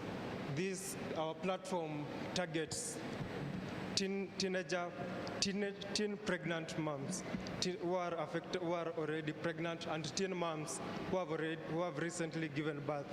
So this will be able to help them, and on our future basis, we'll be able to have more to target the teenage girls, so that we can educate them and help them to avoid this pitfall. Who are our competitors? There is Hope for Teenage Mothers, that's an NGO, and we have Hope Worldwide Kenya, that's an NGO also. The local governments, the local chiefs, they actually sometimes pick girls and maybe donate some things to them. Okay, next slide. Okay, so you're probably wondering what are the key differences between us and the other platforms that exist. As for us, we have multiple aspects on our platform. Majorly when you go to this, like the NGO sites, you'll find them having like one focus group. Maybe they want to go there and just teach them. So as we are going to help them, to teach them, have mentors for them. Okay, the next thing is empowerment. This is where already, as you know, we have those girls who can become pregnant with their teenagers, and they are empowered enough to go through it, so that they are well off. They are guided well on how to tackle the problem. So on the empowerment basis, this will come about when I'm a pregnant teen girl, I see another person who was also pregnant and has a well-defined career path and has made it in life. It will motivate me and empower me to do better and not give up. The next thing is continuous engagement. On continuous engagement, this is where we do a follow-up to see if whatever we are teaching you will help you, and also the mentors will follow up for you. We have outreach because of let me combine the two, outreach and USSD integration. The web app will be able to reach out to more people who have smartphones. The USSD integration to other girls who don't actually have access to smartphones. They can be able to get the same information as the other people who have the smartphones. Next slide. Our progress so far, we have created a user interface. So far, this is what we have, but it's a bit bigger. It's only that the designs wouldn't fit on this one slide, but this is what we have so far. Next slide, please. So our plan on scalability. So far we have defined a 3-year plan. On the first year, we plan on developing an app. We test the system and do USSD integration, and we host the system. On the second year, this year we roll it to the user. We roll out a beta version and get feedback from the users. And that, after that, we'll do the marketing so that it can be able to reach a much more larger population. In the third year, we'll be looking for partnerships and have acquisition of paid labor. Okay, next slide. For the budget, if you're given the 100K, 75% will go to the development, 10% for the transport. We come from Kakamega County, so like moving around is a bit hard for us if we don't have the finances. And finally, 15% for miscellaneous, any other things that we would require. And this is the team that we have so far. Yeah. And finally, please welcome to Safe Haven. We help these girls. Thank you so much. Thank you. The team.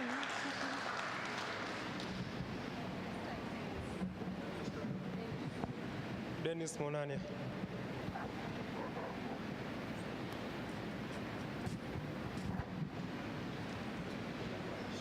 Yeah. Thank you, Esther and Dennis, for your presentation. It was good. A couple of questions that I have. So, and this also comes as a suggestion. So you mentioned that you want to build your own web app and now use this to put content, motivate the girls, have them come in and get information.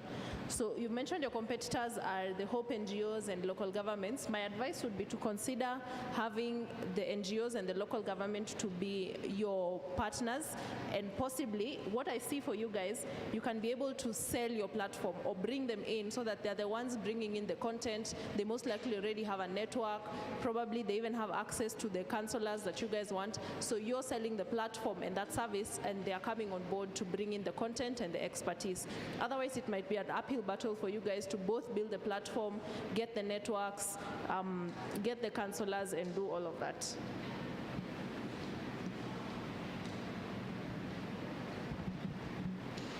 Right, so Safe Haven, I think I'm a big fan of sustainability and addressing some of the social problems that we have, and I think your idea is actually riding on that wave. The one thing I probably did miss it in the presentation, how exactly are you addressing the problem? I just want to understand the how. Are you addressing the problem that you've presented? Because you did give a very convincing problem statement. I didn't quite understand the solution to the problem. Okay, I can tell you the reason as why we have teenage pregnancies. One is curiosity. The second one is poverty. The third one is lack of education, right? Okay, our web app, it has different modules that, okay, the crisis is already there, right? And these modules will help the girls already in crisis. You understand me? So if the girl, for example, let me give an example. If I do not know about contraceptives, right? There's this part about sex education, sex and reproductive health. And listen to this. Since most of us are afraid to ask this question, our platform, we already have that information. So they'll be able to access this information so that they cannot continue. If you're already in marriage, you cannot continue getting more babies. You can actually see it's not healthy for you. You can stop at that.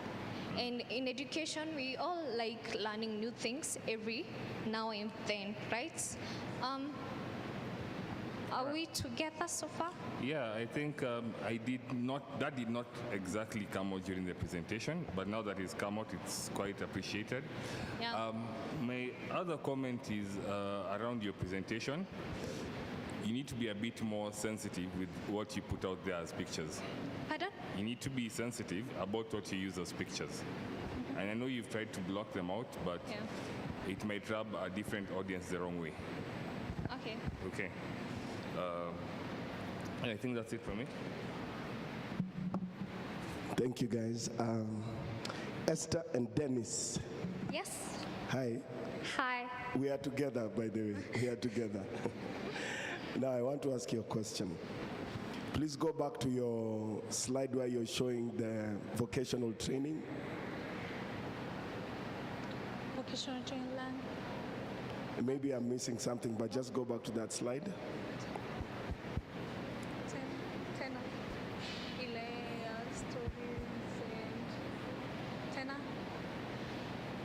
Meanwhile, as you go to that slide, so just keep on going. Okay, now that we're here, I'm a bit confused, by the way, and please, I stand corrected. Clearly, if someone already got pregnant, it was either through, it was inadvertent or inadvertently, right? I want to ask a question. They're already having sex, clearly. Yeah. Why isn't family planning there? So that you cannot continue having babies. You already had one, right? Realistically, they've already had a child. Yeah.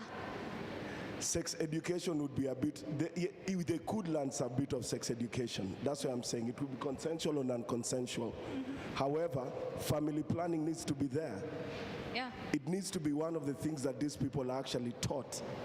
Because when you first start having one child, the chances are it can be a downhill process where you're going to get a second and third child. So I think one of the solutions should be, when they are learning, it's not about sex education also, it's also about family planning. That's why there's a part of sex and reproductive health services. Okay. Yeah. Okay, very good. Now, my question is around content plan, and I've seen this actually protract across most of the people who've presented here. When you're breaking down your financial model or what you're doing to do with the money, none of the individuals who've come in front here have given us a very serious content plan. I want to tell you something. You know that 100,000, you're talking about creating content. What is the format? Is it video, is it audio, or is it animation? Quick question. What is the format of the content? Or is it a mix of all? On the platform, since it's we'll be having, when you log in, when you get to the website, there'll be Word format for the content, and we'll also, since we have not, the money won't be enough to host the videos on ourselves, we can link them to YouTube so that you can play them on the site, but they are linked from the YouTube app.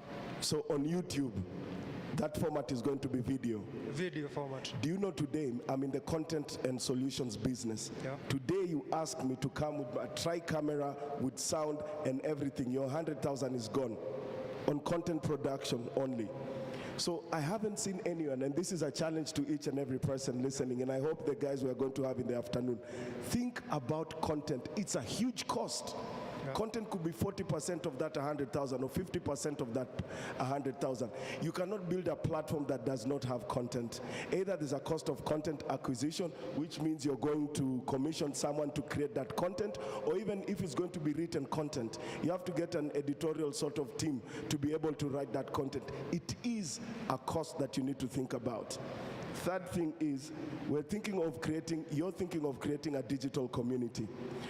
But when you ask me, I also think that you also need to create an on-ground community, a huge on-ground community, and it should work on the opposite. The on-ground community, the traction should lead to your digital channels.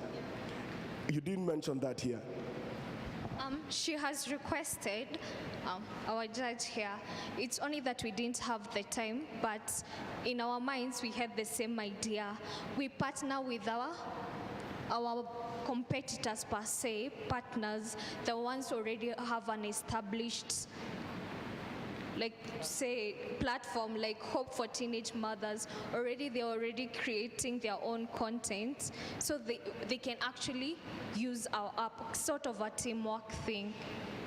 Okay, so there's something called diluting a product. Yeah?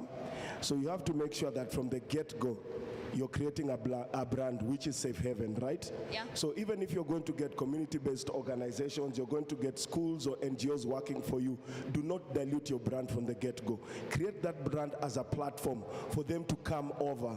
Okay. You understand? So you go to the CBO and say, guys, we've already created a platform called Safe Haven. We are at the Makadara social ground.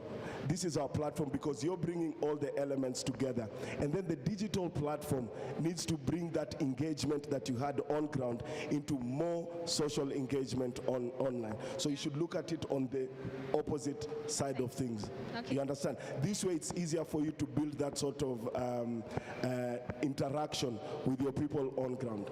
Okay, thank you. Cheers, welcome.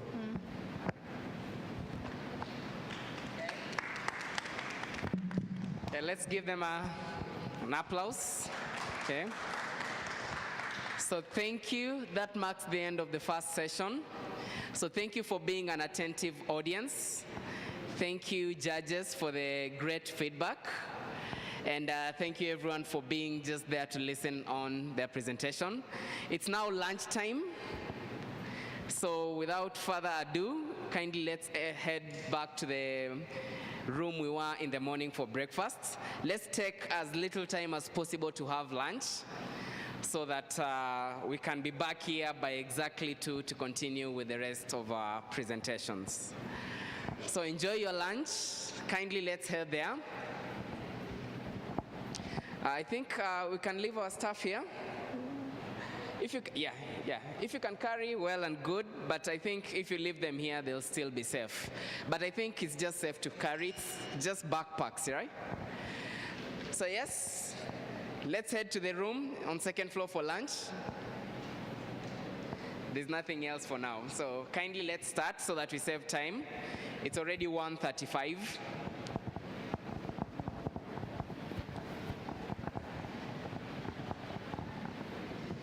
Then when we come back, there was some murmuring just before the last presentation and during the last presentation. Let's refrain from doing the murmuring. Also, the guys out there, I think the murmuring is a bit loud and it's getting in. So let's reduce on the murmuring so that the groups presenting cannot be distracted and also we can hear everything from them.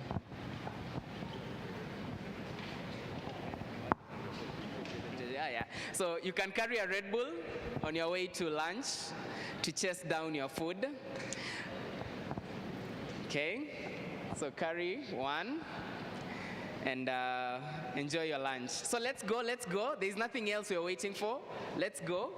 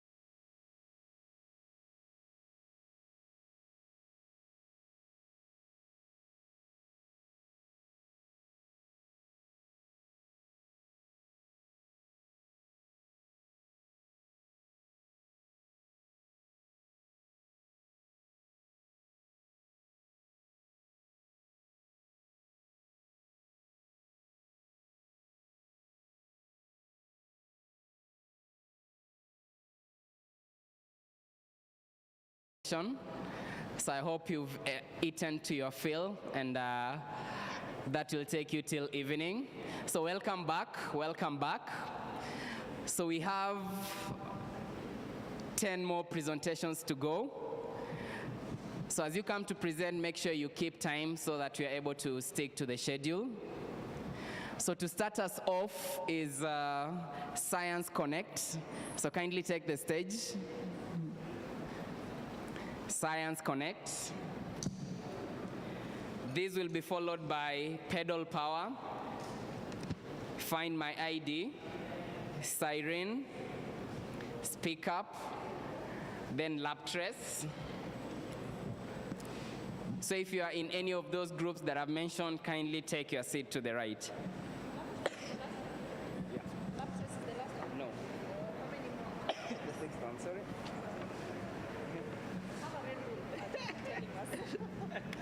I should. So, this one is an open. Science Connect. Oh, yeah. Imekuwa moto. Really? Yeah. Weka kwa fridge. Yeah. Leta nipishe huko. So kuna Science Connect. Pedal Power. Pedal Power. Find My ID. Find My ID. Siren. Speak Up.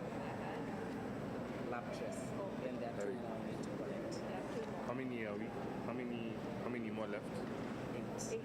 Oh, so it's 2 people actually. There are 2 guys who will come, so but that is trying to make. You really don't believe it? Right. 2 guys How? Actually, one of the group, imagine, is here, but they won't make it.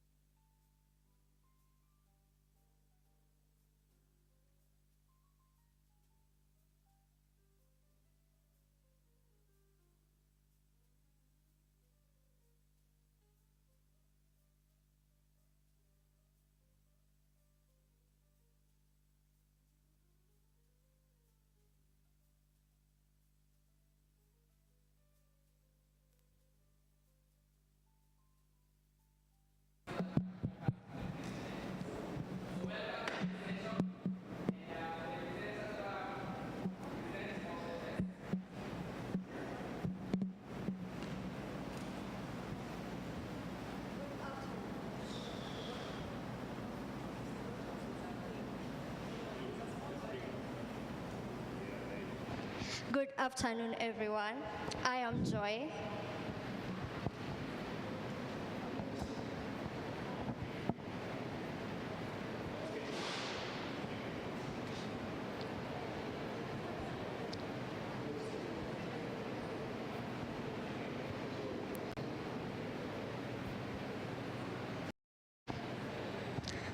Good afternoon, everyone. I am Joy. And I'm Steve, And this is Science Connect. your career companion in the science field. So, 75% of students in the undergraduate field of science in Kenyan University professional mentorship. Meet Mark. He is a student undertaking an undergraduate degree in the field of science. However, 2 years down the line, he still feels pessimistic about his career outcome. Because of that, he lacks the skills that are required for his professional journey and career journey. Professional mentorship is very important in building our skills.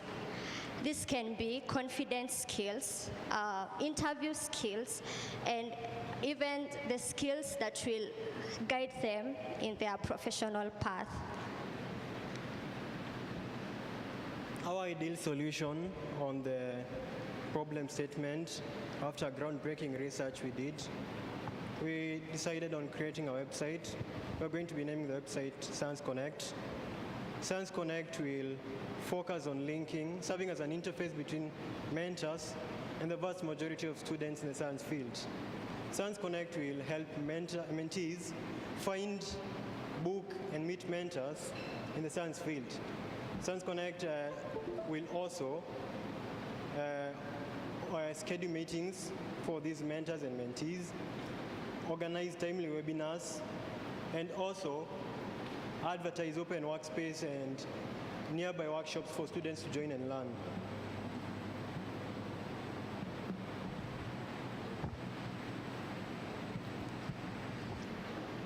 So our target audience will be students in the undergraduate field of science and also mentors in the same field. These mentors can be professional mentors, interns, or any other person who wants to mentor students in the science field or who wants to give back to the students in the science field.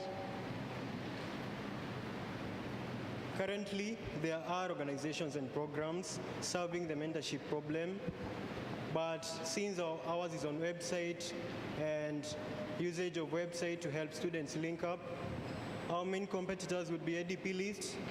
ADP List is a website that helps you link to mentors worldwide on different fields, whether you're doing art, whether you're doing education. In every field, you can meet up with mentors when you like. Kamilimu, though not our website, it's more of a mentorship program. It's an eight-month mentorship program that focuses on augmenting classroom learning for tech-based students in Kenyan institutions. We also have Lapid Leaders who help students to nurture their skills of public speaking, courage, and other skills that help you maneuver the outside world. Mostly, our largest competitor would be ADP List. Since we are websites, we are more of trying to create a connection between mentors and mentees. So I'd say ADP List is our greatest competitor.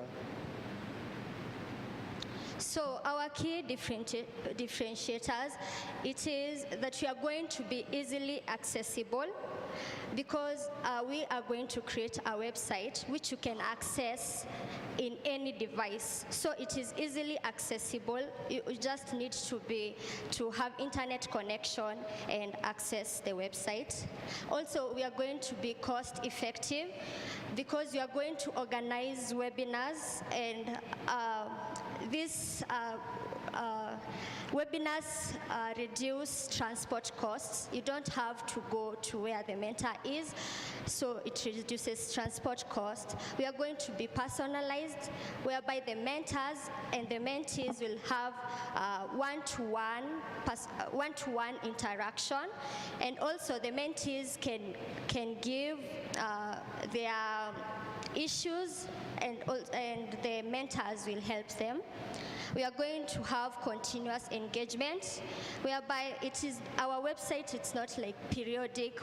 Whenever you want to access the website, you can access it. So it's continuous. You can also, later in future, after being a mentee, you can come back and become a mentor, because it's because of your own, it's something of your own choice. You can come back to it.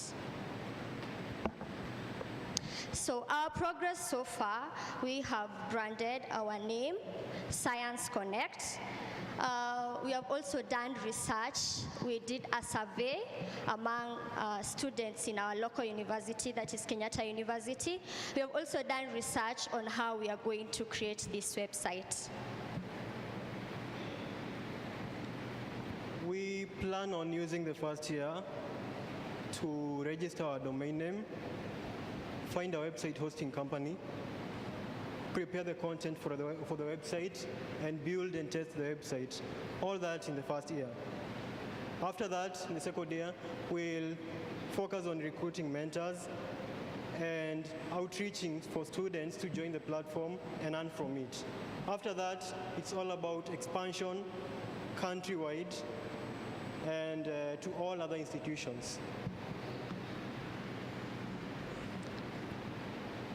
On the how we're going to use the $1,000, we have scheduled it in three parts: development, staffing, and marketing. Development will involve all that stuff of building the website, hosting it, and all those costs that are involved in there. We will also focus on staffing, 15%.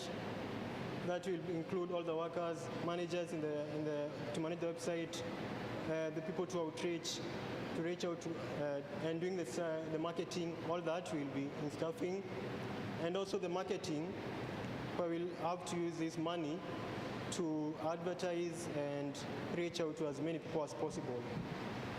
We might also be asking how we'll plan on getting more finance after the $1,000 is over. Currently, we are thinking of making it more of a subscription. After we've managed to book you with a mentor, you'll have to pay a form of a certain amount so that you can rent our space and meet with the mentors. Also, if you want to join a webinar or those events, you'll also have to pay the subscription and all that. We're also planning on using branded merchandise to help us earn money. We're also hoping that we'll get the donors to give us grants and all that. That's part of our ways of earning money after the $1,000 is over.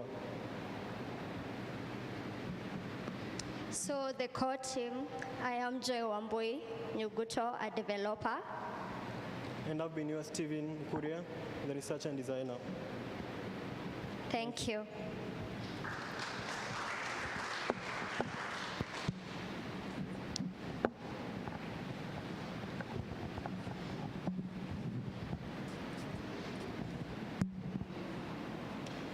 Thank you, Joy and Steve, for that presentation. A couple of questions. So you mentioned that it's a website where you'll be doing mentorship.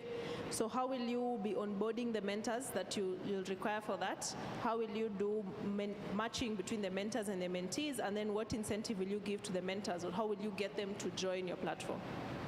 So about the first question, how we will be sourcing the mentors, despite our having competitors, we can decide to partner with them, and they will link us to the available mentors. We can also reach out to them, like personally, yeah. In addition to that, I mentioned that it's going to be somehow you'll have to pay for you to meet up with mentors. So we are hoping that will be able to attract more mentors to come and help in consultation. In that way, I think more mentors will be attracted to join, since they'll be earning from it. Also, they'll be earning students who are more willing and able to join the career field.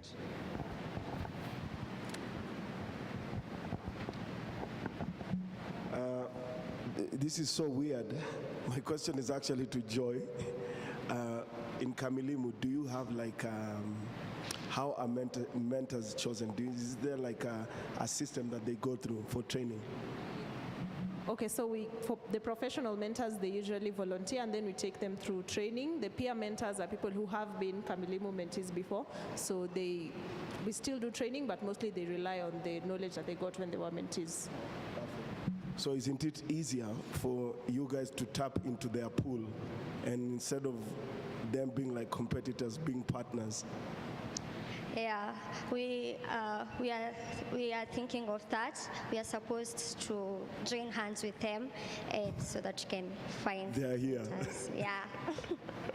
Okay, Sawa. That's my question. Thank you so much. Thanks. Thank you. Sorry, monetization model.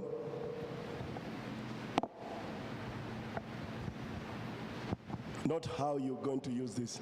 How are you going to make money from the platform? We hadn't included it, but from the questions you were asking, we had to come up with a way of answering this question. So that's why I've added it as after this, how we'll earn the money. I've given you, we'll make it maybe subscribed. We'll also be counting on donors and grants. We'll also focus on partnership advertisements. You see, the fact that you'll be online means that you'll be capturing a wide variety of students, which means we'll have a wider view. So if partners want to get more people to join their maybe events, they'll have to partner with us, and that way it's also a way of earning money. Also, you also be selling those merchandise, the branded merchandise, as a way of advertisement, also earning money. So those are some of the ways. Okay, thank you so much, guys. Thank you.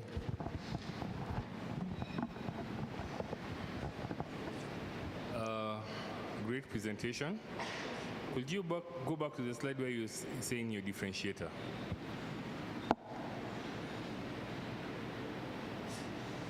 All right, now I just want to spend some time here.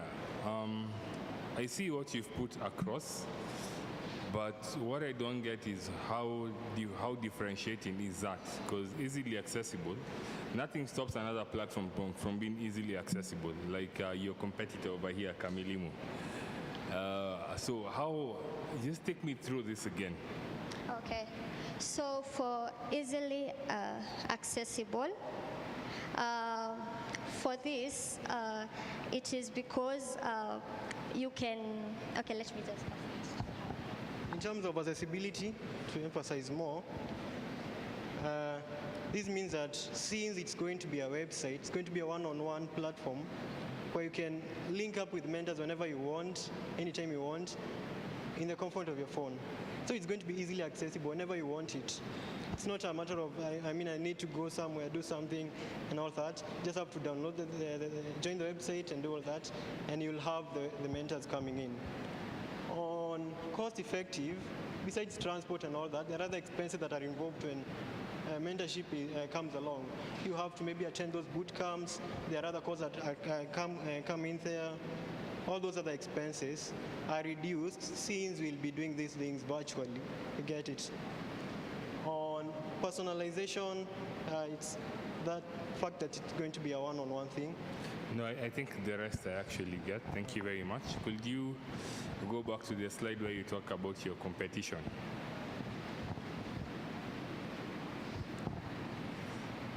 You do know Kamilimu is one of the people here today. Okay, all right, cool. But I think, and this generally goes for everyone, at times you can choose to compete or you can choose to partner, right? I always advise people who are starting out to look for partners more than competitors, because you're better off starting out with friends than with enemies. Right, okay, so that's it for me, but great presentation, guys. Thank you. Thank you for being with us. You're welcome.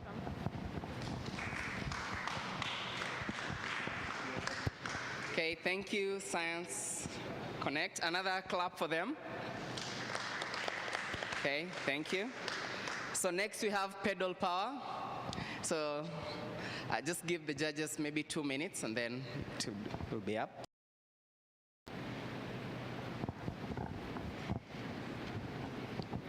Yeah, they're ready. Okay. So pedal power, you can take the floor.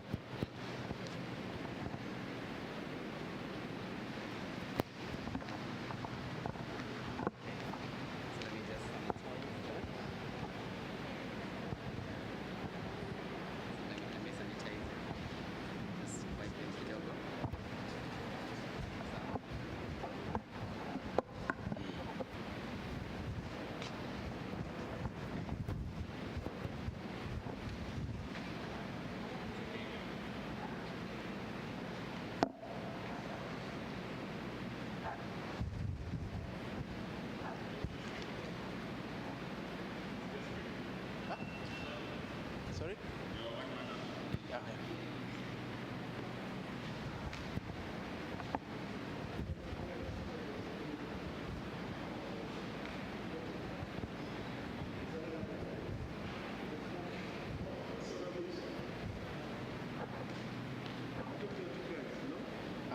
The background team, the other two guys that I'm representing. Okay, cool.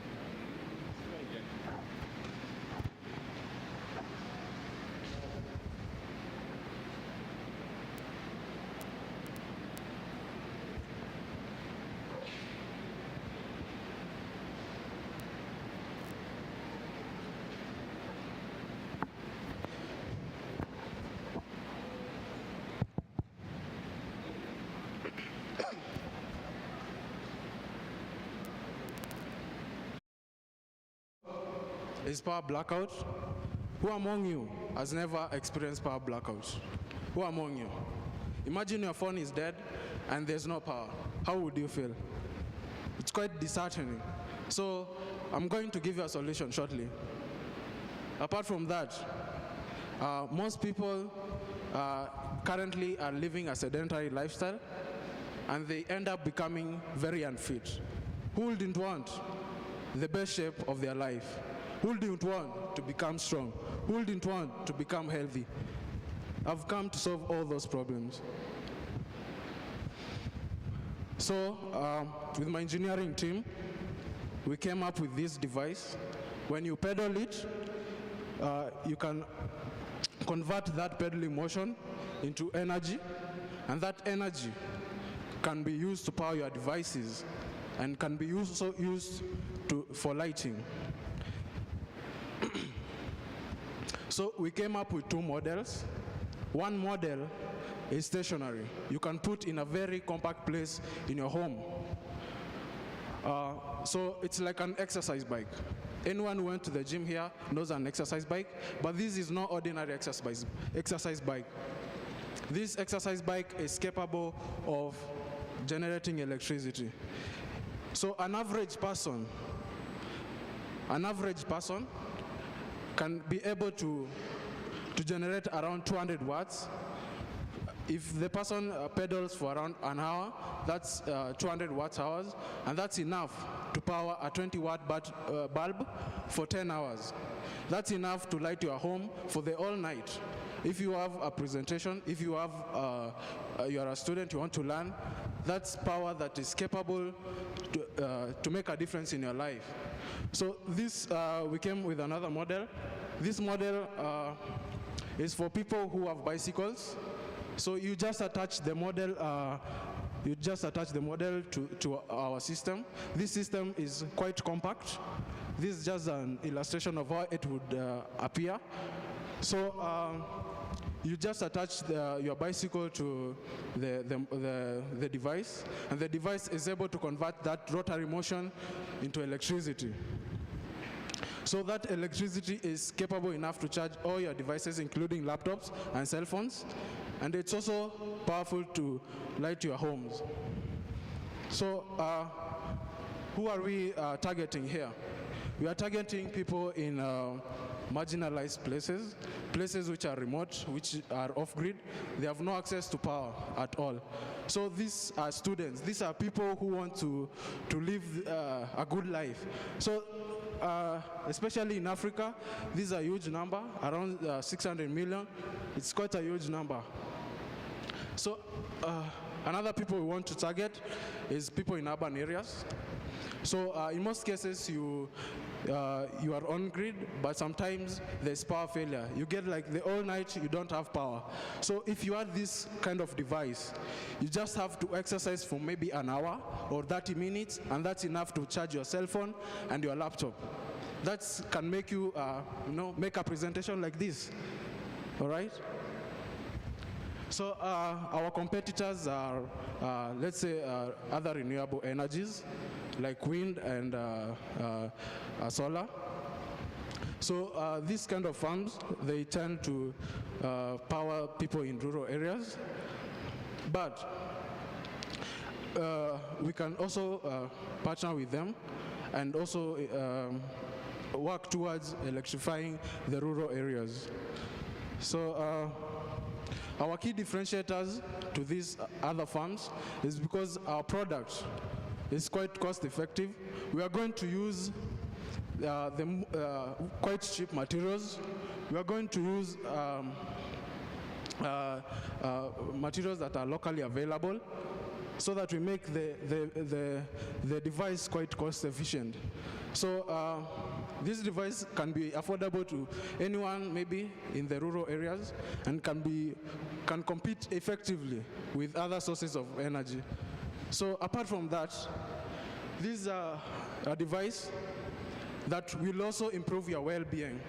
So if you want to keep fit, if you want to become healthy, if you want to have quite a powerful mind, you have to work out. And this is a device that will reward you for that. You'll get backup power if you work out.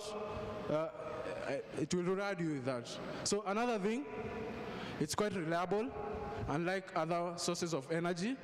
Let's say it's in the dark, you can't charge your solar.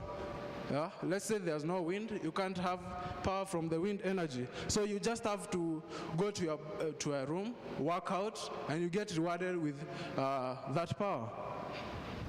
So we intend to scale this. Since we have a huge market, it's quite a task to scale this. So the first year, we intend to work on the prototype. We want to fabricate the most cost-efficient prototype, and we want to test the prototype not only in a small scale, but in a large scale, figuring out all areas. So in the year 2, we want to do a public rollout. We want to give people this machine to be able to purchase, and then we want to collect user feedback on the product. So we want to improve the next year we want to improve the product using the feedback that we got. All right? So if we got 100,000, this is what we'll do. That 5%, we'll work on the stationary bike. That's, most people don't have bicycles, so we'll want to focus on that. Making the stationary bike. We would like to do the conversion kit with 20%. 25% we'll have to purchase the fabrication materials, and the rest is for testing and marketing.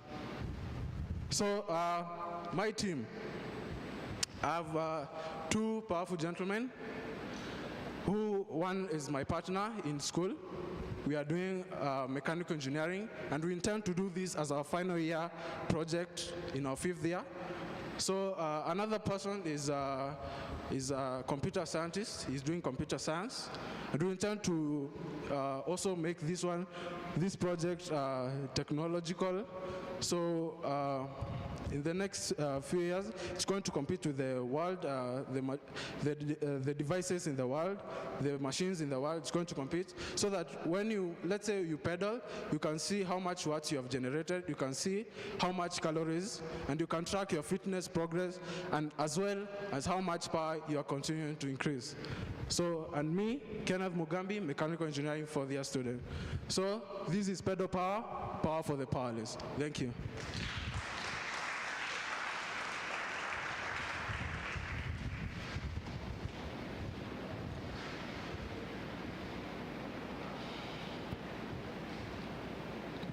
Thank you, Ken, for that presentation. I really like the idea. It's something different, it's something well thought out, and it's something that builds into sustainability for the future. My question is a couple. Let me see which one you have answered. So you mentioned that the 100,000 that you'll get from Red Bull, you'll use that to build the prototype for the stationary bike? Yes. Okay, that's okay. So have you also thought about how you'll make money from this? How do you plan to sell it? What kind of revenue model do you have in mind?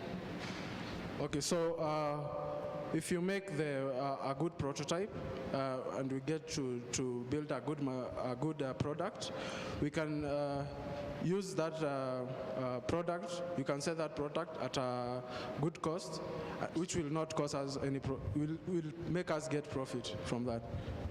Okay, maybe you can start to think around the figures on that, even as you go into your project. Right. And then on a lighter note, you've talked about your teammates, but we can't see their photo and they're not here today, so I don't know if you are not able to bring them along with you. I brought them with them. They are there. You can kindly stand up.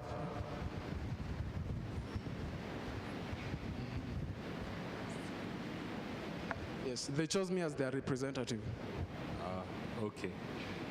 So I think the one thing I'll tell you is, well, as much as it does look humorous, I think your innovation One thing that I'll give it marks for, it's out of the box thinking. Sorry. One thing I'll give it marks for is out of the box thinking. I think innovation, the purpose of innovation is to make lives easier, right? And yours does. Okay. And it's doing that by using things that we just see and ignore. I mean, we see batteries, we see wires, we see bikes, but putting that all together is what I found very interesting in your idea. So it's very out of the box thinking, so kudos for that. Now, what I'm struggling with is the practicality of it, probably because of my background.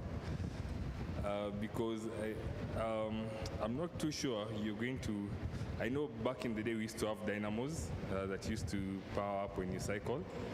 So I'm not too sure that you can deliver the amount of torque and what is required to get that bike functioning. But I think if you put in some more work into, like if I take your market, your financial ask, put in some money into R&D, because batteries are becoming smaller and easier to charge, I think you might just be on something there.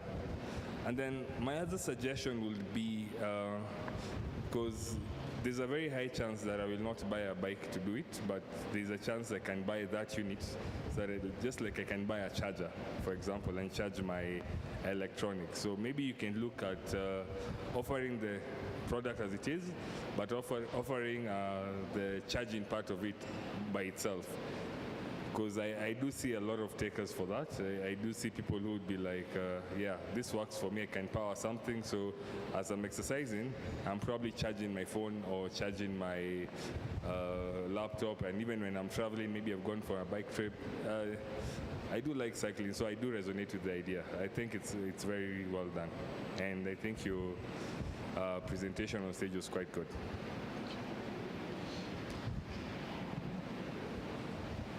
Kenneth. Yes. I think I'll echo your sentiments. I think this is super innovative, outside the box. I just wanted to ask questions around the pragmaticism involved, how practical it is. Because when I look at your target audience, and I look at the footprint, the space that this whole thing will take, just go back to the slide where you're showing your target audience. It was a pictorial reference. I just want to show relevance of my question. Look at these houses, right? These are probably bed-sitters, one-bedrooms and stuff like that. And then go back to the picture that shows the guy on the bike going to an inverter. From the inverter, it goes to the battery. From the battery, will that whole, let's call it a contraption for now, fit in that space? The pragmaticism is what I'm failing to understand. So with my background, I'm able to make that quite compact. You can compress the generator and the batteries and put it in a quite compact place, and that is able to fit in a very small room. And it can use a motor that can generate electricity, like 12 volts. That's enough to charge your smartphone, your laptop, and it's in a very compact space. That's quite practical. Yeah. So instead of the bike, you'll have like a tricycle. Yeah, sorry? Instead of the bike, you'll have like a tricycle. Where the bike is on its own, but then when you come and attach it to our kit, that conversion kit, I call it a conversion kit. So the conversion kit, it'll be jacked. If you put the bike outside the house, all right, it'll be jacked. For sure, someone will cross with it. Yeah, but you can put it inside the house, and then you can run it inside the house, just like an exercise bike that is indoors. My suggestion, because of product design, my suggestion is, I understand the exercising part of it. You're exercising while doing this. But if we work a lot, my team is here, we work a lot in like hardship areas. You cannot fit this bike in Kibera and you're sweating there, your kiddos are playing in the house, you're trying to run power. It won't work. The pragmaticism of it, try to think of another way. You know, you're the creative, you're the engineer. But I think it's too bulky for it to work in like an enclosed space like that. Remember, this person is also sweating in the house. Your wife is trying to cook on the other side. You're also pumping, and it looks comical. Yeah, you get what I'm saying? To answer on that, We can have a quite compact thing, not just a bicycle. We can have something like this, which is quite compact and it's able to generate electricity. Okay, good. Now, cost. You need to break down the cost of assembly. Because these are things you're assembling. There's a dynamo, there's an inverter, there's what. The cost of assembly should inform you what the final cost would be and what the return of investment should be for each and every model. I think in future when you come for such a presentation, it's good to also look at the numbers. So you say, guys, according to our calculations, it's going to cost 20,000 shillings to set up this model, and the recommended retail price is going to be 30,000 shillings, making a 10,000 shilling markup on each and everything. So it's also very clear to us that the return of investment at this point is clear, because do you know the cost of setting up that thing? Have you done your research? Yes, I've done my research, and to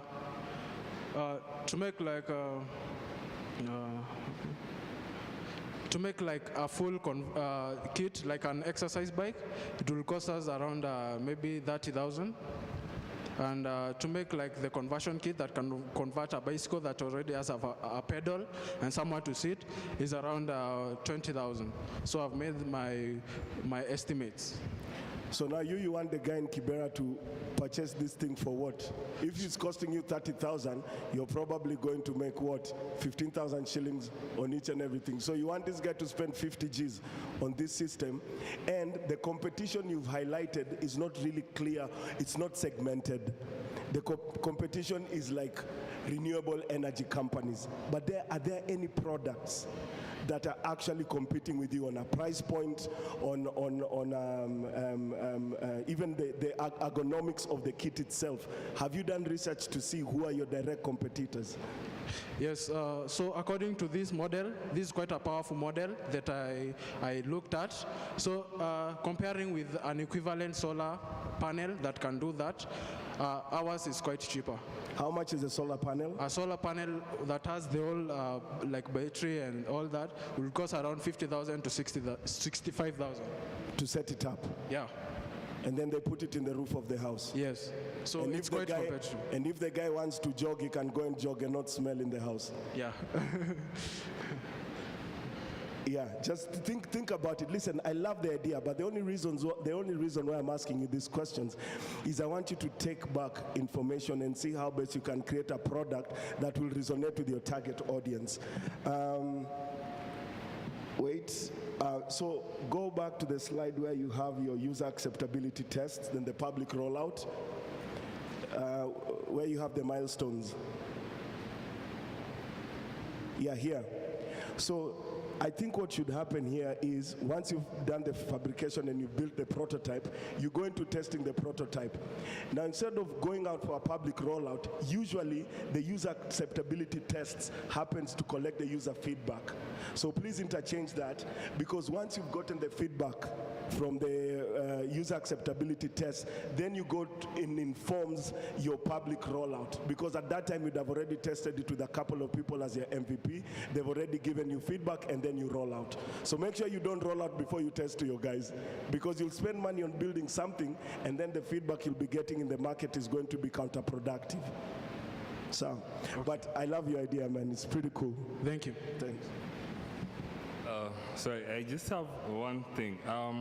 And probably to just back you up. I think if he pivoted his target market to rich people, he might actually be able to sell a bit more, because yeah, if I look at your target audience, and you brought a very valid point, how long will it take for me to charge a laptop?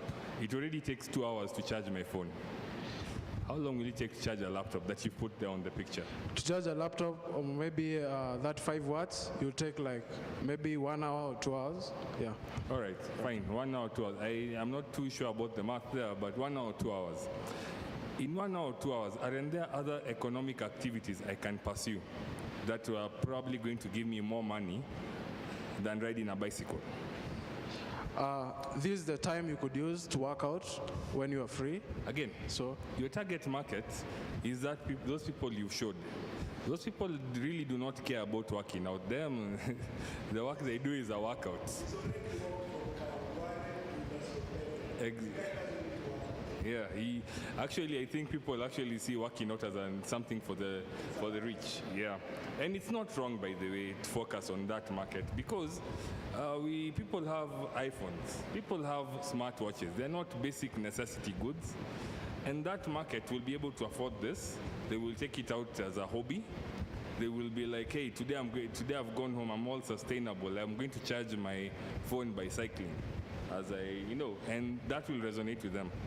The other people that you're targeting, I don't think that will, because for 2 hours, that person can become a tout, go to town and back and make about 40 shillings, while he can have the laptop charged at a charging station next to him with someone who is using something cheaper, like solar.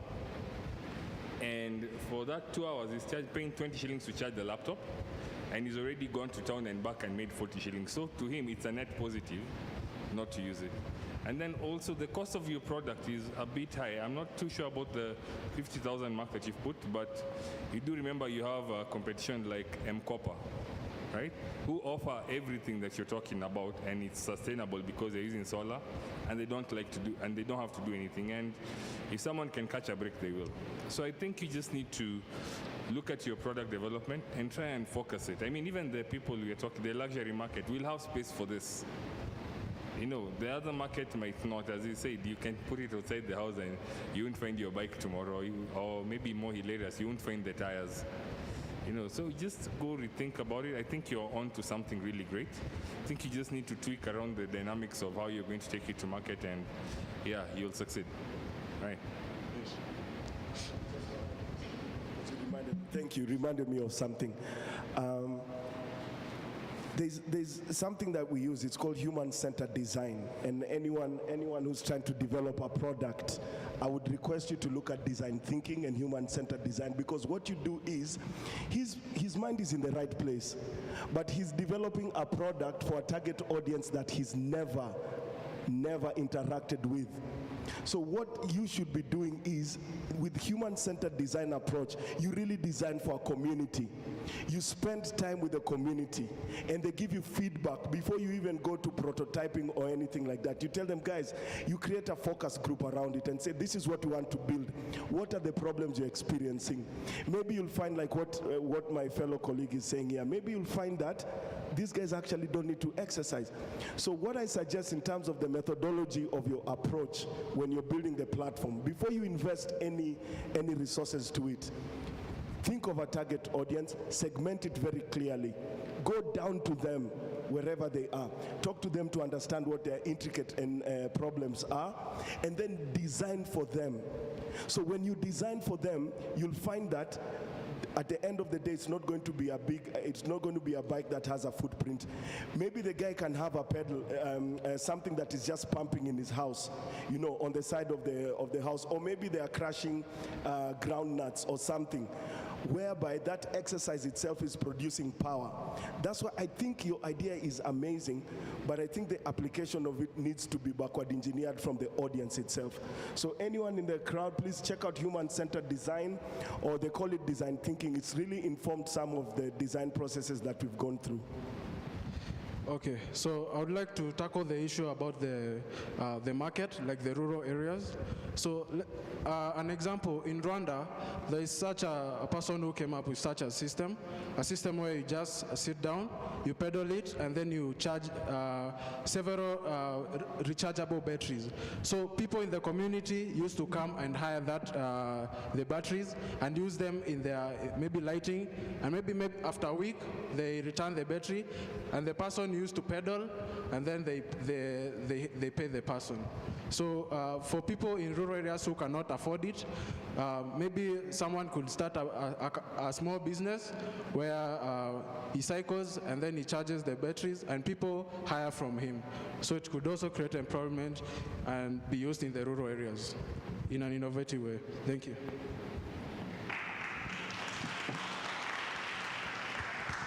Okay, a heartier clap for pedal power. Okay, thank you. So next is Find My ID. Okay, so just take the stage as the judges prepare. Also, just to notify you, there are There's some water at the back. So if you feel thirsty, you can just grab a bottle at the back, and then don't forget to place the bottles well. You can just take them back to the table to avoid breaking them. So there's some water. There's also some Red Bull still in the fridges, so you can also reach out and pick them.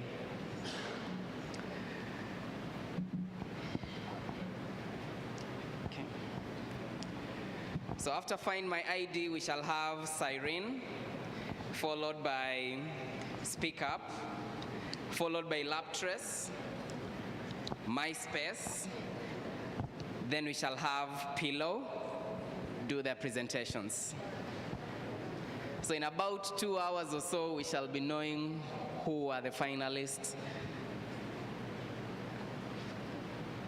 to be presented to the global stage.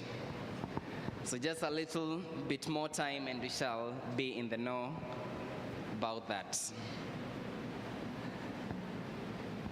So you can also check out other great ideas by other people from other countries beyond Kenya on the Red Bull Basement website. It's very informative, okay? So go there, expand your knowledge by looking at the various ideas. I'm sure you'll be able to find very similar ideas as yours, yeah? Because you're all like-minded, so you might have thought something similar, a similar solution to something else. So go there, check out. Luckily, it's just a 1-minute video application, so it won't take a lot of time before you're able to get something that you can learn on. So Red Bull Basement website, very informative.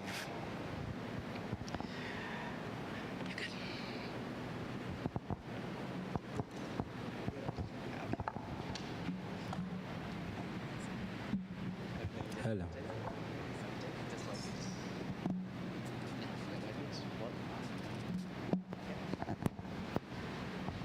Hello, my name is George Bange.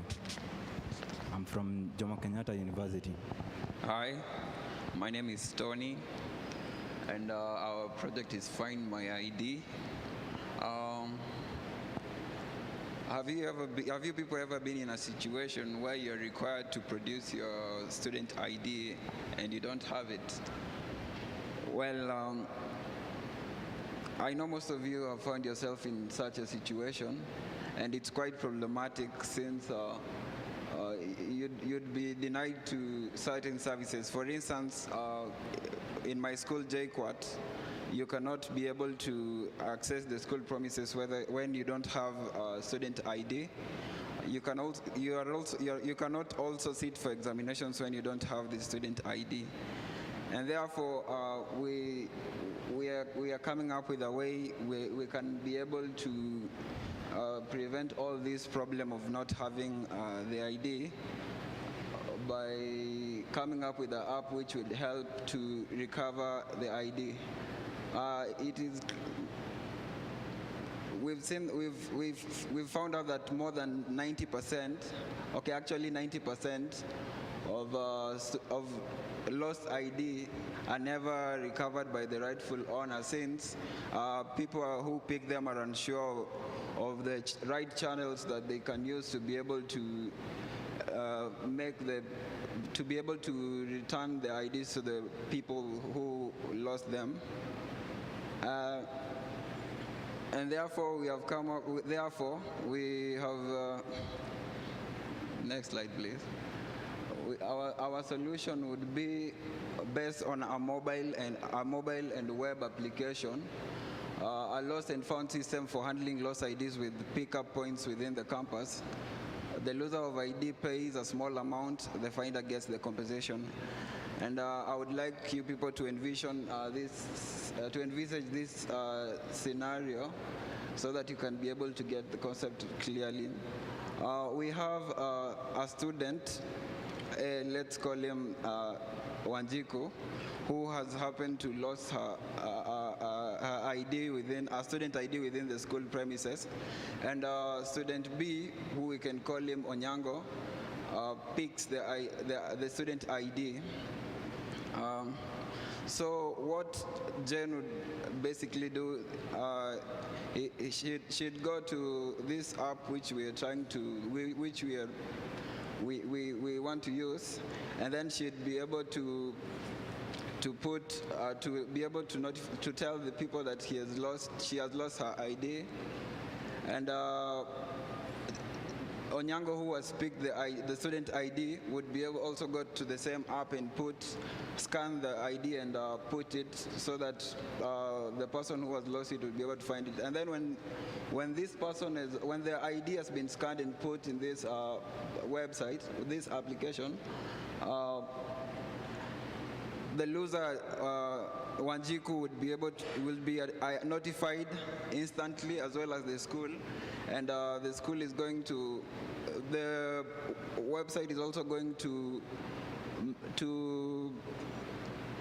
make to notify the school as well, and they are going to, these pickup points will, sorry, I'm trying to find the words. So.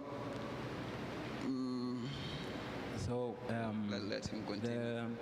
The school will be notified that this guy has lost her ID. So there are certain services at school which require you to have your ID. So you will be excused because now the system which is integrated to the school database maybe, so they will know for sure you're a student because the system has you. And just to clarify, student A being a loser has nothing to do with being a loser in life. It's actually losing property, which happens to be your ID. So the underlying tech will be using computer vision. Computer vision, those who have heard of it, is basically it's a way in which computers can perceive certain things like pictures, text, and make meaning out of them. So some other technologies will be using cloud computing, AI, and then SMS for notifications, or even emails sometimes. And then obviously security, the system has to be secure. And then, so the existing solutions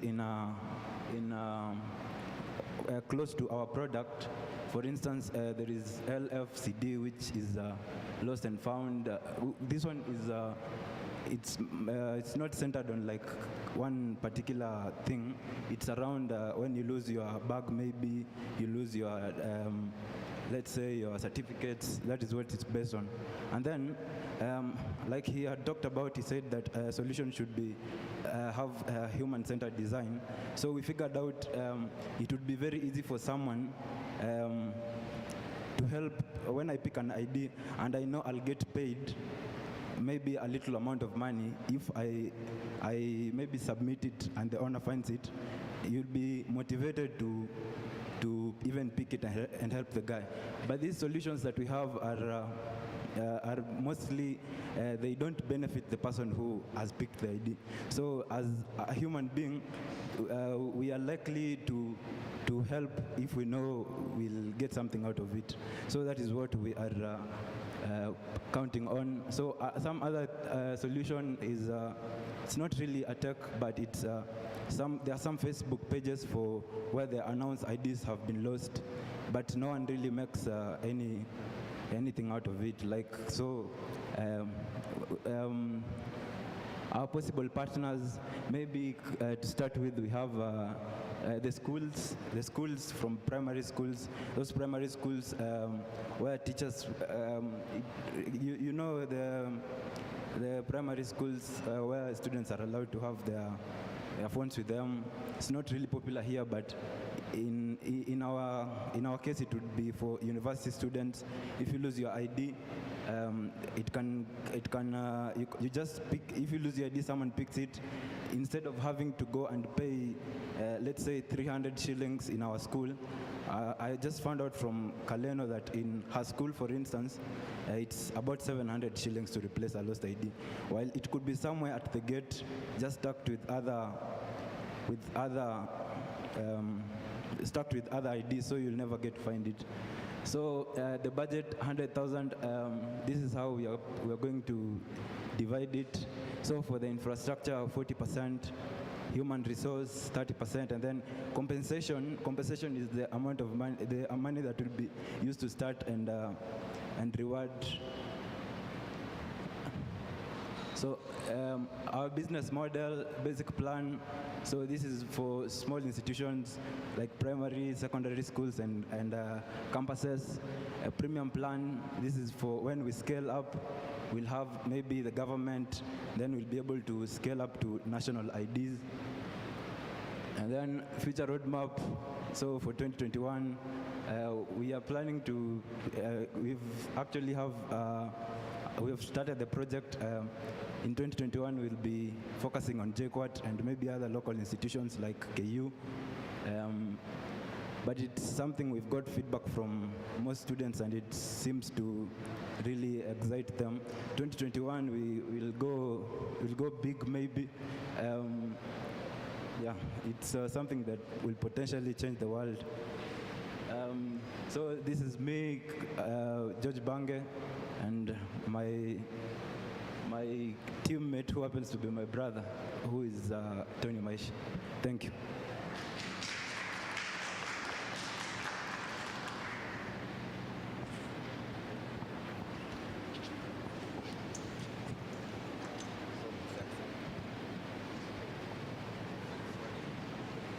So we welcome any questions. Sorry.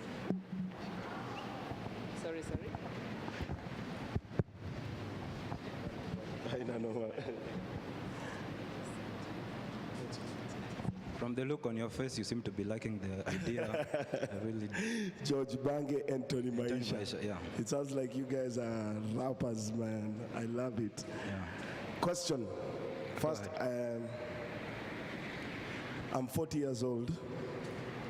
I've lost my ID twice in 40 years of my life. And let's assume when I only got my ID when I was 18. So for 22 years of my life, I've probably lost it twice, right? Business is about supply and demand. Is there demand, or do you have empirical evidence or statistics that people are losing their IDs often? What informed your decision to build a platform? I've been in campus for 4 years now, and I've had to replace my ID twice.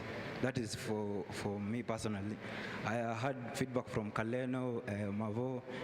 They said they've lost the ID. So the hassle I had to go through to actually replace it is what informed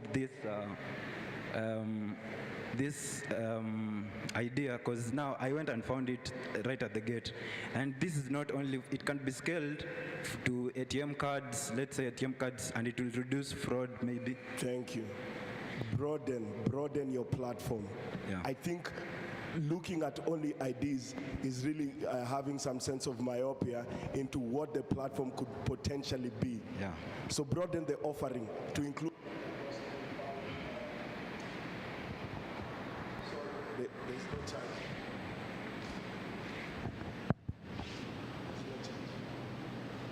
Hello. Okay, here we go. Broaden the offering to include a lot of lost and found stuff. Yeah. Question. So if someone finds the ID for this case, right? You'll need a double coincidence for the person finding the ID to have the app. What is the probability of that? So we are planning to maybe roll it out in campus and do a very huge campaign across campuses, beginning with my own campus, which from the feedback I've collected, my brother was talking to his classmates, and they said they would, a good number of them actually really love the idea. And if you happen to lose your ID once, you really understand, because in our school you can't even get inside the school without your ID. You have to produce something very substantial for them to let you in. So if this system can be integrated to the school, for instance, it would really help a lot of students. And then we're not charging a lot of money. We're not charging like 500. First of all, if the ID is found, that is only when you can make your payment. And then we take a small amount, and then we'll share basically the money with the person who finds it. So this will encourage people, because there are many IDs around school.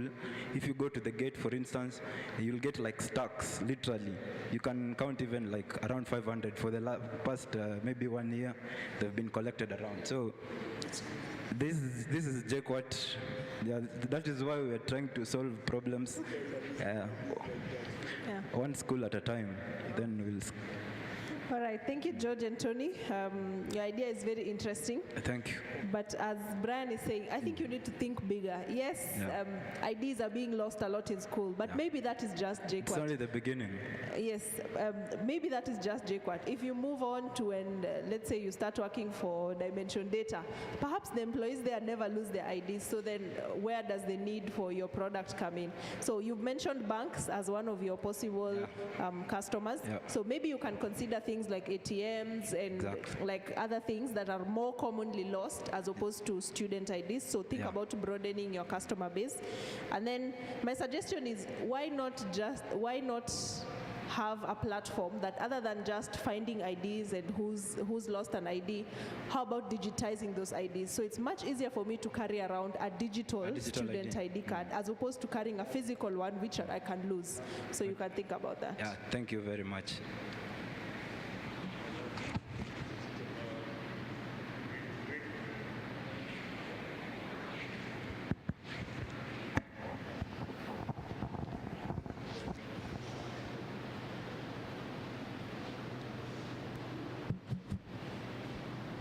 Right, great presentation.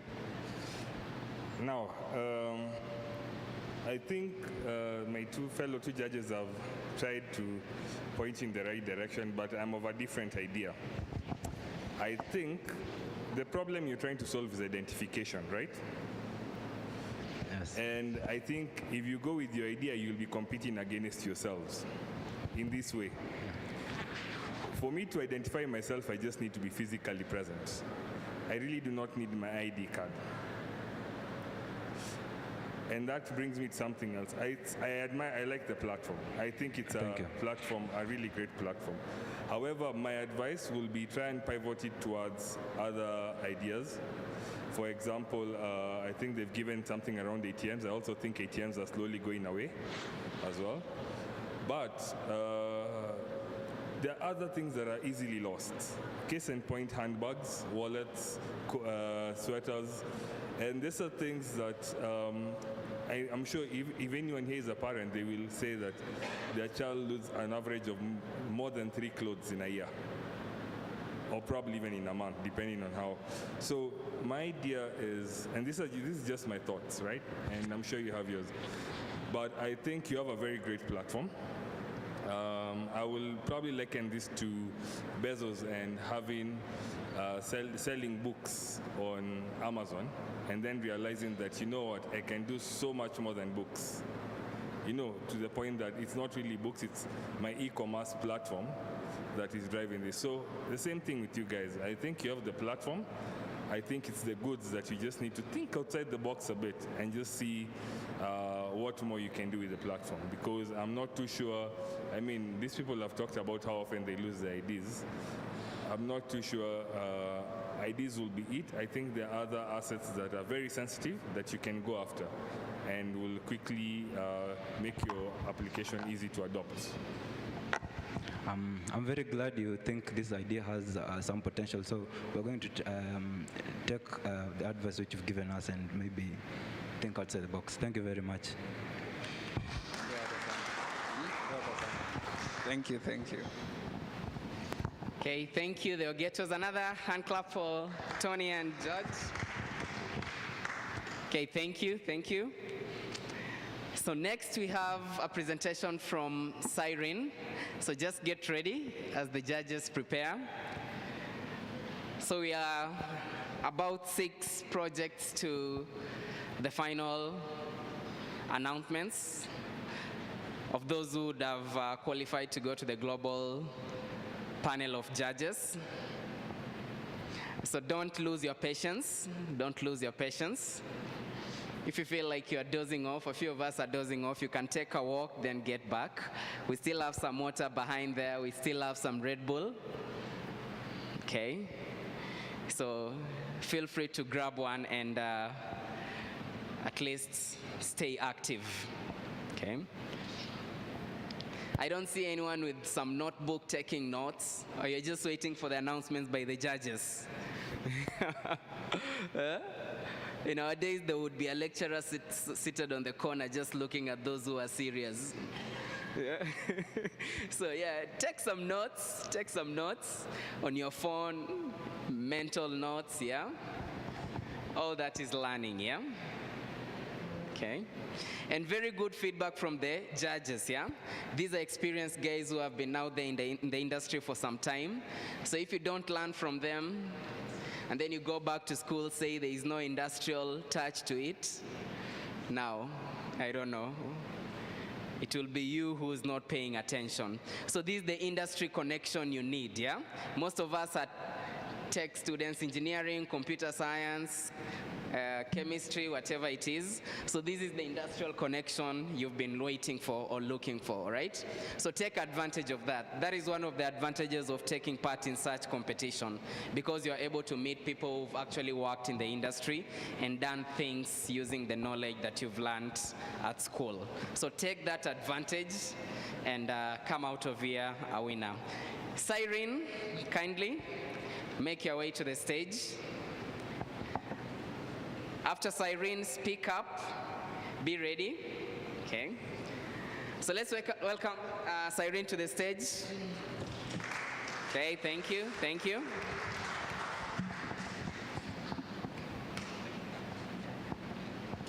Thank you. Mic it off.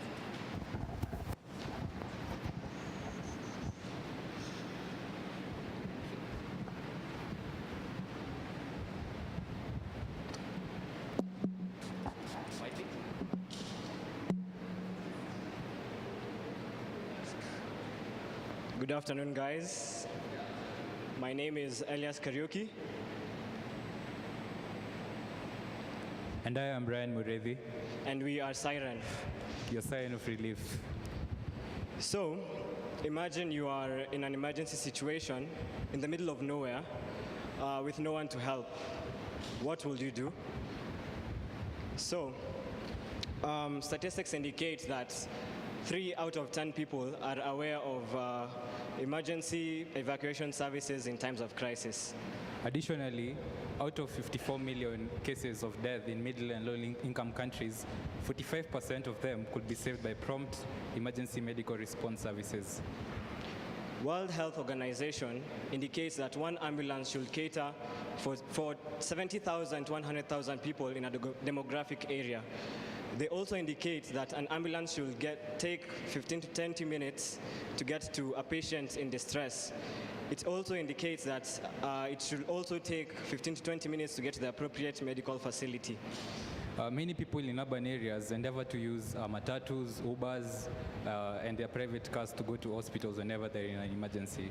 And people in rural areas, they tend to use unorthodox means like wheelbarrows, donkeys, and motorcycles to go to hospitals. So we both did an internship at St. Jude's Hospital, and during that period, at 7 p.m. at night, a victim who had been stabbed in the chest was brought to hospital on a motorcycle.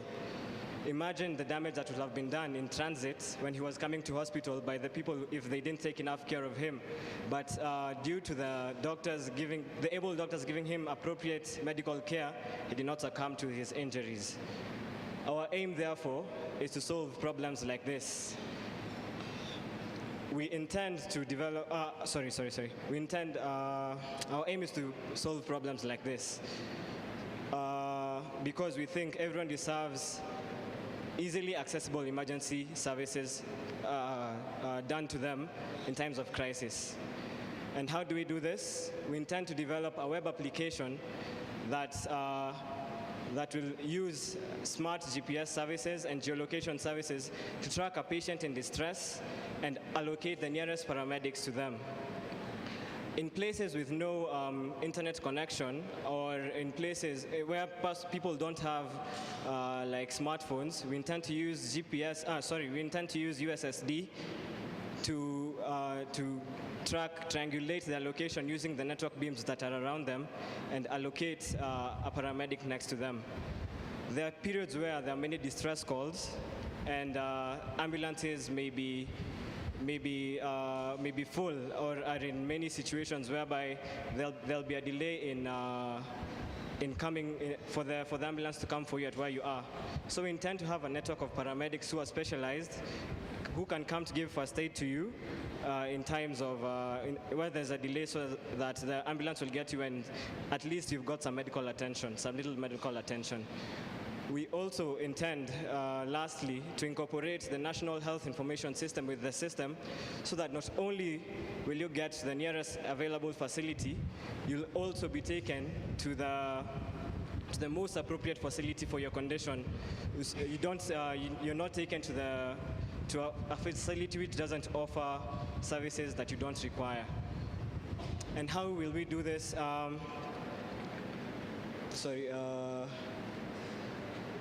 We intend to, our anticipated impact is to increase the response time, improve the response time in which patients will be taken to hospital. We intend to increase awareness because not many people know that ambulances are usually used to take them to hospital in times of emergency. We also intend to have a broad network of paramedics who are specialized in certain situations such that no one is left behind with regard to whatever situation they are in. So these are our competitors, Red Cross and Flare. The main difference between their concept and ours is that we'll have a database of paramedics who will be sent in a case where there are collisions in distress calls to take care of the patient before the ambulance arrives. Also, there will be a one-stop area where people who are in distress calls can get contact to paramedics without necessarily going to their website to get a number and call. On my way, I tried calling Red Cross, the number they have provided, and it didn't go through. So it will be a good way to provide an area where people can get these services at one spot. So what we've done so far, we've reviewed literature and research done by World Health Organization and Ministry of Health on emergency services. When we were in internship, we observed one thing which was very peculiar and didn't sit right with us. Most ambulances that were intended to be used for emergency services, they were primarily used for referral to other hospitals, and others were reduced to hearses, which primarily drove us to this idea. We've developed some prototypes and wireframes which we intend to use as we develop the application. So these are the prototypes, the important ones. This is how we are going to implement the geolocation. This is how we are going to implement the distress calls. And people will be able to add information which will be important for the paramedics as they go to assess the situation, such as the blood group and gender. They need to have this information prior to going for the rescue. So this is our scaling plan. Our first year, we intend to have a functional web application. Maybe you've asked why we've chosen a web application. We've thought that through. We intend to make the application a progressive web application, and people will be able to add the application to their home screen and use it like a normal application. We also intend to host it on Azure Cloud and run some automated tests and user acceptance tests. On year 2, we plan to do a social media marketing and engage stakeholders such as network providers who will be useful for USSD and Ministry of Health for acquisition of connections with with ambulances and all that. In year 3, we're going to train and do a public rollout And we'll also try to integrate artificial intelligence in our application so that we can make really informed decisions when disbursing our ambulances, such as the best routes, the areas which have many incidences of injuries, how paramedics are going to be situated. We'll try to analyze the data we've collected over the years to know such things. This is how we're going to spend our money. Most of our money will be spent on the infrastructure and storage services, the cloud infrastructure. We're going to do some money in domain registration, USSD, social media marketing, and data acquisition. So this is our business plan model. Some people have terminal illnesses such as cancer, and these people have frequent emergencies. So to be able to access prompt services, they're going to have to apply for premium services so that they can get a higher priority in our application. We'll also use USSD. Some little amount will be charged, maybe 3 bob or 4 bob, which will be used to service the application. This is the team. This is the project manager and the front-end engineer. We have Josephat Wambugu, who will be the DevOps engineer. Grace Chalo will be the UI and UX designer, and me will be the back-end engineer. Thank you. Thank you very much.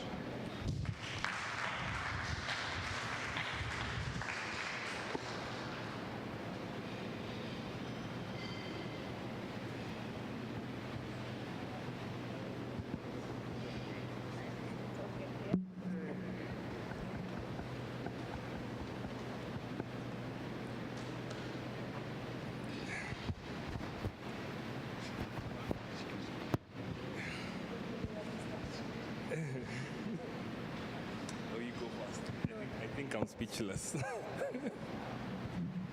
All right, my fellow judge says he's speechless, so I'll go first. Thank you, Elias and Brian, for your presentation.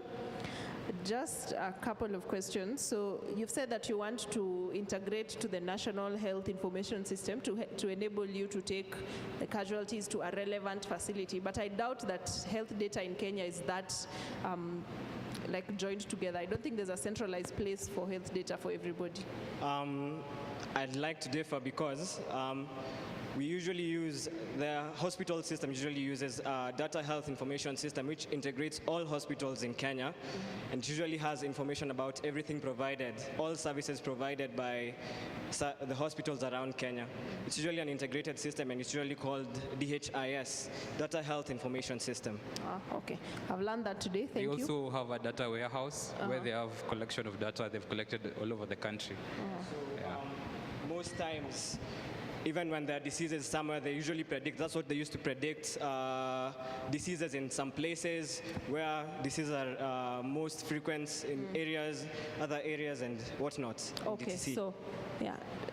Thank you for that response. And it seems like you have a good knowledge of this. So my suggestion would be, as opposed to trying to build a platform on your own and running everything on your own geolocation, you can build it and then offer it to the different hospitals as a service or as a product. So you say, we've built this platform, you're offering it to St. Jude, for example. You guys can bring in your data, because I doubt that they'd give 2 independent parties all access to all the health data for Kenyans. So sell it to them as a platform, tell them these are the capabilities of the system, and then now they use it, so that a B2B model, as opposed to you trying to reach customers directly to subscribe to be taken to hospital at any time.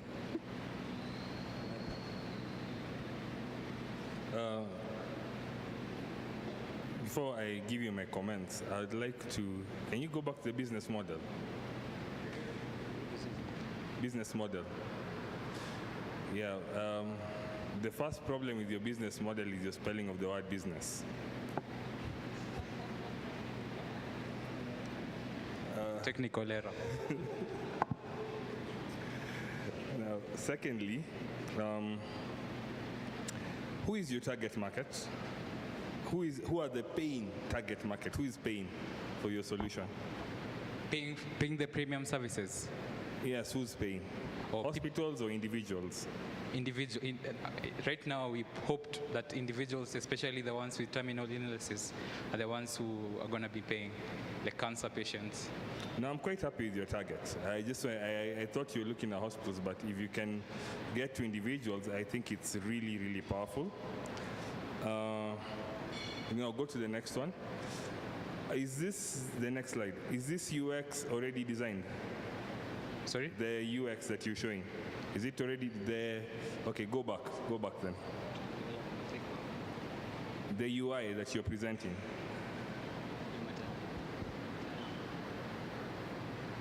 Yes. Does that exist? Does that exist even if it's a screen grab? Oh, it's a Figma design. Okay. Yeah. All right. Anyway, back to my comments. I think you guys are really onto something.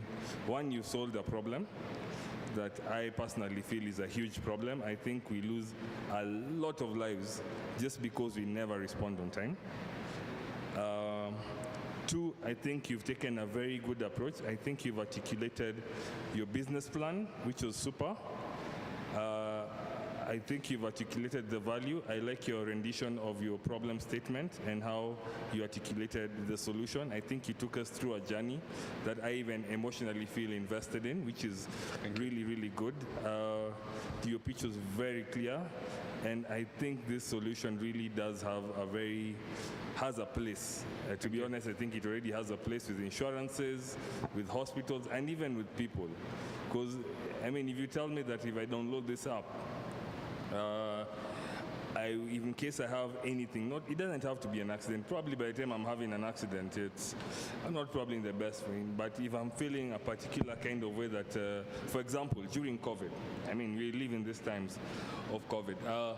If I start having some of those symptoms and I realize I have difficulty in breathing, I can quickly just reach out to my phone, say I have difficulty in breathing, call, and because I can't take myself to hospital, someone can actually come and pick me up and take me to hospital. I think that's all speechless. I think the word was powerful. Right, so good job, guys. Good, fantastic job. Gents, I'm excited about this. I want to be very honest. Thank you, timekeeper. I want to be very honest. Someone last year presented something similar to this. What I liked about also that idea, just to let you know, is they had a panic button that you could be able, you see that big red thing?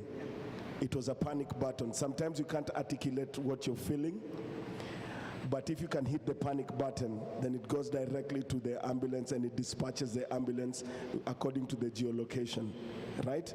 I found that was a very good feature. Number two, my suggestion for your platform is to also introduce a call center, just to make sure that, there's a huge digital divide, and I keep on talking about the digital divide because it is a reality in Kenya. You can have a call center where you see someone has, something has happened to them, you don't have the app, but you have a call center. Remember, there's a monetization model that you can incorporate on the number. It doesn't have to be a toll-free number. There are some numbers you can charge. You can say, we've created a platform where if you see an emergency and you want to dispatch an ambulance, this call will cost you 40 shillings. So you go into a revenue share model with Safaricom and say, if anyone needs this thing, we've created our back-end platform is working like this. It has a native application or a progressive web application online. So anyone can be able to click on it and call, but if they're not able to access, use this number and call. So think about that option, because I feel like also there are a lot of people who can benefit from that who don't have access to Android technology. But good idea, guys. Well done.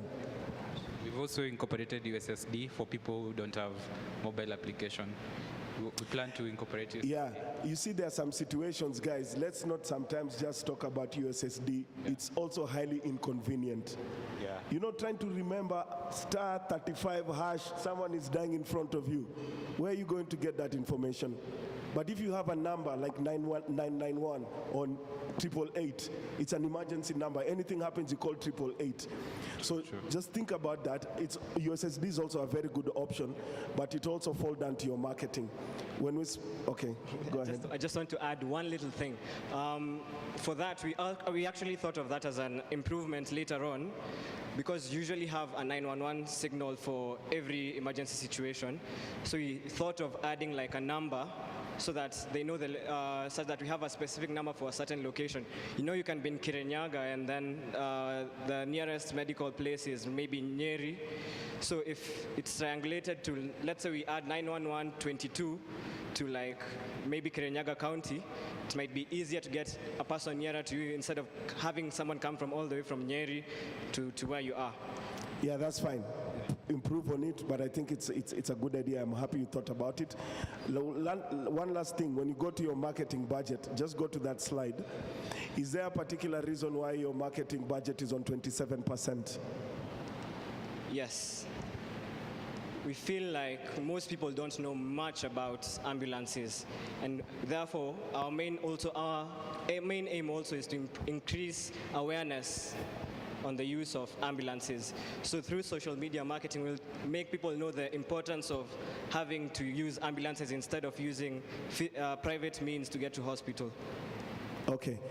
The only reason why I flagged that, it's a bit of a concern to me. The rule of thumb when it comes to marketing is your marketing spend should be between 5 to 7%, unless you have something spectacular that you're trying to, those funds, if it's 5 to 7%, the 20% extra can go into improving something else in your system. Remember, you're only getting $1,000. Yeah. So I just felt like the 27% was extremely high. Usually there's a certain rule of thumb when it comes to marketing. Look at it, even though it's social media marketing, you can be smart about it, because I just feel like the funds can go into something else. Sometimes when I see these percentages, I don't know if there was any empirical sort of, evidence or math going into this. What sort of math was going into this? Did you have like calculations, or did you decide like cloud infrastructure is 48%? If it's Azure, what sort of, what do you call it, tier is it that is going to cost 48%? That's almost 50 Gs, which is half of your money going to cloud service. Is it a math that you guys thought about, or how did you come up about it, all this? It's because we thought about it as a subscription. It's a subscription model, the cloud services. It's a monthly subscription. Oh, this is the, okay. Yeah. But this is how much you guys are willing to put until when you get there $1,000. 48% of that will go into cloud service. That's half of your cost. It's not feasible, gents. Okay. We'll check on that. I feel like there's no math that has been put here. You guys just got a nice thing and you put it together. I'm not yet convinced about that. Okay. You're convinced?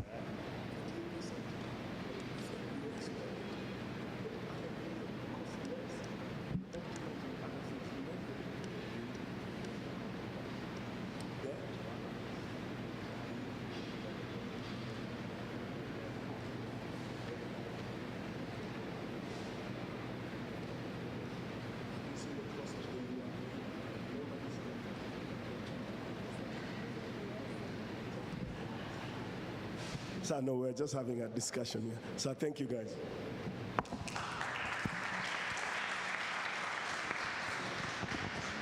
Thank you, Cyrene. Another hand clap for Cyrene. Thank you.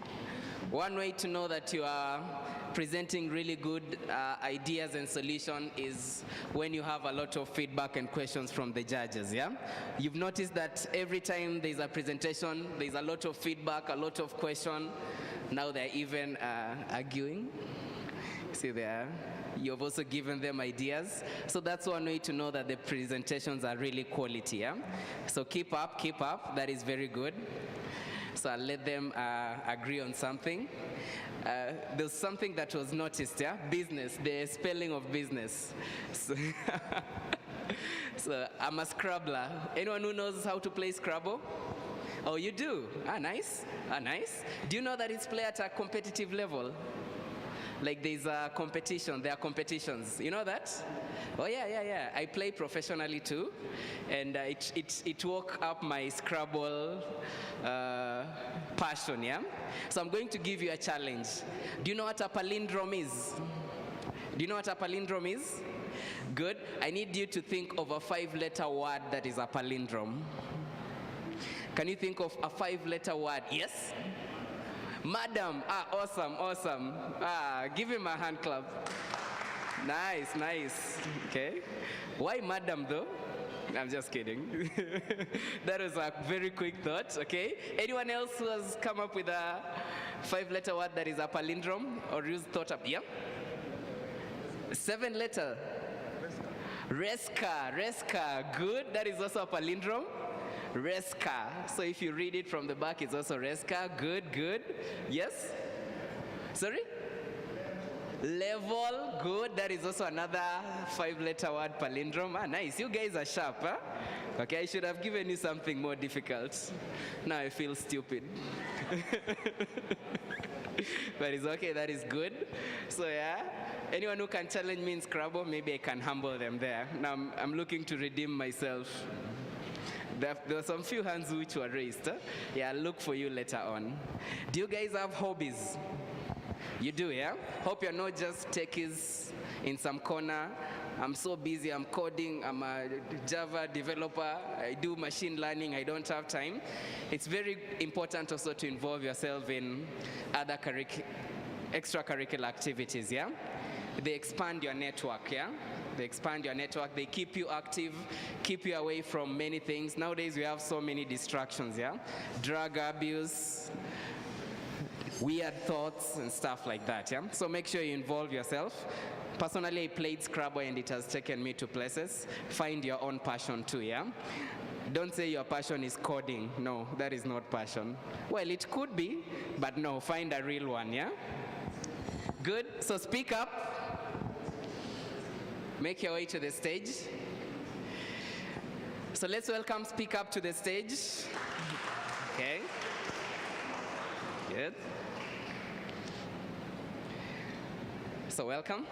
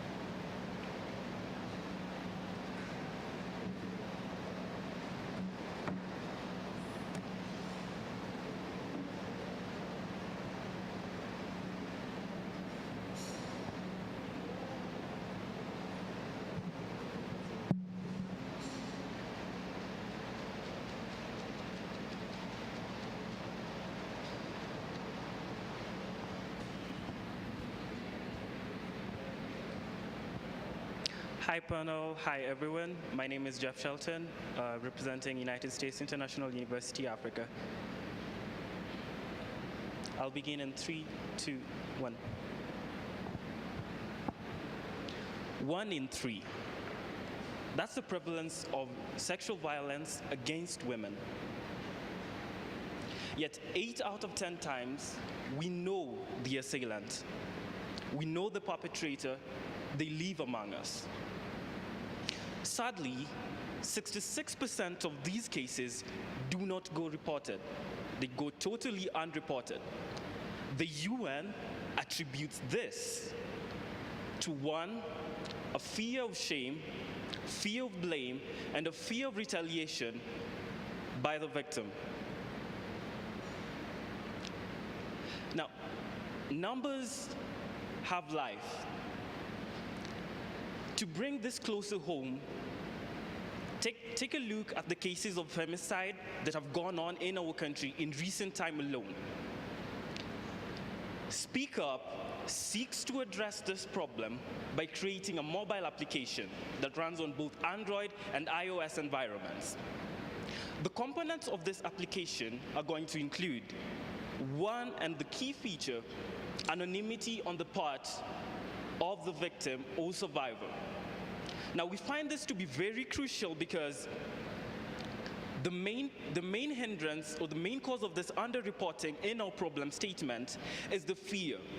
By creating this anonymity, we are removing the fear from the survivors and allowing them to share these experiences without the need of without feeling blamed or shamed. Now, this will also tie into the application filtering out insensitive comments that can be made under a post where someone shares. It is critical for this application to not only allow people to share behind a mask that allows them to not feel ashamed or blamed, but also one that takes into consideration what next after they've shared. The platform will also offer counseling in terms of mental health to those who report their experiences through the platform. This is quite critical, as it will be an incentive for people who've gone through sexual violence experiences. They will be inclined to share because at least someone now is taking them into consideration. Someone cares. Another key feature of this platform will be pattern recognition. We'll be collecting data from the experiences of our users, and through this, we'll be able to map out hotspots. Secondly, we'll also be able to capture data that could be related to a repeat offender, because the data is clear, and it tells us that the bulk of the sexual violences that are carried out are done by repeat offenders. Our target audience. Our target audience is women between the ages of 16 and 24. According to the Rape, Abuse, and Incest National Network, it is clear that women in this age group are 3 times more likely to be victims of sexual violence in general. While this is one of the reasons why this is our target audience, we also take into consideration that this age group, both men and women, are most active on social media. Therefore, they're more likely to report on their sexual violence experiences because they have access to smartphones. And secondly, they're also more likely to report on behalf of those who've undergone sexual violence experiences and do not have the ability to share this through the platform. Our potential partners. We believe that hospitals are going to be our biggest potential partners, and this is going to come in that hospitals receive victims and survivors of sexual assault as first responders. They're able to capture rich data right after someone has undergone the experience. Now, there's research and there are applications and there are solutions that are being done right here close by in the DRC by the Physicians for Humanity group that allows them to even take forensic photography. So hospitals, as one of our biggest potential partners, we will liaise with them and create a robust way of creating a detailed footprint and blueprint for our second potential partners, law enforcement, to work with as they pursue investigation. The reason why law enforcement becomes our second potential partner is because after the reporting, the next question is what next? We've given you the mental health and counseling, but what next? You need to seek justice for yourself. And having law enforcement as our partners is going to be critical to this. The potential impacts that we envision for this project is, one, we're going to create a safe space for victims and survivors to share their sexual violence experiences. And this is quite key because we predict that this will in turn lead to more reporting of sexual violence cases, and this will happen mainly because of how the anonymity of the application helps people to alleviate the fear that they already have within them. The second potential impact we envision is that this application, and this is mainly towards the victims and survivors, and this is going to be critical in that sexual violence survivors are able to get contact, are able to reach out to healthcare professionals to seek mental health to overcome their traumatic experiences. The application will also educate people on rape and sexual violences, because in the nature of posting this, of making this a social platform, people are able to read through what others have experienced. And in this, education is able to take place. These here are our competitors. Now, for example, Flown Initiative, part of the Ushahidi group, has reporting features similar to what Speak Up will do. However, our key differentiators from our competitors is the anonymity that we provide to the victims and survivors of sexual violence cases. This is quite critical because it ties into the problem statement whereby victims and survivors have the fear in them to report these cases. We also connect, and again I'm repeating this, we also connect the survivors to mental health professionals, so this is quite key and critical. We will also filter out insensitive comments, creating a safe space to communicate. How progress so far? We've done research and identified the key stakeholders. We've also gone ahead and by identifying the key stakeholders, we're able to map out who will this application help, who do we contact, and through this we were able to even go ahead and identify our potential partners in law enforcement and hospitals. Therefore, the research and the identification of stakeholders is quite critical. Here's how we plan to scale. Now, I've been talking about an app, and maybe to you it seems like a big idea, but in the first year of this application, we intend to have the bare bones of the application up and running, and this will be in a manner of creating a functional mobile application in a way that we're going to focus primarily on in the first year to focus on the reporting side of it and connecting them to counselors. In the second year is where we go ahead and pilot. And after the pilot, we'll do a lot of user testing to check the user interface and user experience. And therefore, after that, we can roll out the pattern recognition. The pattern recognition will then allow us to map out all the benefits of the solution that I explained when describing our application. And the third year, and consequently the fourth, we plan on doing a regional expansion. And this is an expansion from outside, to move it from outside Nairobi, Kenya, and go and target the regional bloc, Eastern Central Africa. Our ask, $1,000. How will we use it? We make it 50% to go on development expenditure, and this will cover costs from moving all the way from hosting it on cloud services, and here we will make the decision to go with AWS or Azure, and we'll also have, and this will also encompass expenditures and expenses that will come up during the development phase, be it buying of equipment and also taking into account of the data privacy that we collect. 15% will go to staffing. We need to get the right people to build this application. We cannot ignore it. You get the right people to work on the project, you get it done. 35% goes to marketing. And I can already anticipate the question, but 35% is quite critical for this type of project. One, because there's already a stigma in the status quo that perpetuates negativity towards sharing experiences of sexual violence. Therefore, to navigate this, we have to go an extra mile. How will we fund this application post-Red Bull basement? Post-Red Bull basement, we're going to sell T-shirts and memorabilia. This is mainly because we need to keep the servers running. We're going to organize campaigns and fundraisers for this project in a bid to collect revenue to keep the servers running. Now,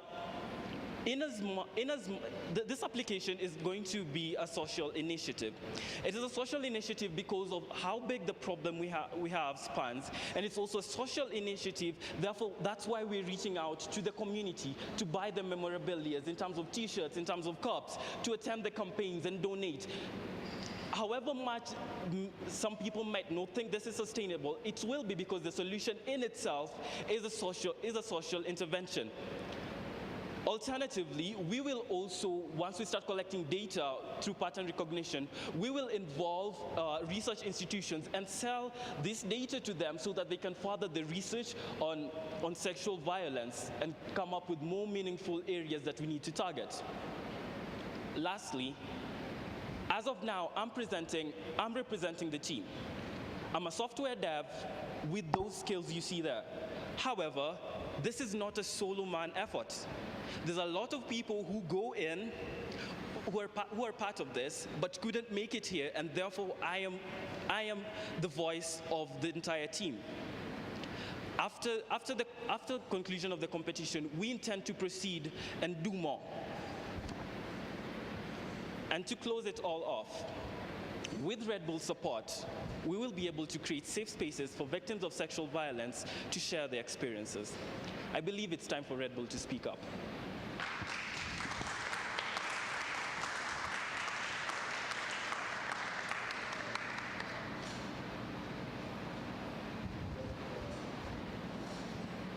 Jeff, no questions.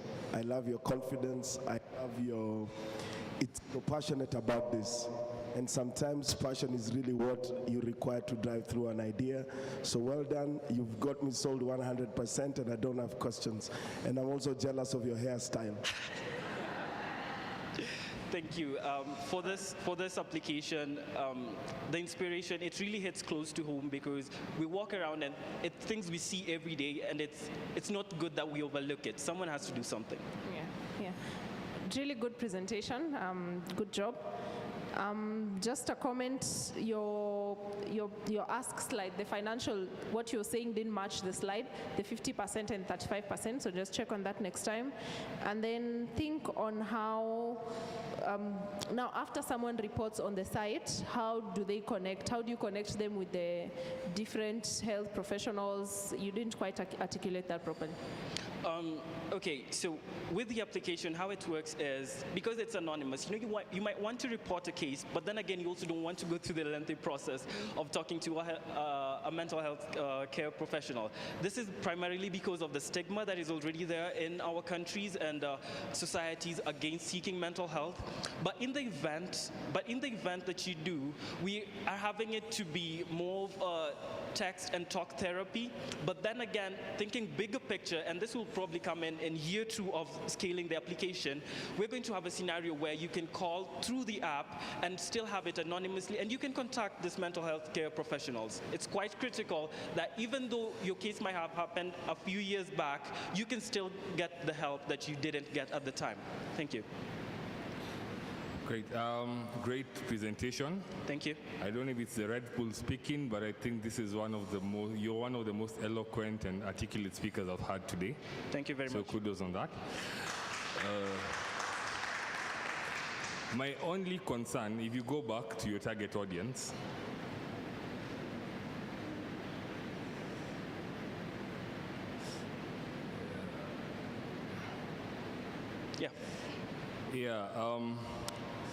I think in this day and age that we live in, men are also quite relevant, a very relevant target audience. So Yes. what do you think? I believe so too. But here's the thing. The reason why this solution, and when you're launching it, it's not going to be women only, but the reason why in this pitch in particular, we emphasize on women between this age group, it's because when you look at the entire demographic, they're the ones who are most affected. And I feel it will be unfair for us to fail to recognize that people between this age, especially when they're in campus, are extremely targeted and are vulnerable to predators. That's why they become the target audience. Right, I think.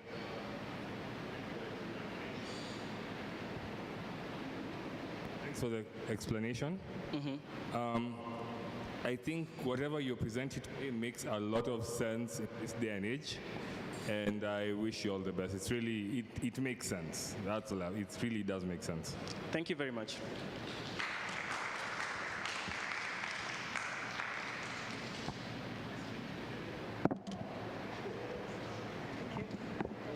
So, so a heartier clap for Speak Up. So thank you. Okay, so let me the battery maybe. So I'm being told pedal power. We have a microphone down. Pedal power. We can't speak up in this mic. Okay, so well done for the presentation. So next we have Laptress. So let's welcome Laptress to the stage. Okay.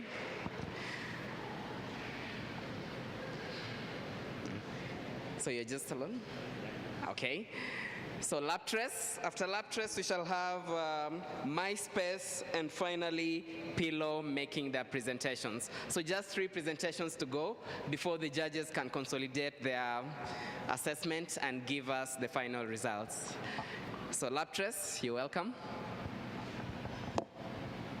Let me start.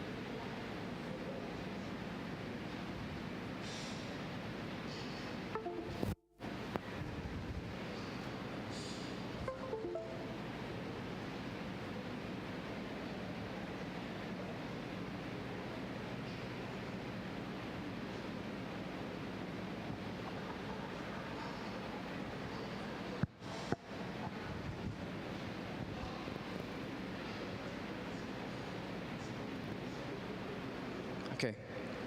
Good afternoon, everyone. My name is Ancentas Macau. I am a computer science degree student, first year in JKUAT.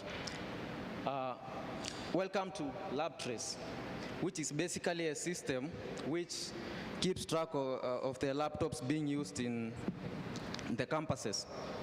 Now, why Laptress? Laptops have become everyday tools for the students, and almost everyone of us has a laptop. But really, these tools of ours are getting stolen. They have become targets for thieves, which are even fellow students who steal them and maybe sell it to other students or to places where they can be bought for cheap prices. Now, 1 in every 10, statistics say that 1 in every 10 of laptops will get stolen. So that means that for all these laptops that I see, 1 or 2, 3 will get stolen at some point. Now the problem is that, the problem is that 98% of these stolen laptops are never recovered. There are solutions to that, but they seem not to be working, and that's where LabTrace comes in. I have talked to some students, and 10% of all the students that I've talked to have been victims of laptop theft. And out of all these, a quarter of them have not the serial number and the model of their laptops, maybe because they write it somewhere in their campus or they recorded it somewhere, but 0% have not been able to be helped by that. So I came up with a solution. This is my idea, and my solution basically has 3 components. The first one is a laptop registration program, which can be done at the campuses. Mass registration, whereby we take the following details. The following details are taken: the serial number, the MAC address, which will help in recovering when they are lost. This registration can be done at campus security offices, or we can have self-registration using a mobile app. The second component of the solution is an application which will be used by security personnel at the entrance of buildings where the laptops are mostly used in our campus, maybe in the library or the computer labs. So the device, the security personnel there will take the serial number, and the app logs the location of the device. And if the laptop has been flagged as stolen in our database, then the security personnel get an alert. Now, the other component. Now, in every campus nowadays, we have free Wi-Fi. So almost all students are able to connect to the internet there with their laptops. Now, we can use the MAC address of a laptop to find out if it has been connected to a particular network. So if a stolen laptop gets connected to the campus Wi-Fi, then our system can be able to detect that and alert the security. So that is the solution. So if the computers connect, let's say computer 4 there has been stolen, the security gets an alert. Now, what differentiates my solution from other existing solutions? Some campuses, like my campus, JKUAT, has a manual registration at the entry points to some locations, such as the labs, where the security guards there record the serial number manually, but that doesn't seem to help because it's manual. You just can't go looking through the books once you have lost your laptop. It really doesn't help. So my solutions automate that, and in some campuses also, especially maybe in the United States, I've not been able to see one maybe in Kenya, have the registration system, but only the first component, where they just get the details, and those details can be used to help you in case the police find some stolen stuff and all that, to prove ownership. But then there is no recovery solution. So that's where LabTrace comes in, to offer the recovery solutions. Now, if Red Bull gives me some wings, I can be able to do this scaling, whereby the first year is basically for development and testing, and in the second year, we can roll out some selected institutions, maybe in one area, in a concentrated area, like in one county, and then in the third year, we can now fly to other institutions. Yeah, so that's my plan. I'm a one-man team for now, but as I dug deep into my idea, I realized that I may need another team member, so I'll be looking. So I'm still looking for a team member, especially one who is good at networking. Yeah.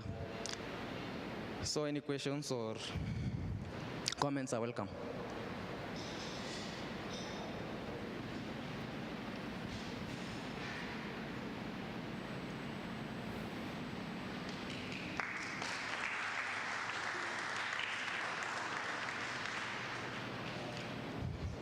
Yeah. Thank you for your presentation and centers. Okay. You know, I've lost my laptop before, and you know, there's other solutions that exist out there in the market, but I'm happy you've seen possible niche in your school, starting from there. Just go back to the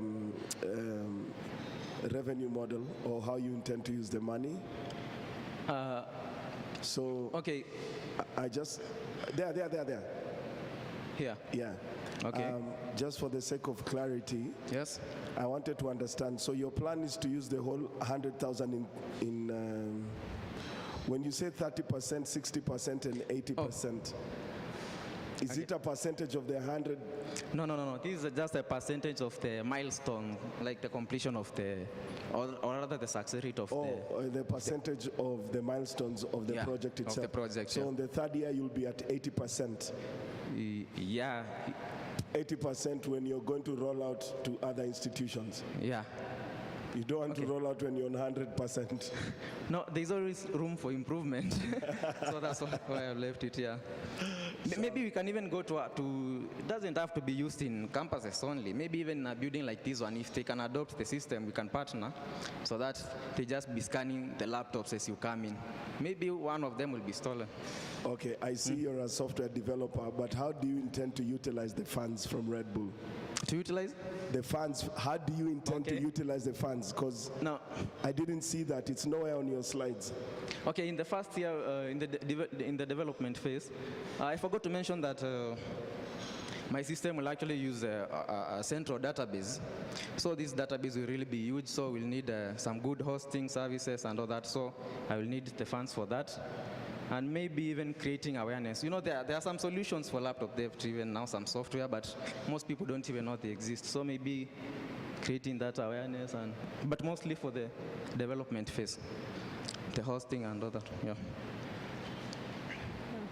And for monetization, maybe the basic one is to partner with the institutions, really. Yeah. All right. Thank you for your presentation. Mine are just two suggestions or two pieces of advice. Okay. One is to get a team. Definitely get a team. You can't do everything yourself. I'm sure you have strengths, but it's always better when you're working as a team. Sure, the second is, even as you're collecting people's data, their name, their student IDs, their laptop serial numbers, check on data privacy, especially how you'll be storing this data, if it will be accessed by the security officers at the gates, how trustable are they, or how can you make sure that data is safe? Right. Thank you for your presentation. Now, I will ask this. Two scenarios. Okay. One is that I can randomize my MAC address. You can? Randomize my MAC address. Randomly? Randomize my MAC address, right? Okay. And give you a false MAC address for you to pick your data from. So the other thing is you're using Wi-Fi, right? Yeah. What happens if I connect to a different Wi-Fi? What happens if I move the laptop to another school? Yeah. Now that's why I need Red Bull basement here, because the basis of this idea is to be able to increase the coverage for the search. Yeah, so if I get those swings, I can fly to other institutions. Yeah, and I'll use one database. Yeah. Thank you for throwing the challenge back to us. Okay. But hey, thing is, some of these solutions already exist. Yes. Some of these solutions already exist. Some are probably more advanced, but I've never been a believer that the first one to market always wins. So what I can say is continue. Try and look for partners. Sure. Nowadays, when you're looking at Wi-Fi, I think service providers are busy rolling out IoT networks. So maybe that's something you need to look into and see how you can incorporate it into your solution. Okay, that's great. And yeah, just continue. It might just be clearly there is some, you have an idea that you're getting onto, so it's just a matter of try to put your profile up there. Okay. All right, but yeah, good work. Okay, thank you very much. Thank you everyone. Thank you so much, Laptress. Another hand clap for Laptress. Okay, thank you. So next, we have MySpace. So you can make your way to the stage. Let's welcome them to the stage. Okay.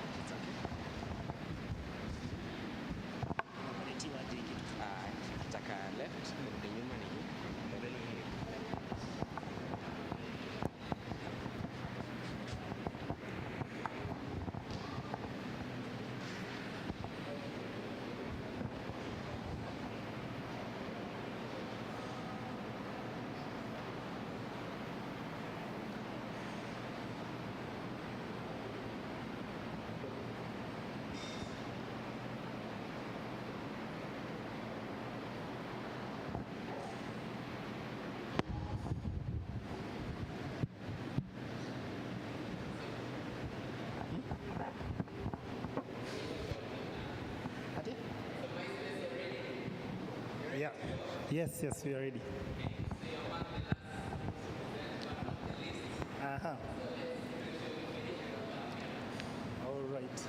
All right, definitely. This is a wonderful space we have here, considering you're talking about my space, so I plan to utilize it. So ladies and gentlemen, my space.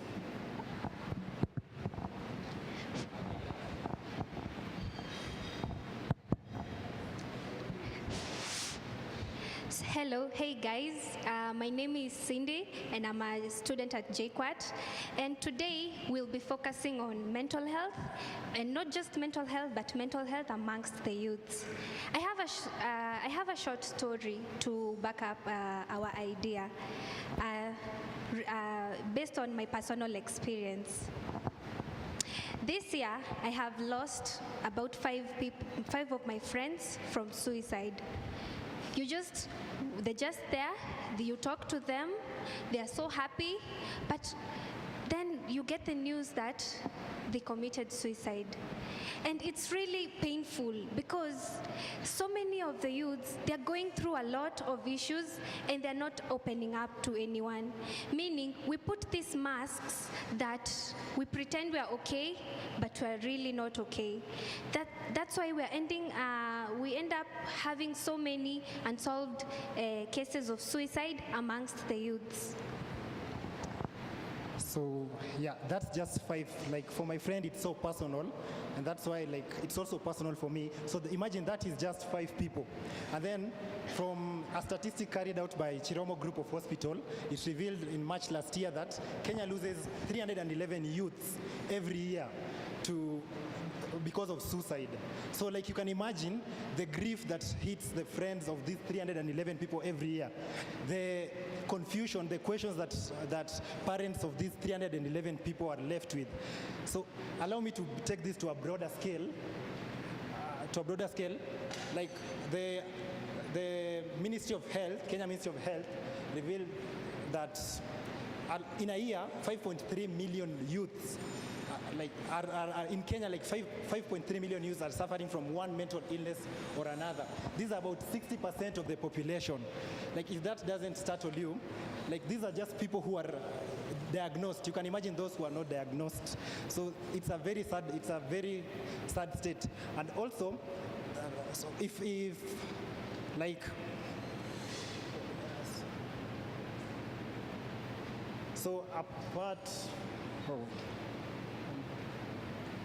as part of social anxiety.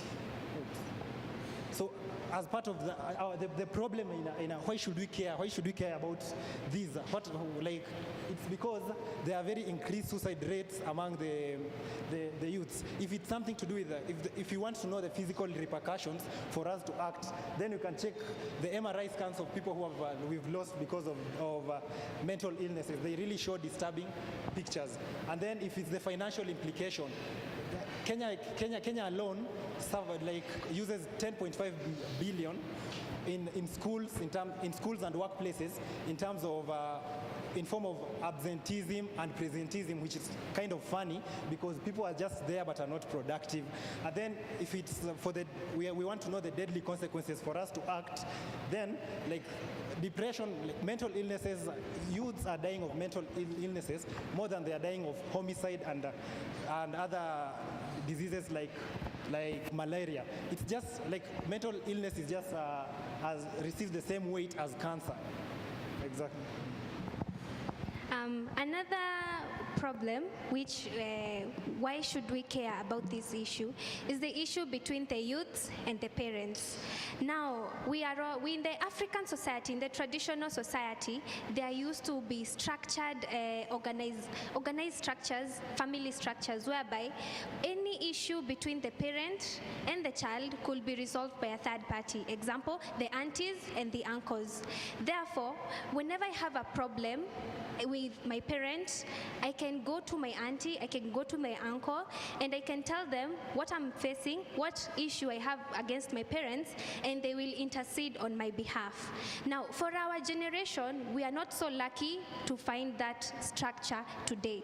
Some of us don't even know, don't have close relations with our uncles, with our aunties. Some of us, we don't even know them. We just go at a gathering, a social gathering, and we are just told, this is your auntie, this is your uncle. So really, we don't have that platform to portray our issues to our parents. That's why in our solution, we created a digital forum. This digital forum, first of all, will enable the youths to anonymously chat, to anonymously talk to peer mentors who are really trained, and also get connected to therapists. And also, in the issue of parents, our app will also introduce a platform whereby students as part of the youths in general, they can write anonymous letters to the parents, and the parents are and an awareness is issued around the parents that they get to read these letters anonymously. Therefore, the challenges that we have as youths to approach our parents and tell them we are facing this and that, the app can bridge the gap between the parents and the youths so as to really create more change. We don't have to suffer alone. Our parents don't really have to go through life thinking we are okay and we are not okay. So this app will bridge that gap. We are also having easy access to a comprehensive system whereby as the youths we use telephone, we chat a lot, we are usually online, and yet there is limited access to psychological professional care. We did a research and we figured out that counseling centers, there are about 20 of them in Kenya, and they are majorly based in Nairobi. So what about that youth who's in Kajiado and needs counseling? What are they going to do? This app is going to bridge the geographical disparities that we have in bringing access to healthcare, professional care to the youths. We also have self-help therapy. Self-help therapy is you can be able to manage your own conditions by yourself. We have structured courses whereby if I want to learn more about depression, anxiety, I can take a course, I can learn all about it, so that in as much as it is community-based, we empower people to also empower themselves so that they can be able to help themselves in conquering the diseases. Help yourself so that we can help you. Okay, so what's our target audience? Our target audience is the youth. The youth, this is a group that is has not understood that it's sometime okay not to be okay. So this is what we are trying to bring to normalize.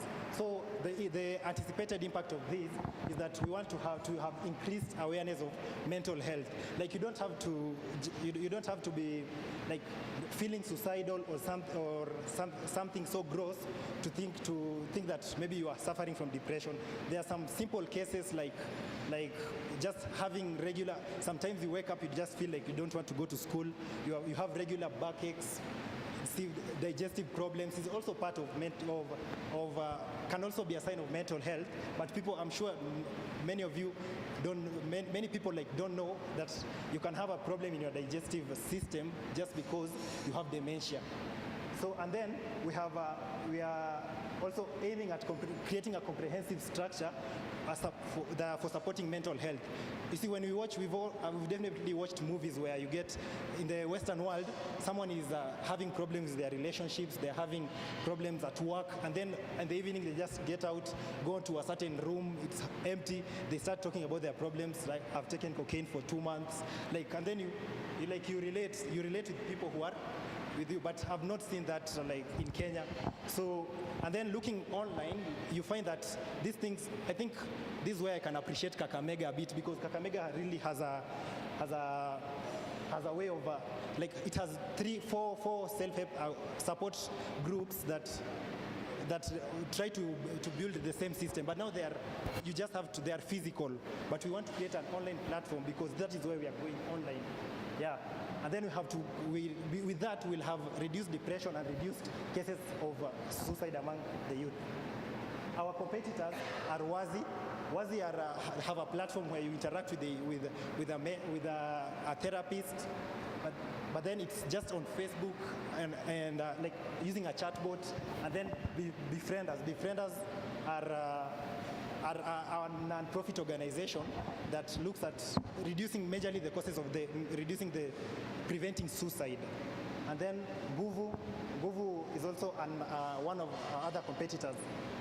Then, so what makes us unique from these apps? First of all, we are targeting a specific audience. We noticed that most of these digital apps, whereby not just in local, in Africa alone, even abroad, they target a wide audience, whereby you just go, you get connected to a therapist, and you start undergoing help. But our forum, we want to create a forum specifically for the youths, because every age group, every social group has its own unique problems, and the therapists that we are connecting to them, the mentors that we are connecting to them, we want to ensure that they are fully capable and they are experienced in handling issues that the youths are facing. So that's one of our key aspects. Another key aspect is inclusivity. Most of these apps, they're just therapy based. We want to include so many factors. We want to include even people with disabilities. We've realized most of these apps, they're not even accessible for people with disabilities. There is no text-to-speech output. There is no hover effects for people with cognitive disabilities. We want to include everyone in the procedure of empowering everyone to support mental health. We also have community involvement. We are using parents. We want parents to hear about our issues. We also using the community around us. We have support groups. We want to create support groups for men, support groups for ladies, support groups for young mothers. We want to create support groups so that you cannot feel you're alone when you're facing your issue, because some of the key challenges that the youths face is feeling they are alone in what they are facing. We want to include a community that will help us realize you have a support system. You're not alone. Another key aspect of our app is it's cost effective. Most of these apps, you pay a subscription in order to access these services. Now we're talking about the youths. We're talking about unemployed youths. We're talking about students. Where will they get the money to really access these services beforehand? So we included some set of innovative ways which are going to get revenue on our own, which we'll discuss later, so that the students can access these services for free. Of course, there will be premium services, but most of this access can be regularly available for the students and also for the youths in general, so that they can be able to access widely without having the issue of financial constraint when using these apps, because financial constraint is another key aspect that is really challenging in the issue of mental health. Even when we come to professional therapy services, they will be subsidized, not so that they can be able, so that a normal student can be able to access these professional services. And it's also thematic forums. Our forums, they're going to be thematic. Let's say Relationship Monday, Career Tuesday, Family Wednesday, so that we can be able to be flexible to include different aspects of issues that the youths are facing as we try to look for solutions to them. So in our public forums where the youths are anonymously talking to mentors, they are anonymously getting connected to coaches, and they have themes for every day, we will ensure there is every inclusivity in these unique issues that the youths are facing.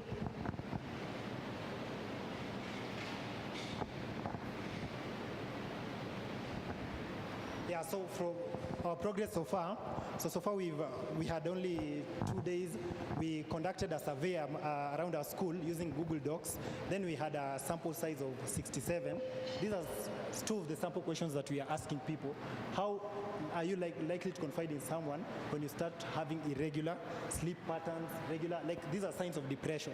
But then 83% of the respondents admitted to difficulty in opening up. That's just a typical illustration of our youth. Then 70% of the respondents, based on this question, do you have digestive problems, backache? Can there be signs of mental illness? So 70% respondents had showed that they don't have enough awareness of what mental health really is.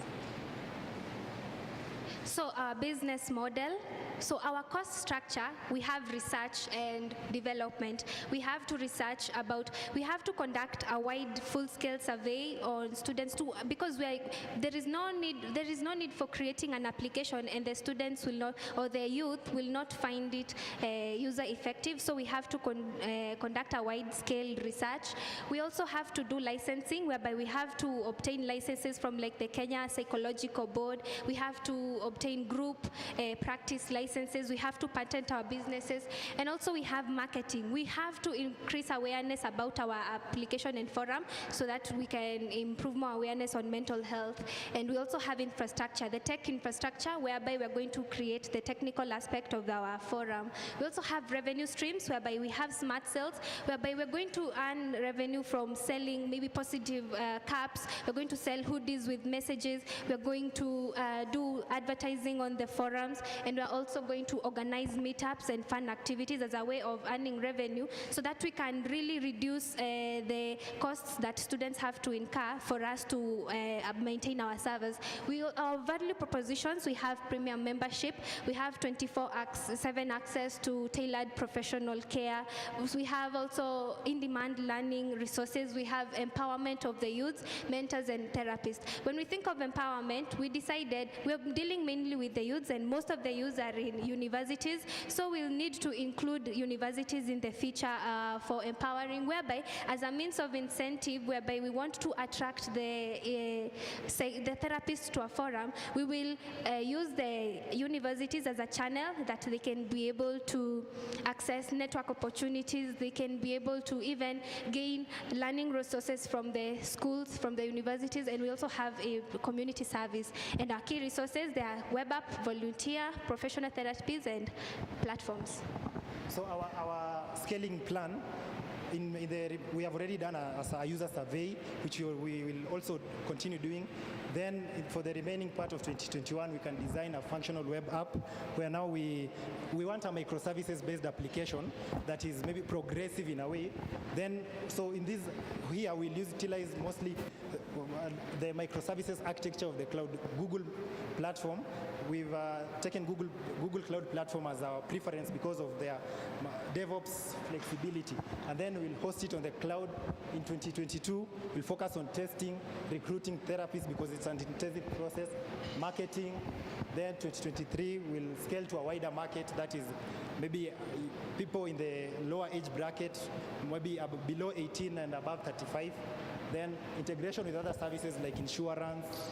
Then premium services will also come in with premium services which are more benefiting. And then for our financial plan, most of our budget, 64% of our budget will go to developing and hosting the app, because like, okay, on Google Cloud Platform, we've researched and found out that we want a microservices-based architecture. That means we want maybe a Kubernetes. We will utilize the Kubernetes like platform, whereby we'll have hosting one Kubernetes cluster with 2 pods will cost $111 in a month.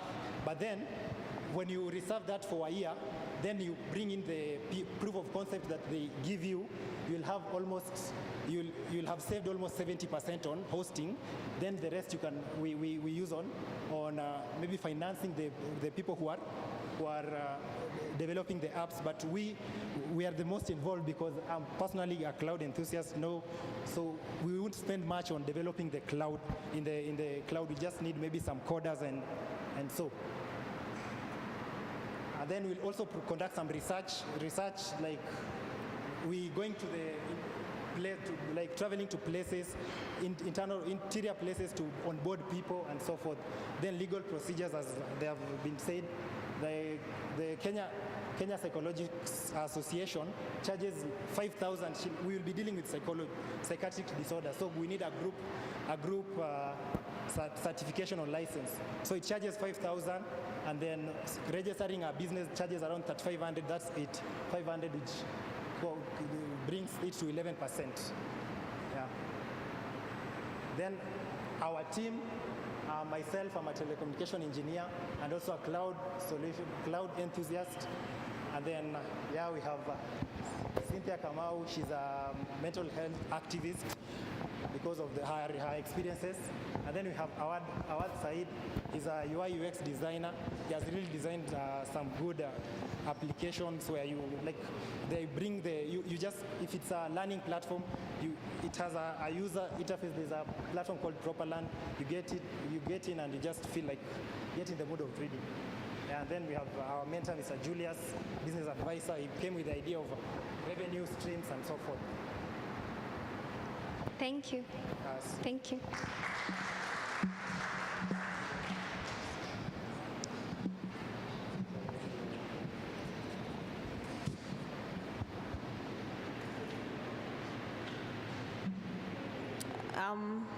I had a couple of questions, but as you kept going, you answered them. So you presented for 19 minutes, and the time you are supposed to present is for 10 minutes. So that means for time, you literally get 1 mark out of 10 marks. So please watch on that. If you're given a specific time frame to present within that time, because to be honest, even the attention of the people listening to you starts to drift.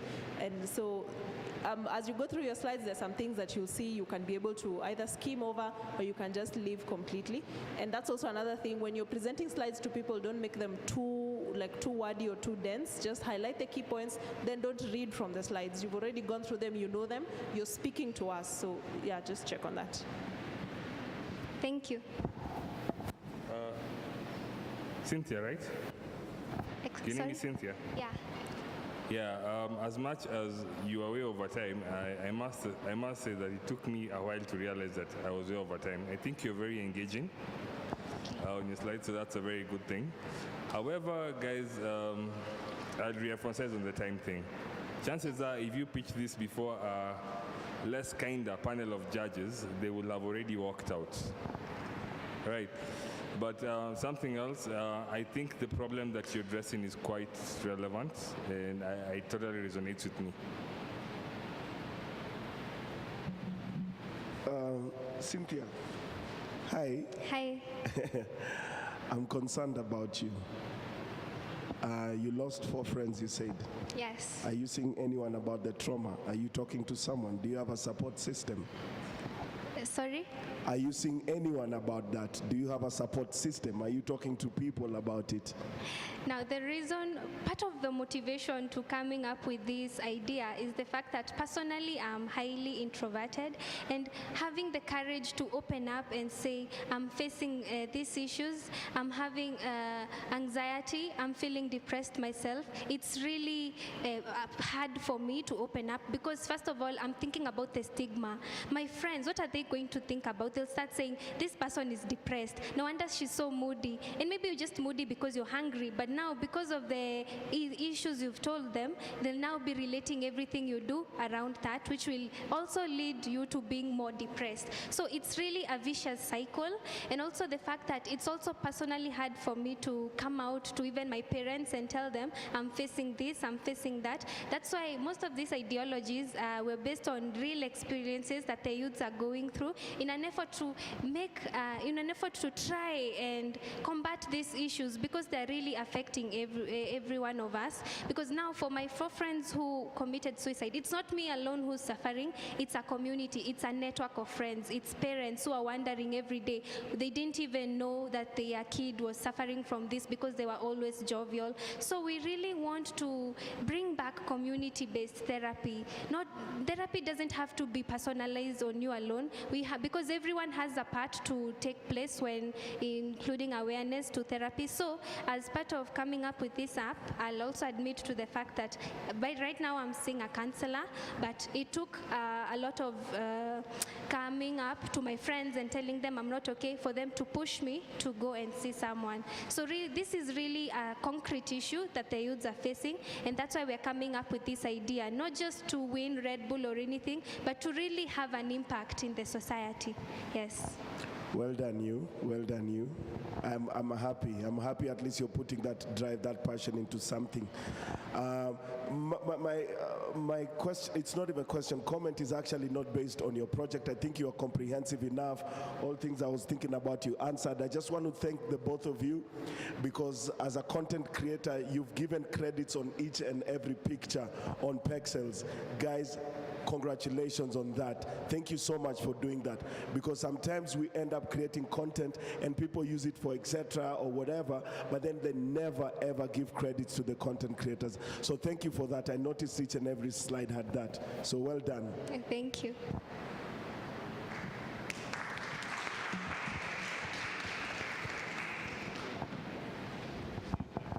Another clap for MySpace. Okay, thank you. Finally, we have the last presentation. Pillow. Is it about sleep? Okay, I don't know what it's about, but then Ted and his team will definitely tell us what it's all about. So maybe we'll give the judges 1 or 2 minutes.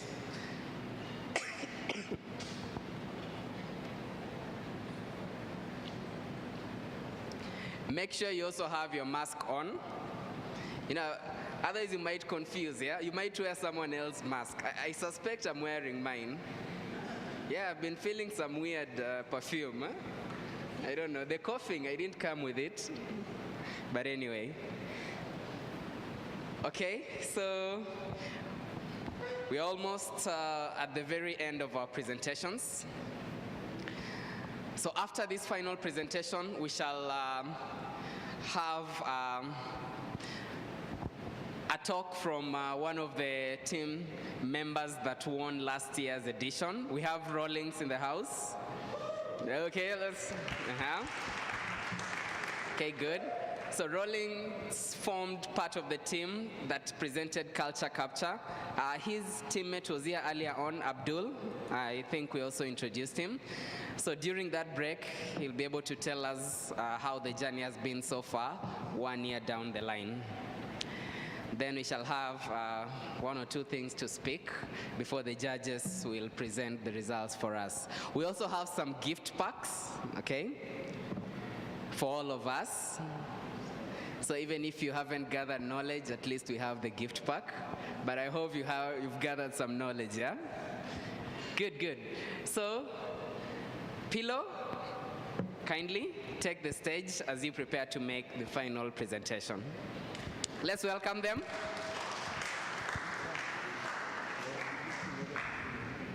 Okay.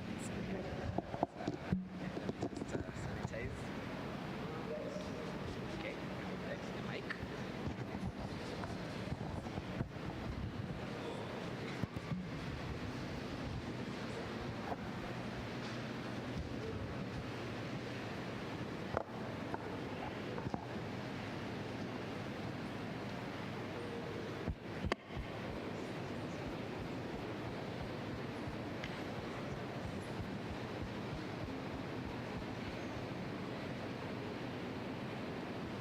Good evening, everyone. I'm Ted. Hi, I'm Caleb. And we are from Team Pillow. In 2019, a research by MDPI, that is the Multidimensional Digital Publishers Institute, estimates that 114 million English language scholar documents exist in the web. But this number is nothing compared to the amount of non-research documents created by students. But shockingly enough, only 10% of these non-research documents created by students end up in web platforms. Why is this? Okay, when we talk of non-research documents, we are talking about assignments. Such as those 10 points you wrote in first year and second year about why development is both an art and a science. Reports. That report you wrote in that year, 3-page report on after physics laboratory. Subjective submissions. Such as those subjective assignments on why development contributes to destruction of environment. So you do realize that these are the actual documents that give students sleepless nights, and you know very well once the submissions have been made, nothing comes so much from that. Most of the submissions, after you make the submissions, the documents, they are marked or something, and then they do not become so beneficial to the students after that. And what do you think, why specifically non-research documents from students? For one, these documents, they are untapped, meaning that we have knowledge in them that never goes into use. Two, these documents, they are easily available. You know that every day students are making submissions, every day, every hour, yeah, so, and again, these documents, they are readily available. So the solution? Pillow, a platform that utilizes giving value to these resources that are dormant, that have dormant knowledge. A pillow in our platform is any document that is uploaded by a student to the platform. A student is the creator, and anyone seeking that pillow is the seeker. So creator-centric, the pillows, they are majorly centered around the creator, unlike other sources of papers or other articles that do not focus on the author, or they do not give credits to the creator. When getting a document into our platform, that is a pillow, a user uploads the document and then keys in keywords that are related to this document, this pillow. After this, we as the admin take charge, and we use 3 metrics to validate whether this document should be released to the public or not. These 3 metrics are: 1, plagiarism. The second one, we check for offensive content through a natural language processing pipeline. And the third one, we check for relationship between the keywords that the creator put and the content that he has given. So the seeker is the person who is going to, who is in need of these documents. So the seeker has to input the keywords and the specific phrases to find the documents. And then once the seeker finds the document of interest, the seeker reviews. The seeker may also cite the articles so that the creator or the author may get the ratings. Yeah. In our income model, we have three methods in which the revenue will be generated and circulated. The first is from the creators. When the creator, a creator that has a pillow, wants their pillow to appear as the first result, when a seeker searches for this document, they will be charged an amount, and this amount goes to pillow. The second model is from the seekers. Now, when the seeker wants to buy a document or a pillow from the creator, he will have to pay the charge and will get a commission from that. The third method is through rewarding the system. That is, we are creating a score that is through the reviews and the sightings given. Once you get to a certain specific score in our pillow rating, you will be rewarded a certain amount. These are our targets. We are targeting $30,000 and 2 million users in 5 years. That seems like a very huge number, but there are 221 million scholars who are in universities, tertiary scholars in universities, 221, that is 1%. So if you are targeting just 1% of this entire population to get this in 5 years. Yes, so this is our roadmap. We want to spend 12% of the amount we have to create a minimal viable product. And then we are going to spend 62% to secure cloud space, because our platform heavily relies on cloud storage. And then we are going to spend the rest on research, not on research, on marketing and scaling the platform. For the marketing, after buying storage, that will be on the 4th month. We'll take 1 year and have the records of the finance every year from the 4th month.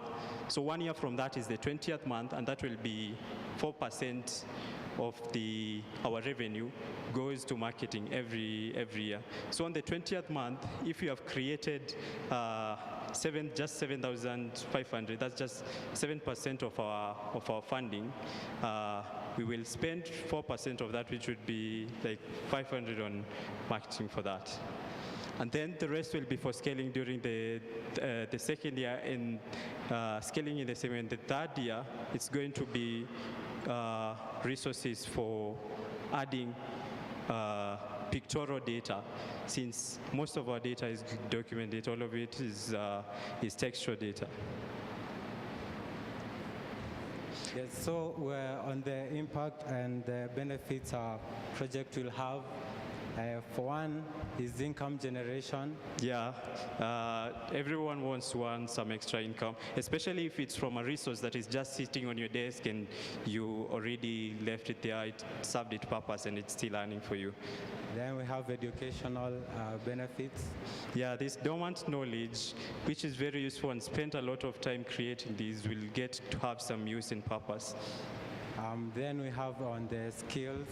During the pillow score will be used by someone to validate their skills during a job search. So you have a specific topic, you have uploaded content, and you've gotten sightings and reviews.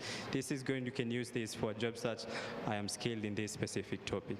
And that's it for us. Thank you for your time.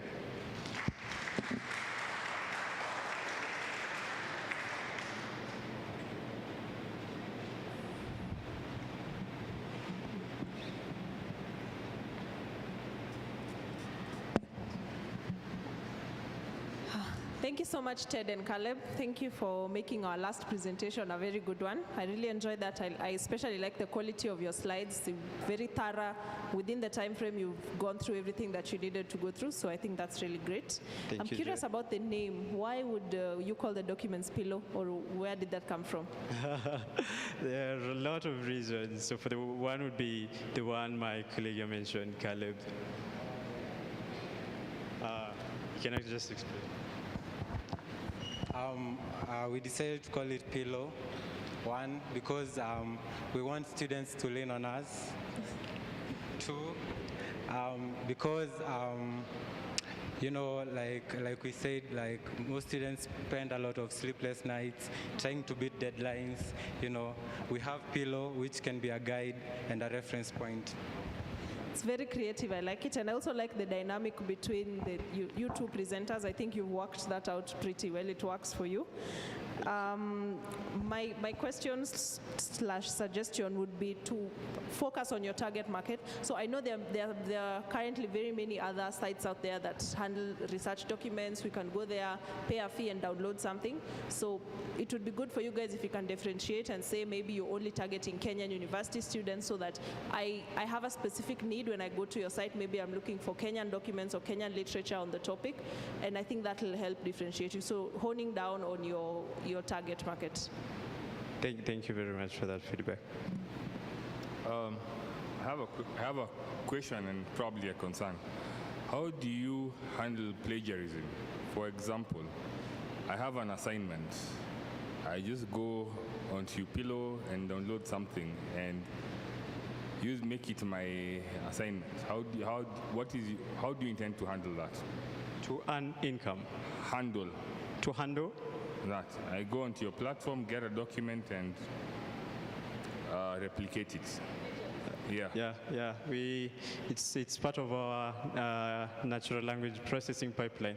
So that some of the documents that students do in a class, they're from the same topic, so they have the same content, but they are sort of different. So we use natural language processing to deal with plagiarism first. So you cannot upload a document that already exists. So I'm just talking about a normal college assignment here. Yeah. Like I'm given an assignment, go talk about Maslow's, give an essay on Maslow's. Then I come to your platform, download something, copy it, and give it to the lecturer.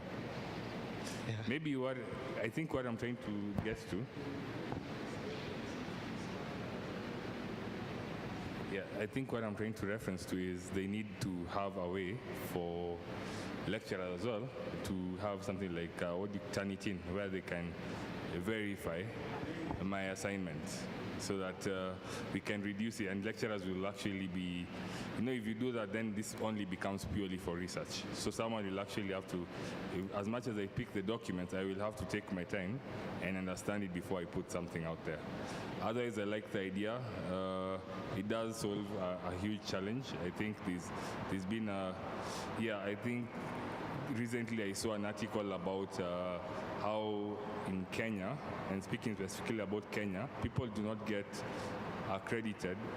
They receive the relevant credit for their work they've done. And when you're talking about written intellectual property, I think it's something that's a struggle across the world. I think if you're able to crack that monetization model, I think you actually have something. And as Joya said, you need to focus. Focus is very key, because if you go big and try and boil the ocean, you will not succeed. But if you actually just get a relevant audience and focus on it, you will actually go far. Thank you. Okay, thank you.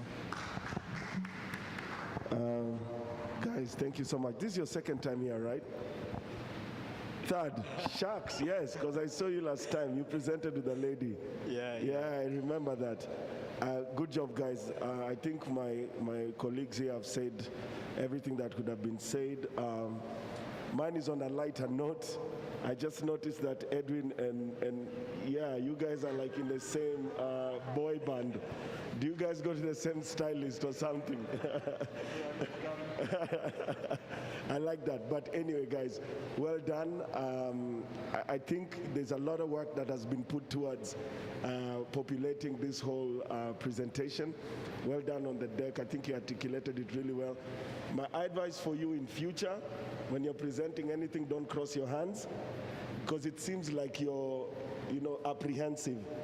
So in future, just relax, put your hands down. If you want to walk around the stage, get a Red Bull. Sawa. Kwanza, in fact, pewa moja on me. Chukua Red Bull, on me. Sawa. Thank you so much, guys. Thank you very much, Brian.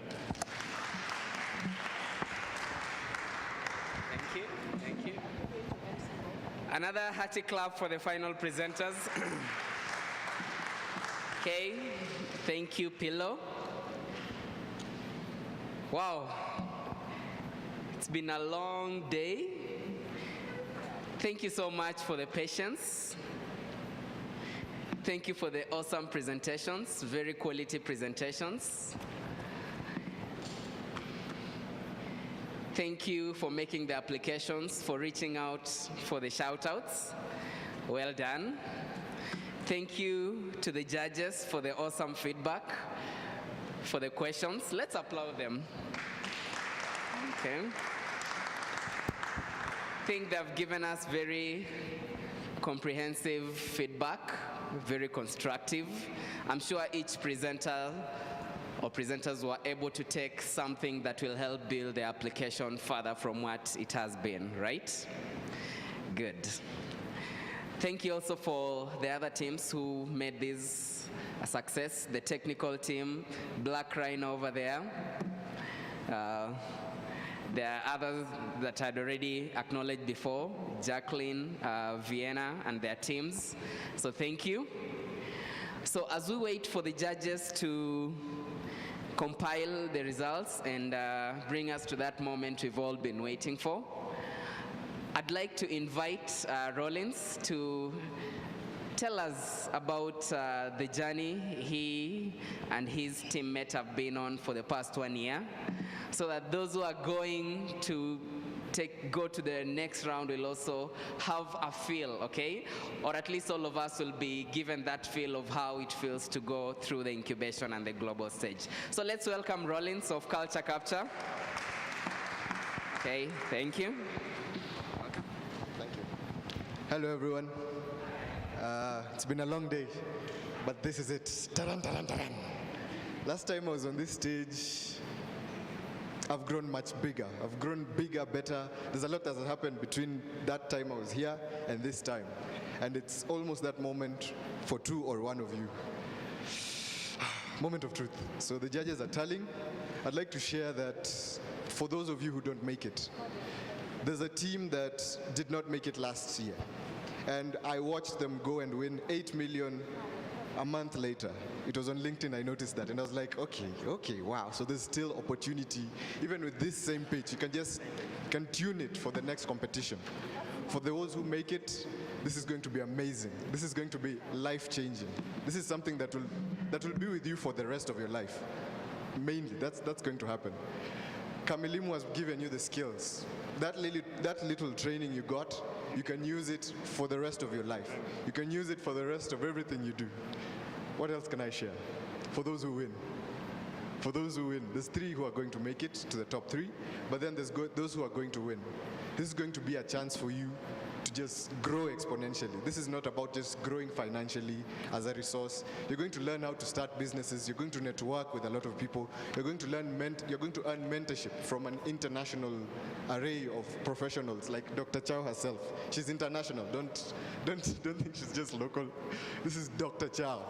And you've earned a piece from her through the Kamilimu training, but now you're going to win and earn something from a global training.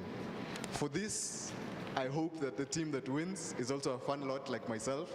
It will give you the opportunity to actually enjoy the experience. For those of you who've made it this far, I hope you've enjoyed the experience. I hope you grow further. I hope you grow further. Don't give up on what you're doing. Just improve it, tune it, try in another competition. 1 month later, let's also see you on LinkedIn shouting, I pitched this here, it didn't work. I pitched this here, it worked. Sooner rather than later, we're all going to be here as, important people, guests of, how are they called? Guests of honor. Yeah.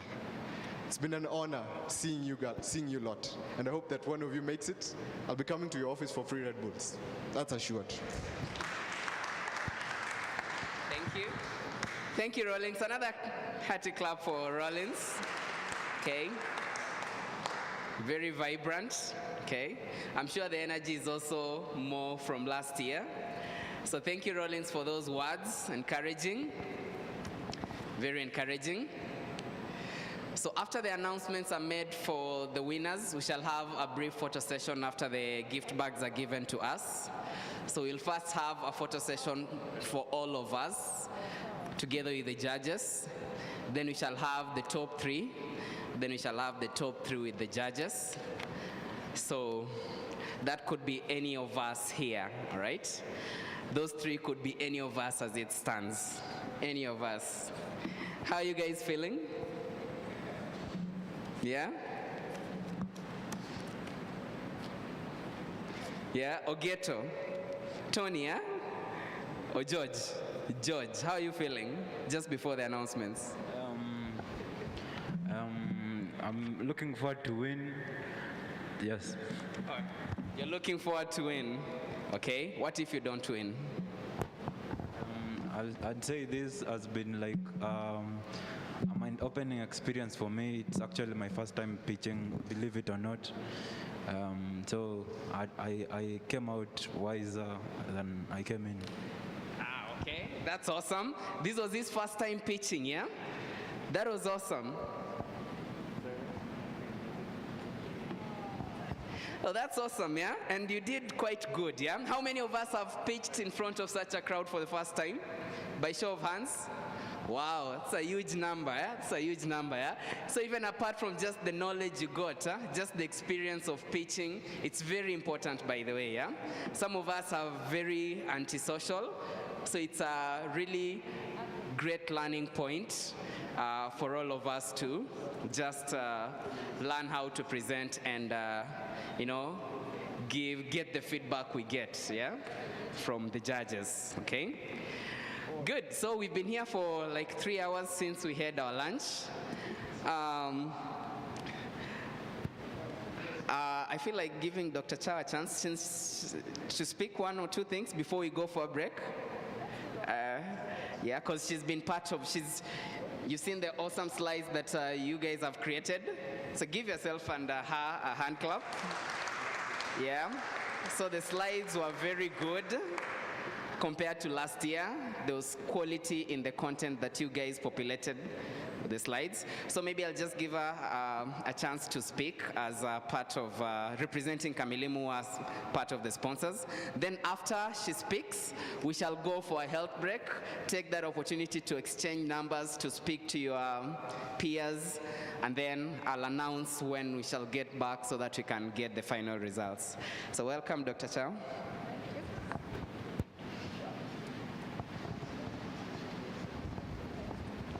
So because we've been sitting down the whole day, we are going to play a game. Okay? So everybody stand up except the judges, of course. Okay, so I'm going to say random statements, and if it's true, you sit down. So Dennis, if the remaining person standing is the winner. Okay? All right. So sit down if you are a first year.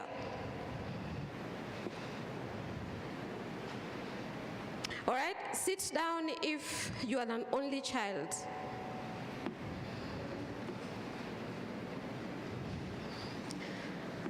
So sit down if you did not present an original idea today. Okay? Sit down if you've been arrested in the last 6 months, for whatever reason. Of course, Hamisi has been arrested. Sit down if you're a last born.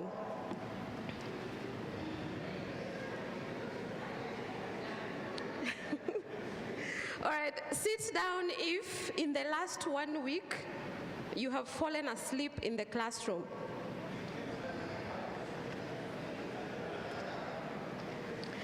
All right, sit down if you're wearing anything yellow.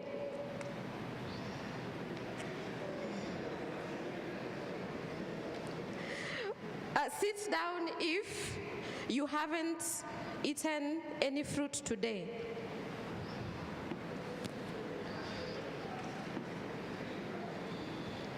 Okay, sit down if, I'm gonna get a little more scandalous, so if you're left standing, that's a problem.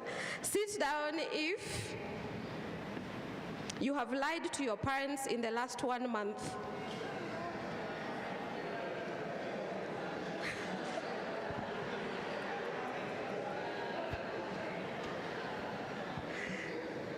Somebody had to sit down. How many people are left? Okay. You guys, are you part of the game? So where are you gonna sit down? Okay, so sit down if you're wearing jeans.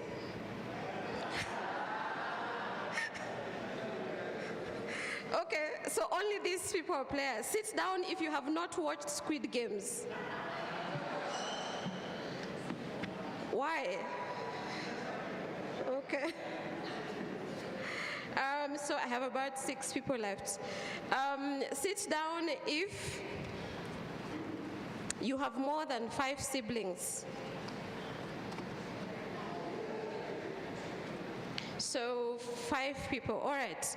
Sit down if you have given a bribe in the last 6 months.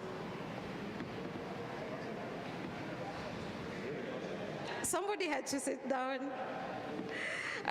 Sit down if you cannot sing the East African national anthem. Or rather, East African anthem. What? Everyone has sat down. Okay, the last 4 people stand up, and I'm gonna ask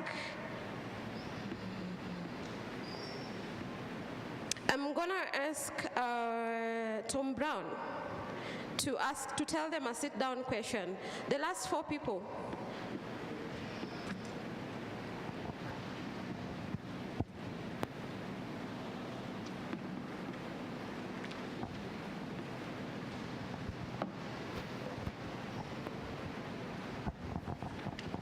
Sit down if you've watched the news in the last night. If you've watched the news.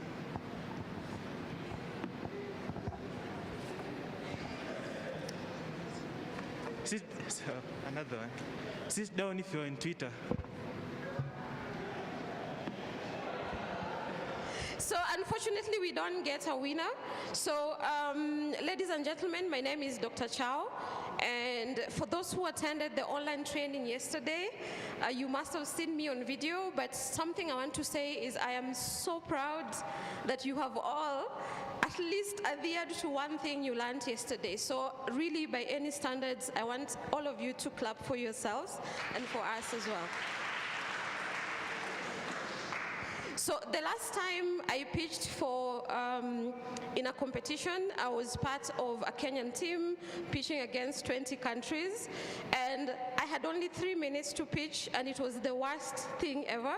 I was just telling somebody that before a big thing, I never eat, and I don't speak to anybody.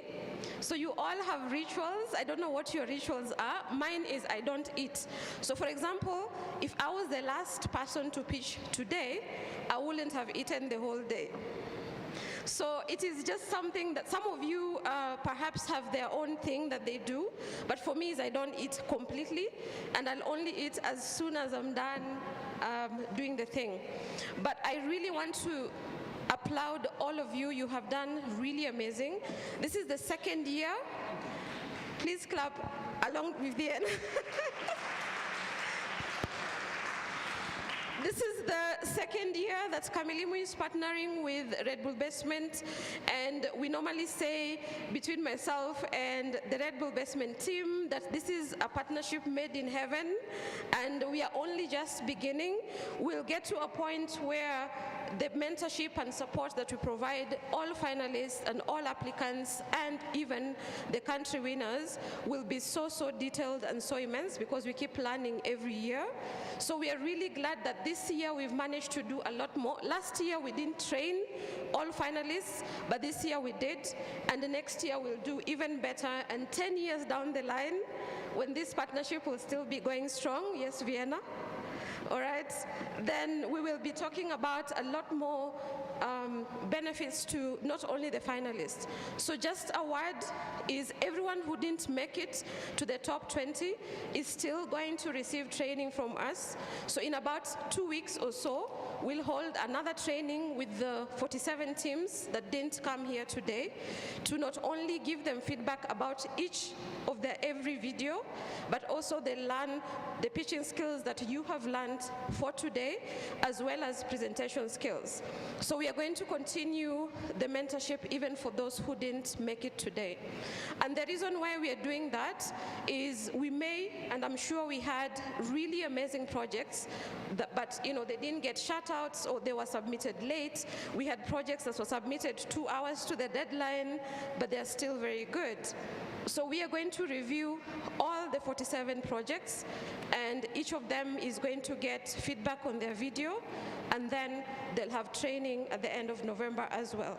So everybody still wins. And lastly, I just want to say we are obviously, this is a competition by any standards. So unfortunately, not everyone can win in the literal sense of the word. So while we'll have 3 country winners and while we have 3 top winners and 1 country winner, the rest of the teams, you'll feel bad. I'm not discounting that. There's something about putting the efforts coming in here today. You'll obviously feel a little pinch, a little disappointed. That's completely normal, and please feel it if you feel it. It's okay. But at the end of the day, when we go home and sleep and wake up tomorrow, we continue with the innovation either way. So thank you very much. Those of you who will come back next year, I will still see you next year. And in 10 years, when either you come back as judges or you come back as supporters, I really do believe that we'll still be here together and stronger. Thank you very much.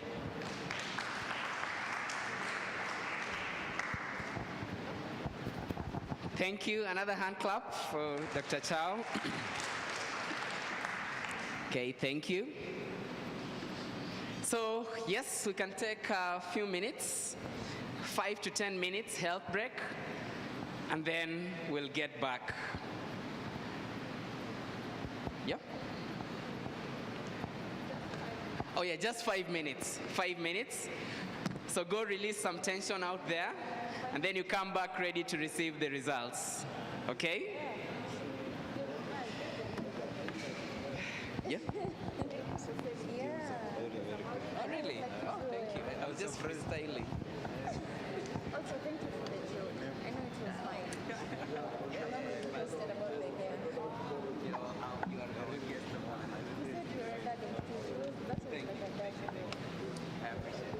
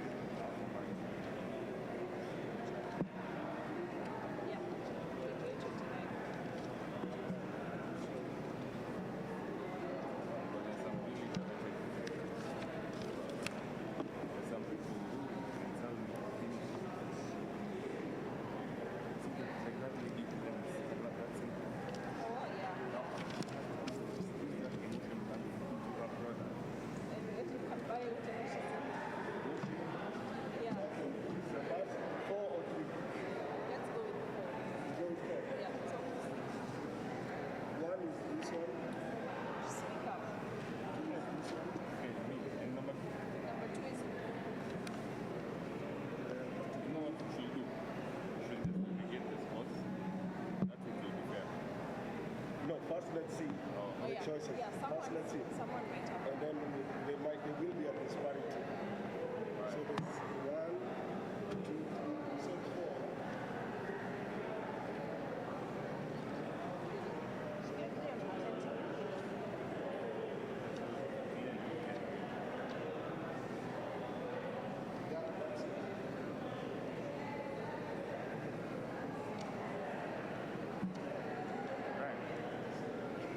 That's it from me.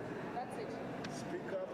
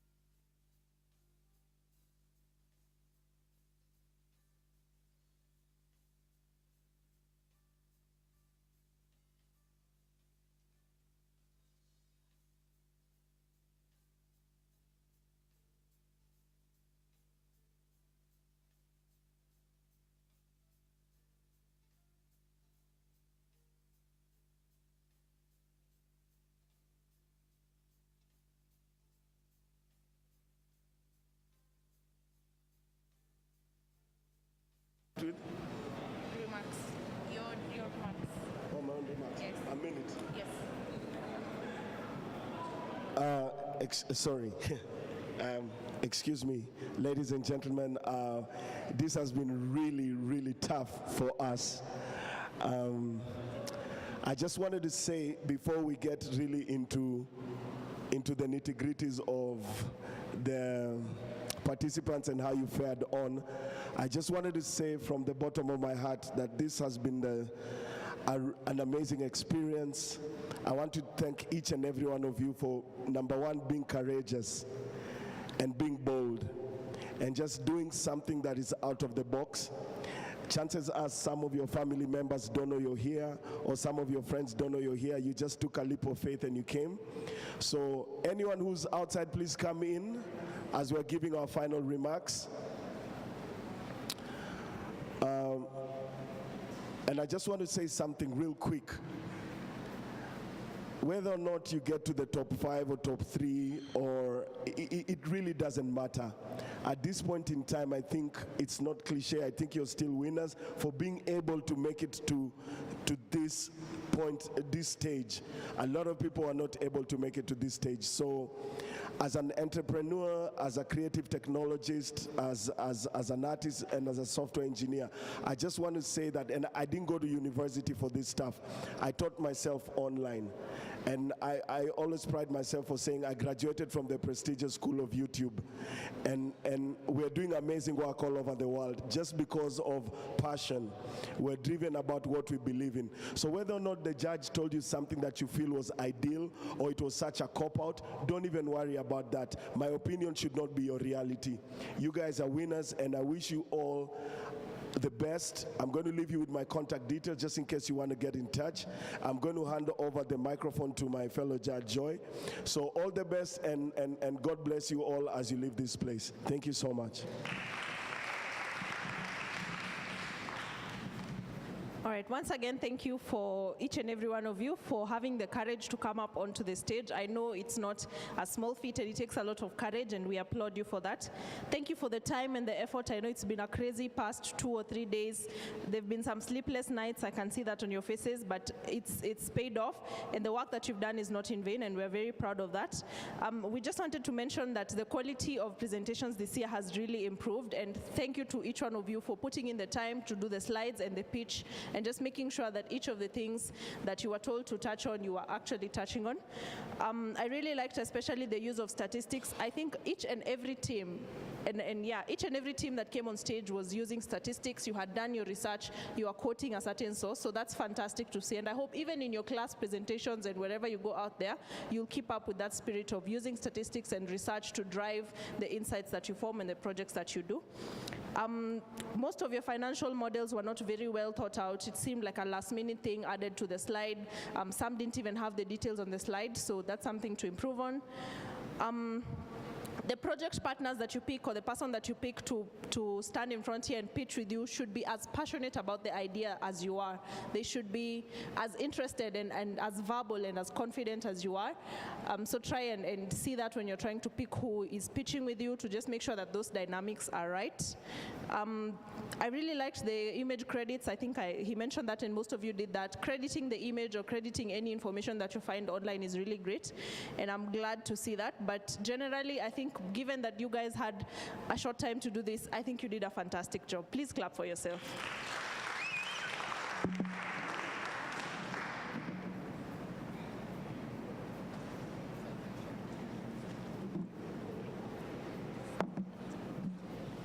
Hey guys, don't be too hard on yourselves. I know it's been a really grueling couple of days. It's been tough. I know there's, as Joy has mentioned, there's sleepless nights, but I would like to first start by thanking you all for sparing your time and coming up on stage and just telling the world what you have, right? Now, before we get to announcing the results, I want to just share some things that I think will go a great way into maybe your next presentations, because I believe this, with the kind of ideas you guys have, this cannot be the last place that you pitch them to. So I'm just going to mention a few things which will probably go a long way in the next pitch that you have. One, I would like to advise you to think big. Think think global. You're on a global stage. You know, the whole goal of coming up here is for you to pitch your dream to us.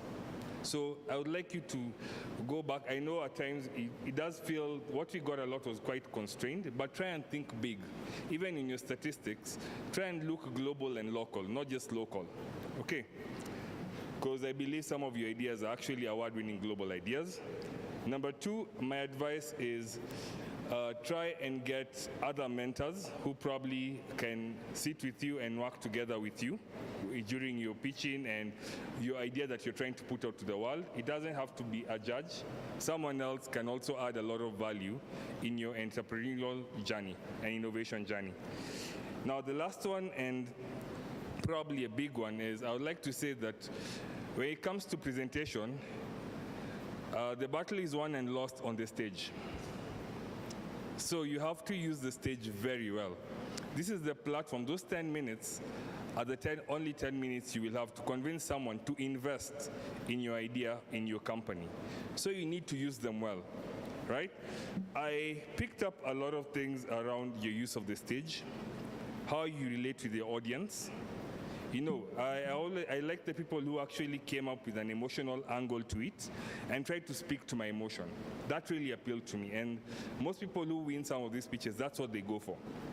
Okay. Your presentations, I did pick up some that were not very well done.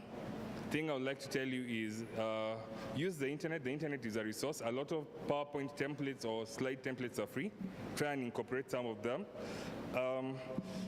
Another thing, I felt people were a bit unsure about the content that they were putting forward. So I know you had a short time, but I said it's all lost and won on the stage. So try and rehearse your presentations a bit more. Okay? Because actually the difference between a good idea and a better idea is how it's articulated to someone. And probably the other thing, and I know this might not augur well with a couple of people, is look, if you're coming to sit in front of judges and very esteemed judges, you need to look the part. Okay? You need to show up there like, you know, you mean business. And business, I'm sorry, will not be just one coming in looking like Mark Zuckerberg. Okay? You have to come in and look the part. Look like you're ready for business. Look like you're about to close $1 million deal today. Okay? And every time you do a pitch, always go for gold. Right. So thank you very much. That's all for me. You guys did a fantastic job. Thank you.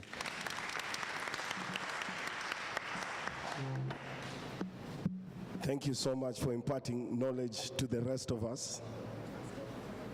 I go on stage. I need a laptop. Yeah? May I please borrow it? It's gone off.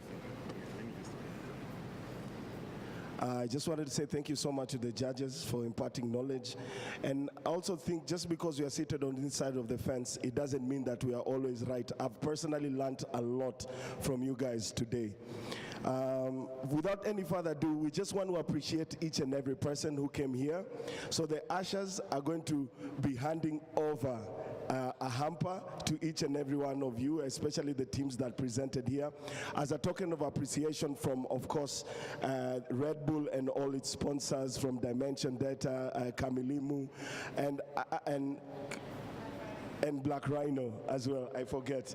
So I just wanted to say that I'm going to be calling out the names, and then the beautiful ushers, just raise your hands wherever you're going to be, and the beautiful ushers will bring you a token of our appreciation. Team Lap Trace. Thank you so much. If you're solo, you can actually, carry it for your girlfriend or someone else. Take advantage, by the way. Please give that guy extra. He was courageous to present solo. Find Mind. Where you at? Find Mind. Find My ID. Sorry, there's no space here. Find My ID.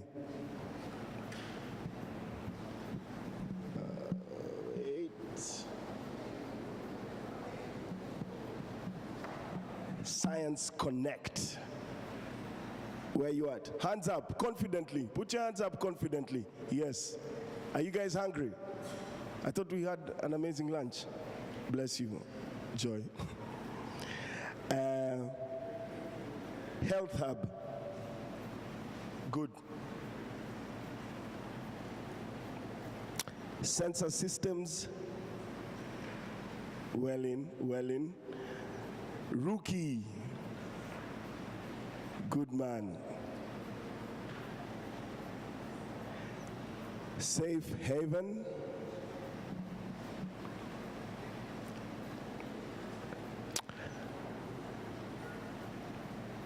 Isa. Was there a team called Isa? Yo. Isha. Ah, you guys, Isha. The Japanese guys. You guys have killed me today. Change your name. Jipange. Where you at, Jipange? Well in. My space. And if your co-founder is not here, I think they're handing over, if two or they've already left, I think you can collect for the other person. As Mayangu. Yay. Pedal Power. I see you. Give Pedal Power too, man. That guy was super courageous. I think he got all the votes for being super confident. Well done, man. Well done. Pillow.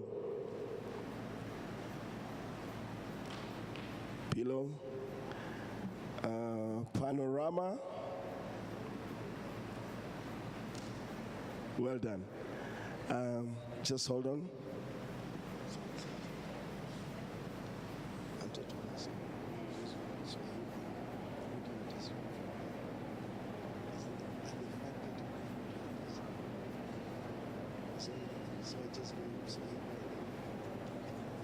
And then now you can do the... Okay.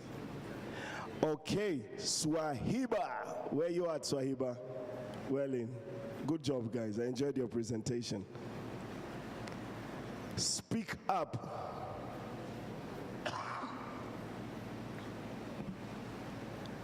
Super passionate, man. Super passionate about your idea. There's a lot of support, by the way, Speak Up. There's a lot of support that from the community. I know people who can really help your idea. So let's actually have a conversation after this to see how best we can propel that. Now, because you're all smart and you've done your math and counting from backwards, so it means now we are on the top 3. And I just wanted to say that, sorry, ladies. I just wanted to say that it's been a really, really tough decision.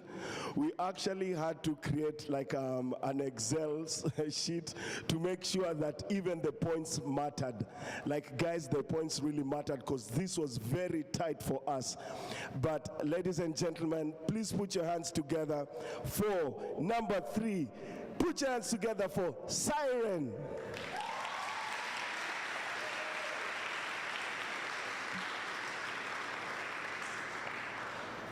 Do they get like a hamper? They get the Red Bull fridge? Or they come on stage? Please come on stage.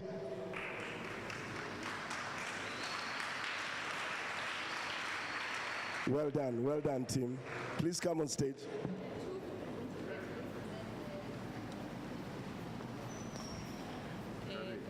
Let's see how you said number 3 is what? Number 3 is Siren. Number 3 is Speak Up. No, you've read number 3, but you see number 1 is name. God so damn.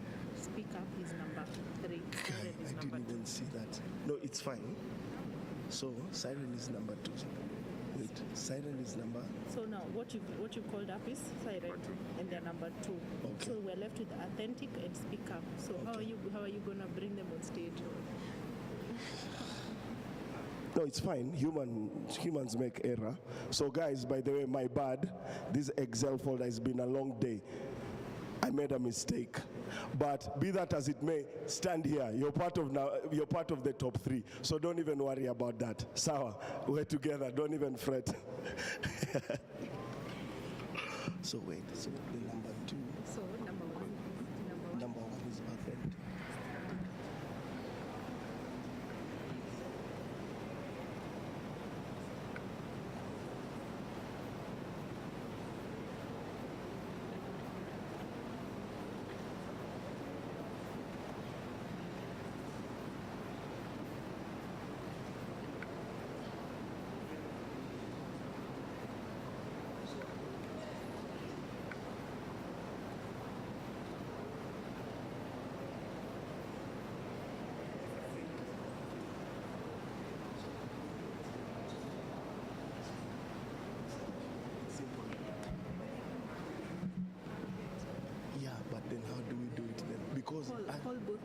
can speak up back to the stage, and then you say, these are our top three. Ama, you've already called speak up.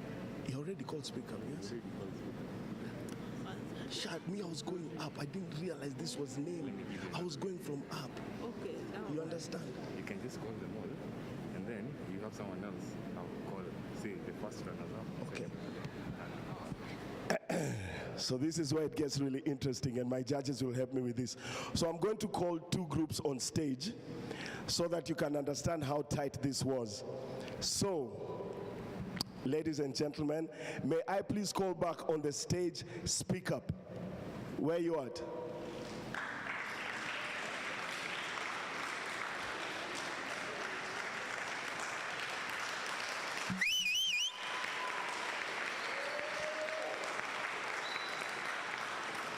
Your hamper? Photo ops, my guy, photo ops. Okay, so also I'd like to acknowledge that we actually have another group coming on stage right now. So please put your hands together for Authentic. Yeah.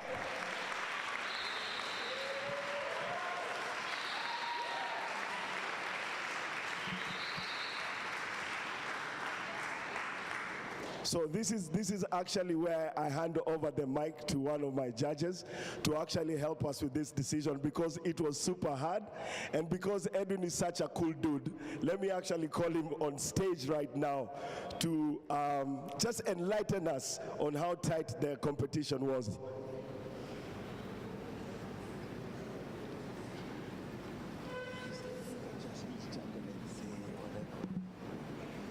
Right. It's been a long day. Thank you guys for coming on stage. I'm sure you're all buzzing. I'm sure everyone wants to hear where everybody goes. And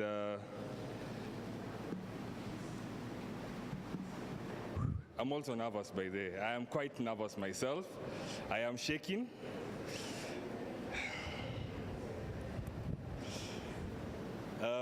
Allow me a minute to confer, because this is that tight. It is so tight. Allow me to confer one more time.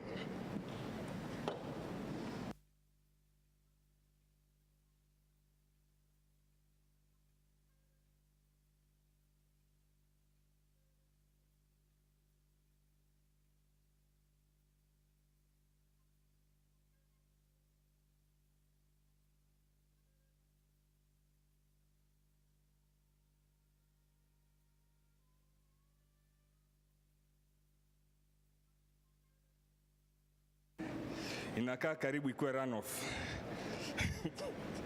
So, the people I present to you today in front of the stage are the winners, the top 3 winners of the Red Bull Basement. Give them a hand clap.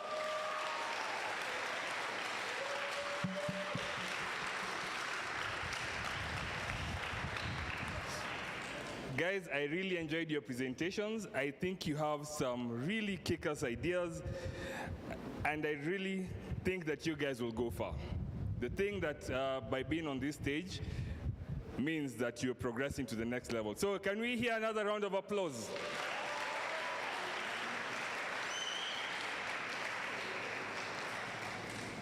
So, drum roll.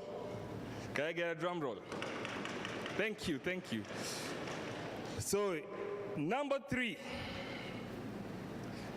coming in at, well, position 3, is Pick Up.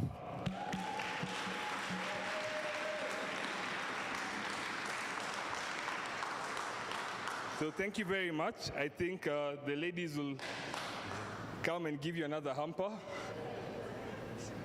Well, I heard it's fine, so thank you very much. You may have your seat.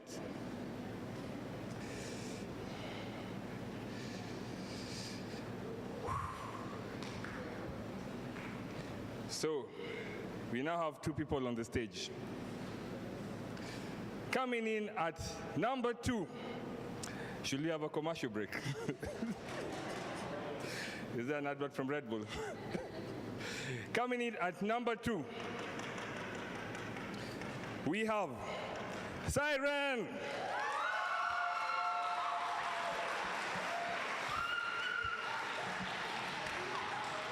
And coming in at number 1, we have Authentic.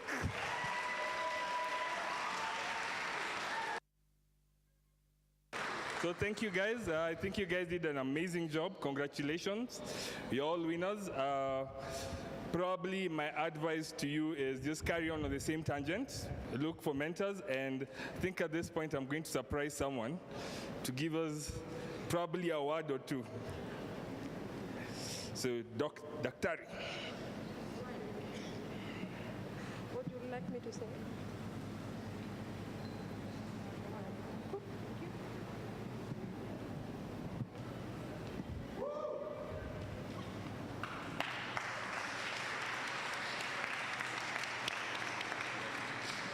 All right, so I honestly, this was a really, really tough competition by any standards, tougher than last year and the previous year combined. So first of all, I'm so proud of you. Jeff, just give Jeff his speak up. He's seated at the back. Please clap for Jeff again. Well done.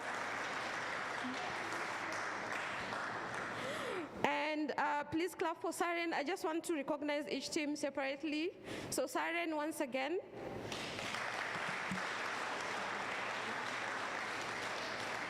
And finally, Kaleno and Ivy.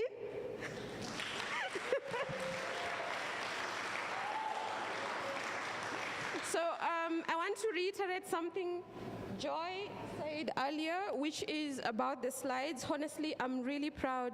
Yesterday we had almost a crash course in the morning, and I think all teams attended, and I'm so glad that you implemented the lessons we actually taught you.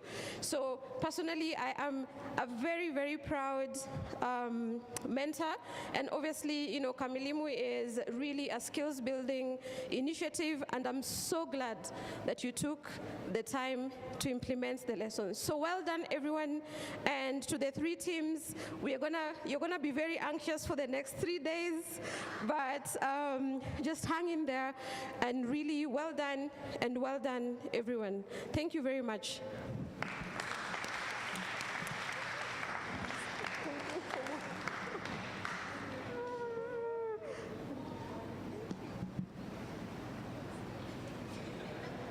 Wow. Congratulations, guys. Congratulations. And congratulations to all of you. Thank you. So we're going to have quick photo sessions. So the first photo will be just for the winners, followed by winners and the judge, and finally all of us, okay? So kindly the winners just congregate. Is congregate the right word to use? Ah, okay. So thank you, judges, for the good news, okay? Maybe just to make it clear, any of these could represent the country, okay? Oops, sorry. So any of these 3, based on the judgment of the global team, could represent the country. So it could be Siren, it could be Speak Up, it could be Authentic. So again, fingers crossed to all of them so that we get the best team to represent us, okay? Good. Okay, judges, kindly. Honorable judges, a photo with the winners. Yeah. Yeah. You cannot even, please just maintain distance. It's okay, it's an accident, come on.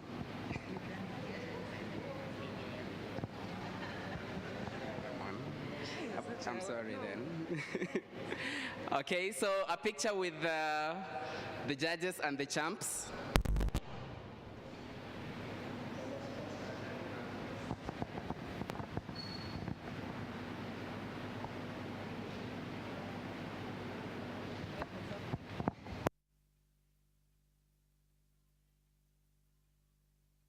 All of us, a picture, all of us.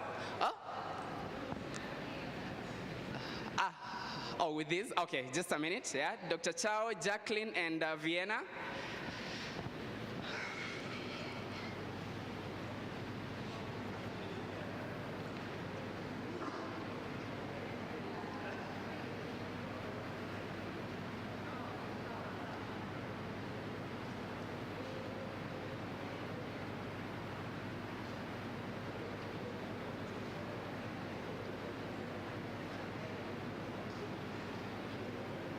Okay, good. Then all of us, just remain there, because it's all of us now. All of us, kindly, let's come to the stage, the whole team. Yeah, everybody, with the ones who are already there, kindly remain there. Then all of us, let's just go and take that general photo. Everyone, okay. Oh, others can stand down here. Yeah, you can just arrange them. Okay. On, off, on or off? On, huh? Yeah, please keep your mask on, because I doubt we'll have any social distance. We wouldn't want to be arrested while waiting for the global decision. So yes, so I've been advised by the photographer that some of us will want to come stand just down here. Yeah. So just. Yeah, the taller ones, come down. So if you are tall, come down. Just a few. Yeah, I think that's fine.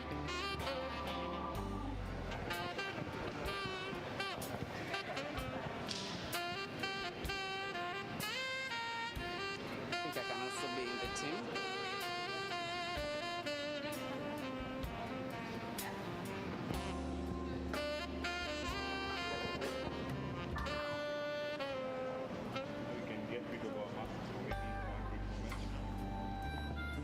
Have your mask on. Some of these photos will be published, so MOH could come for us, yeah?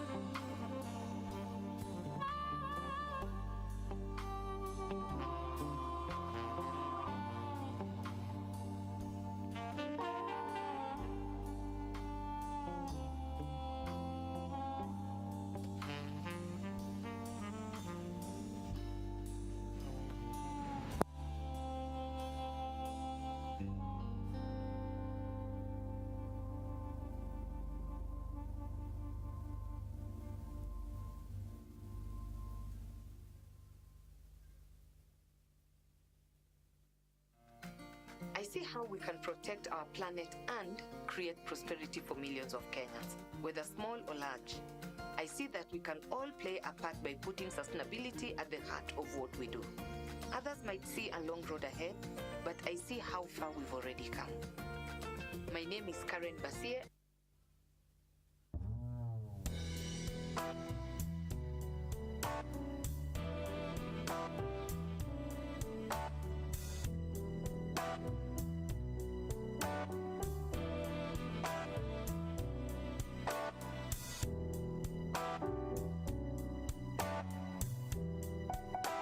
Thank you.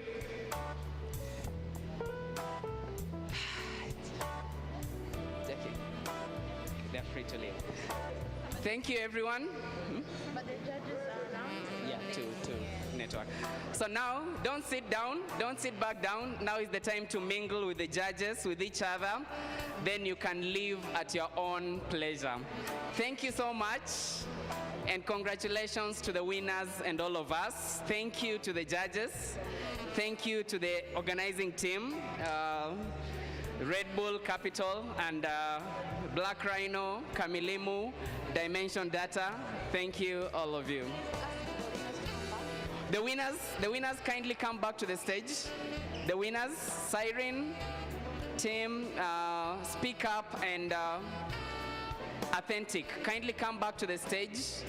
The three teams, the three winning teams.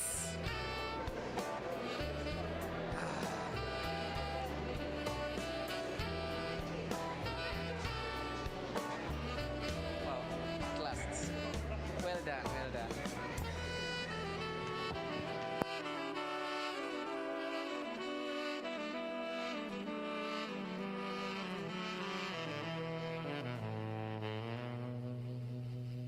Speak up. Speak up. Oh, he's there. Yeah, yeah.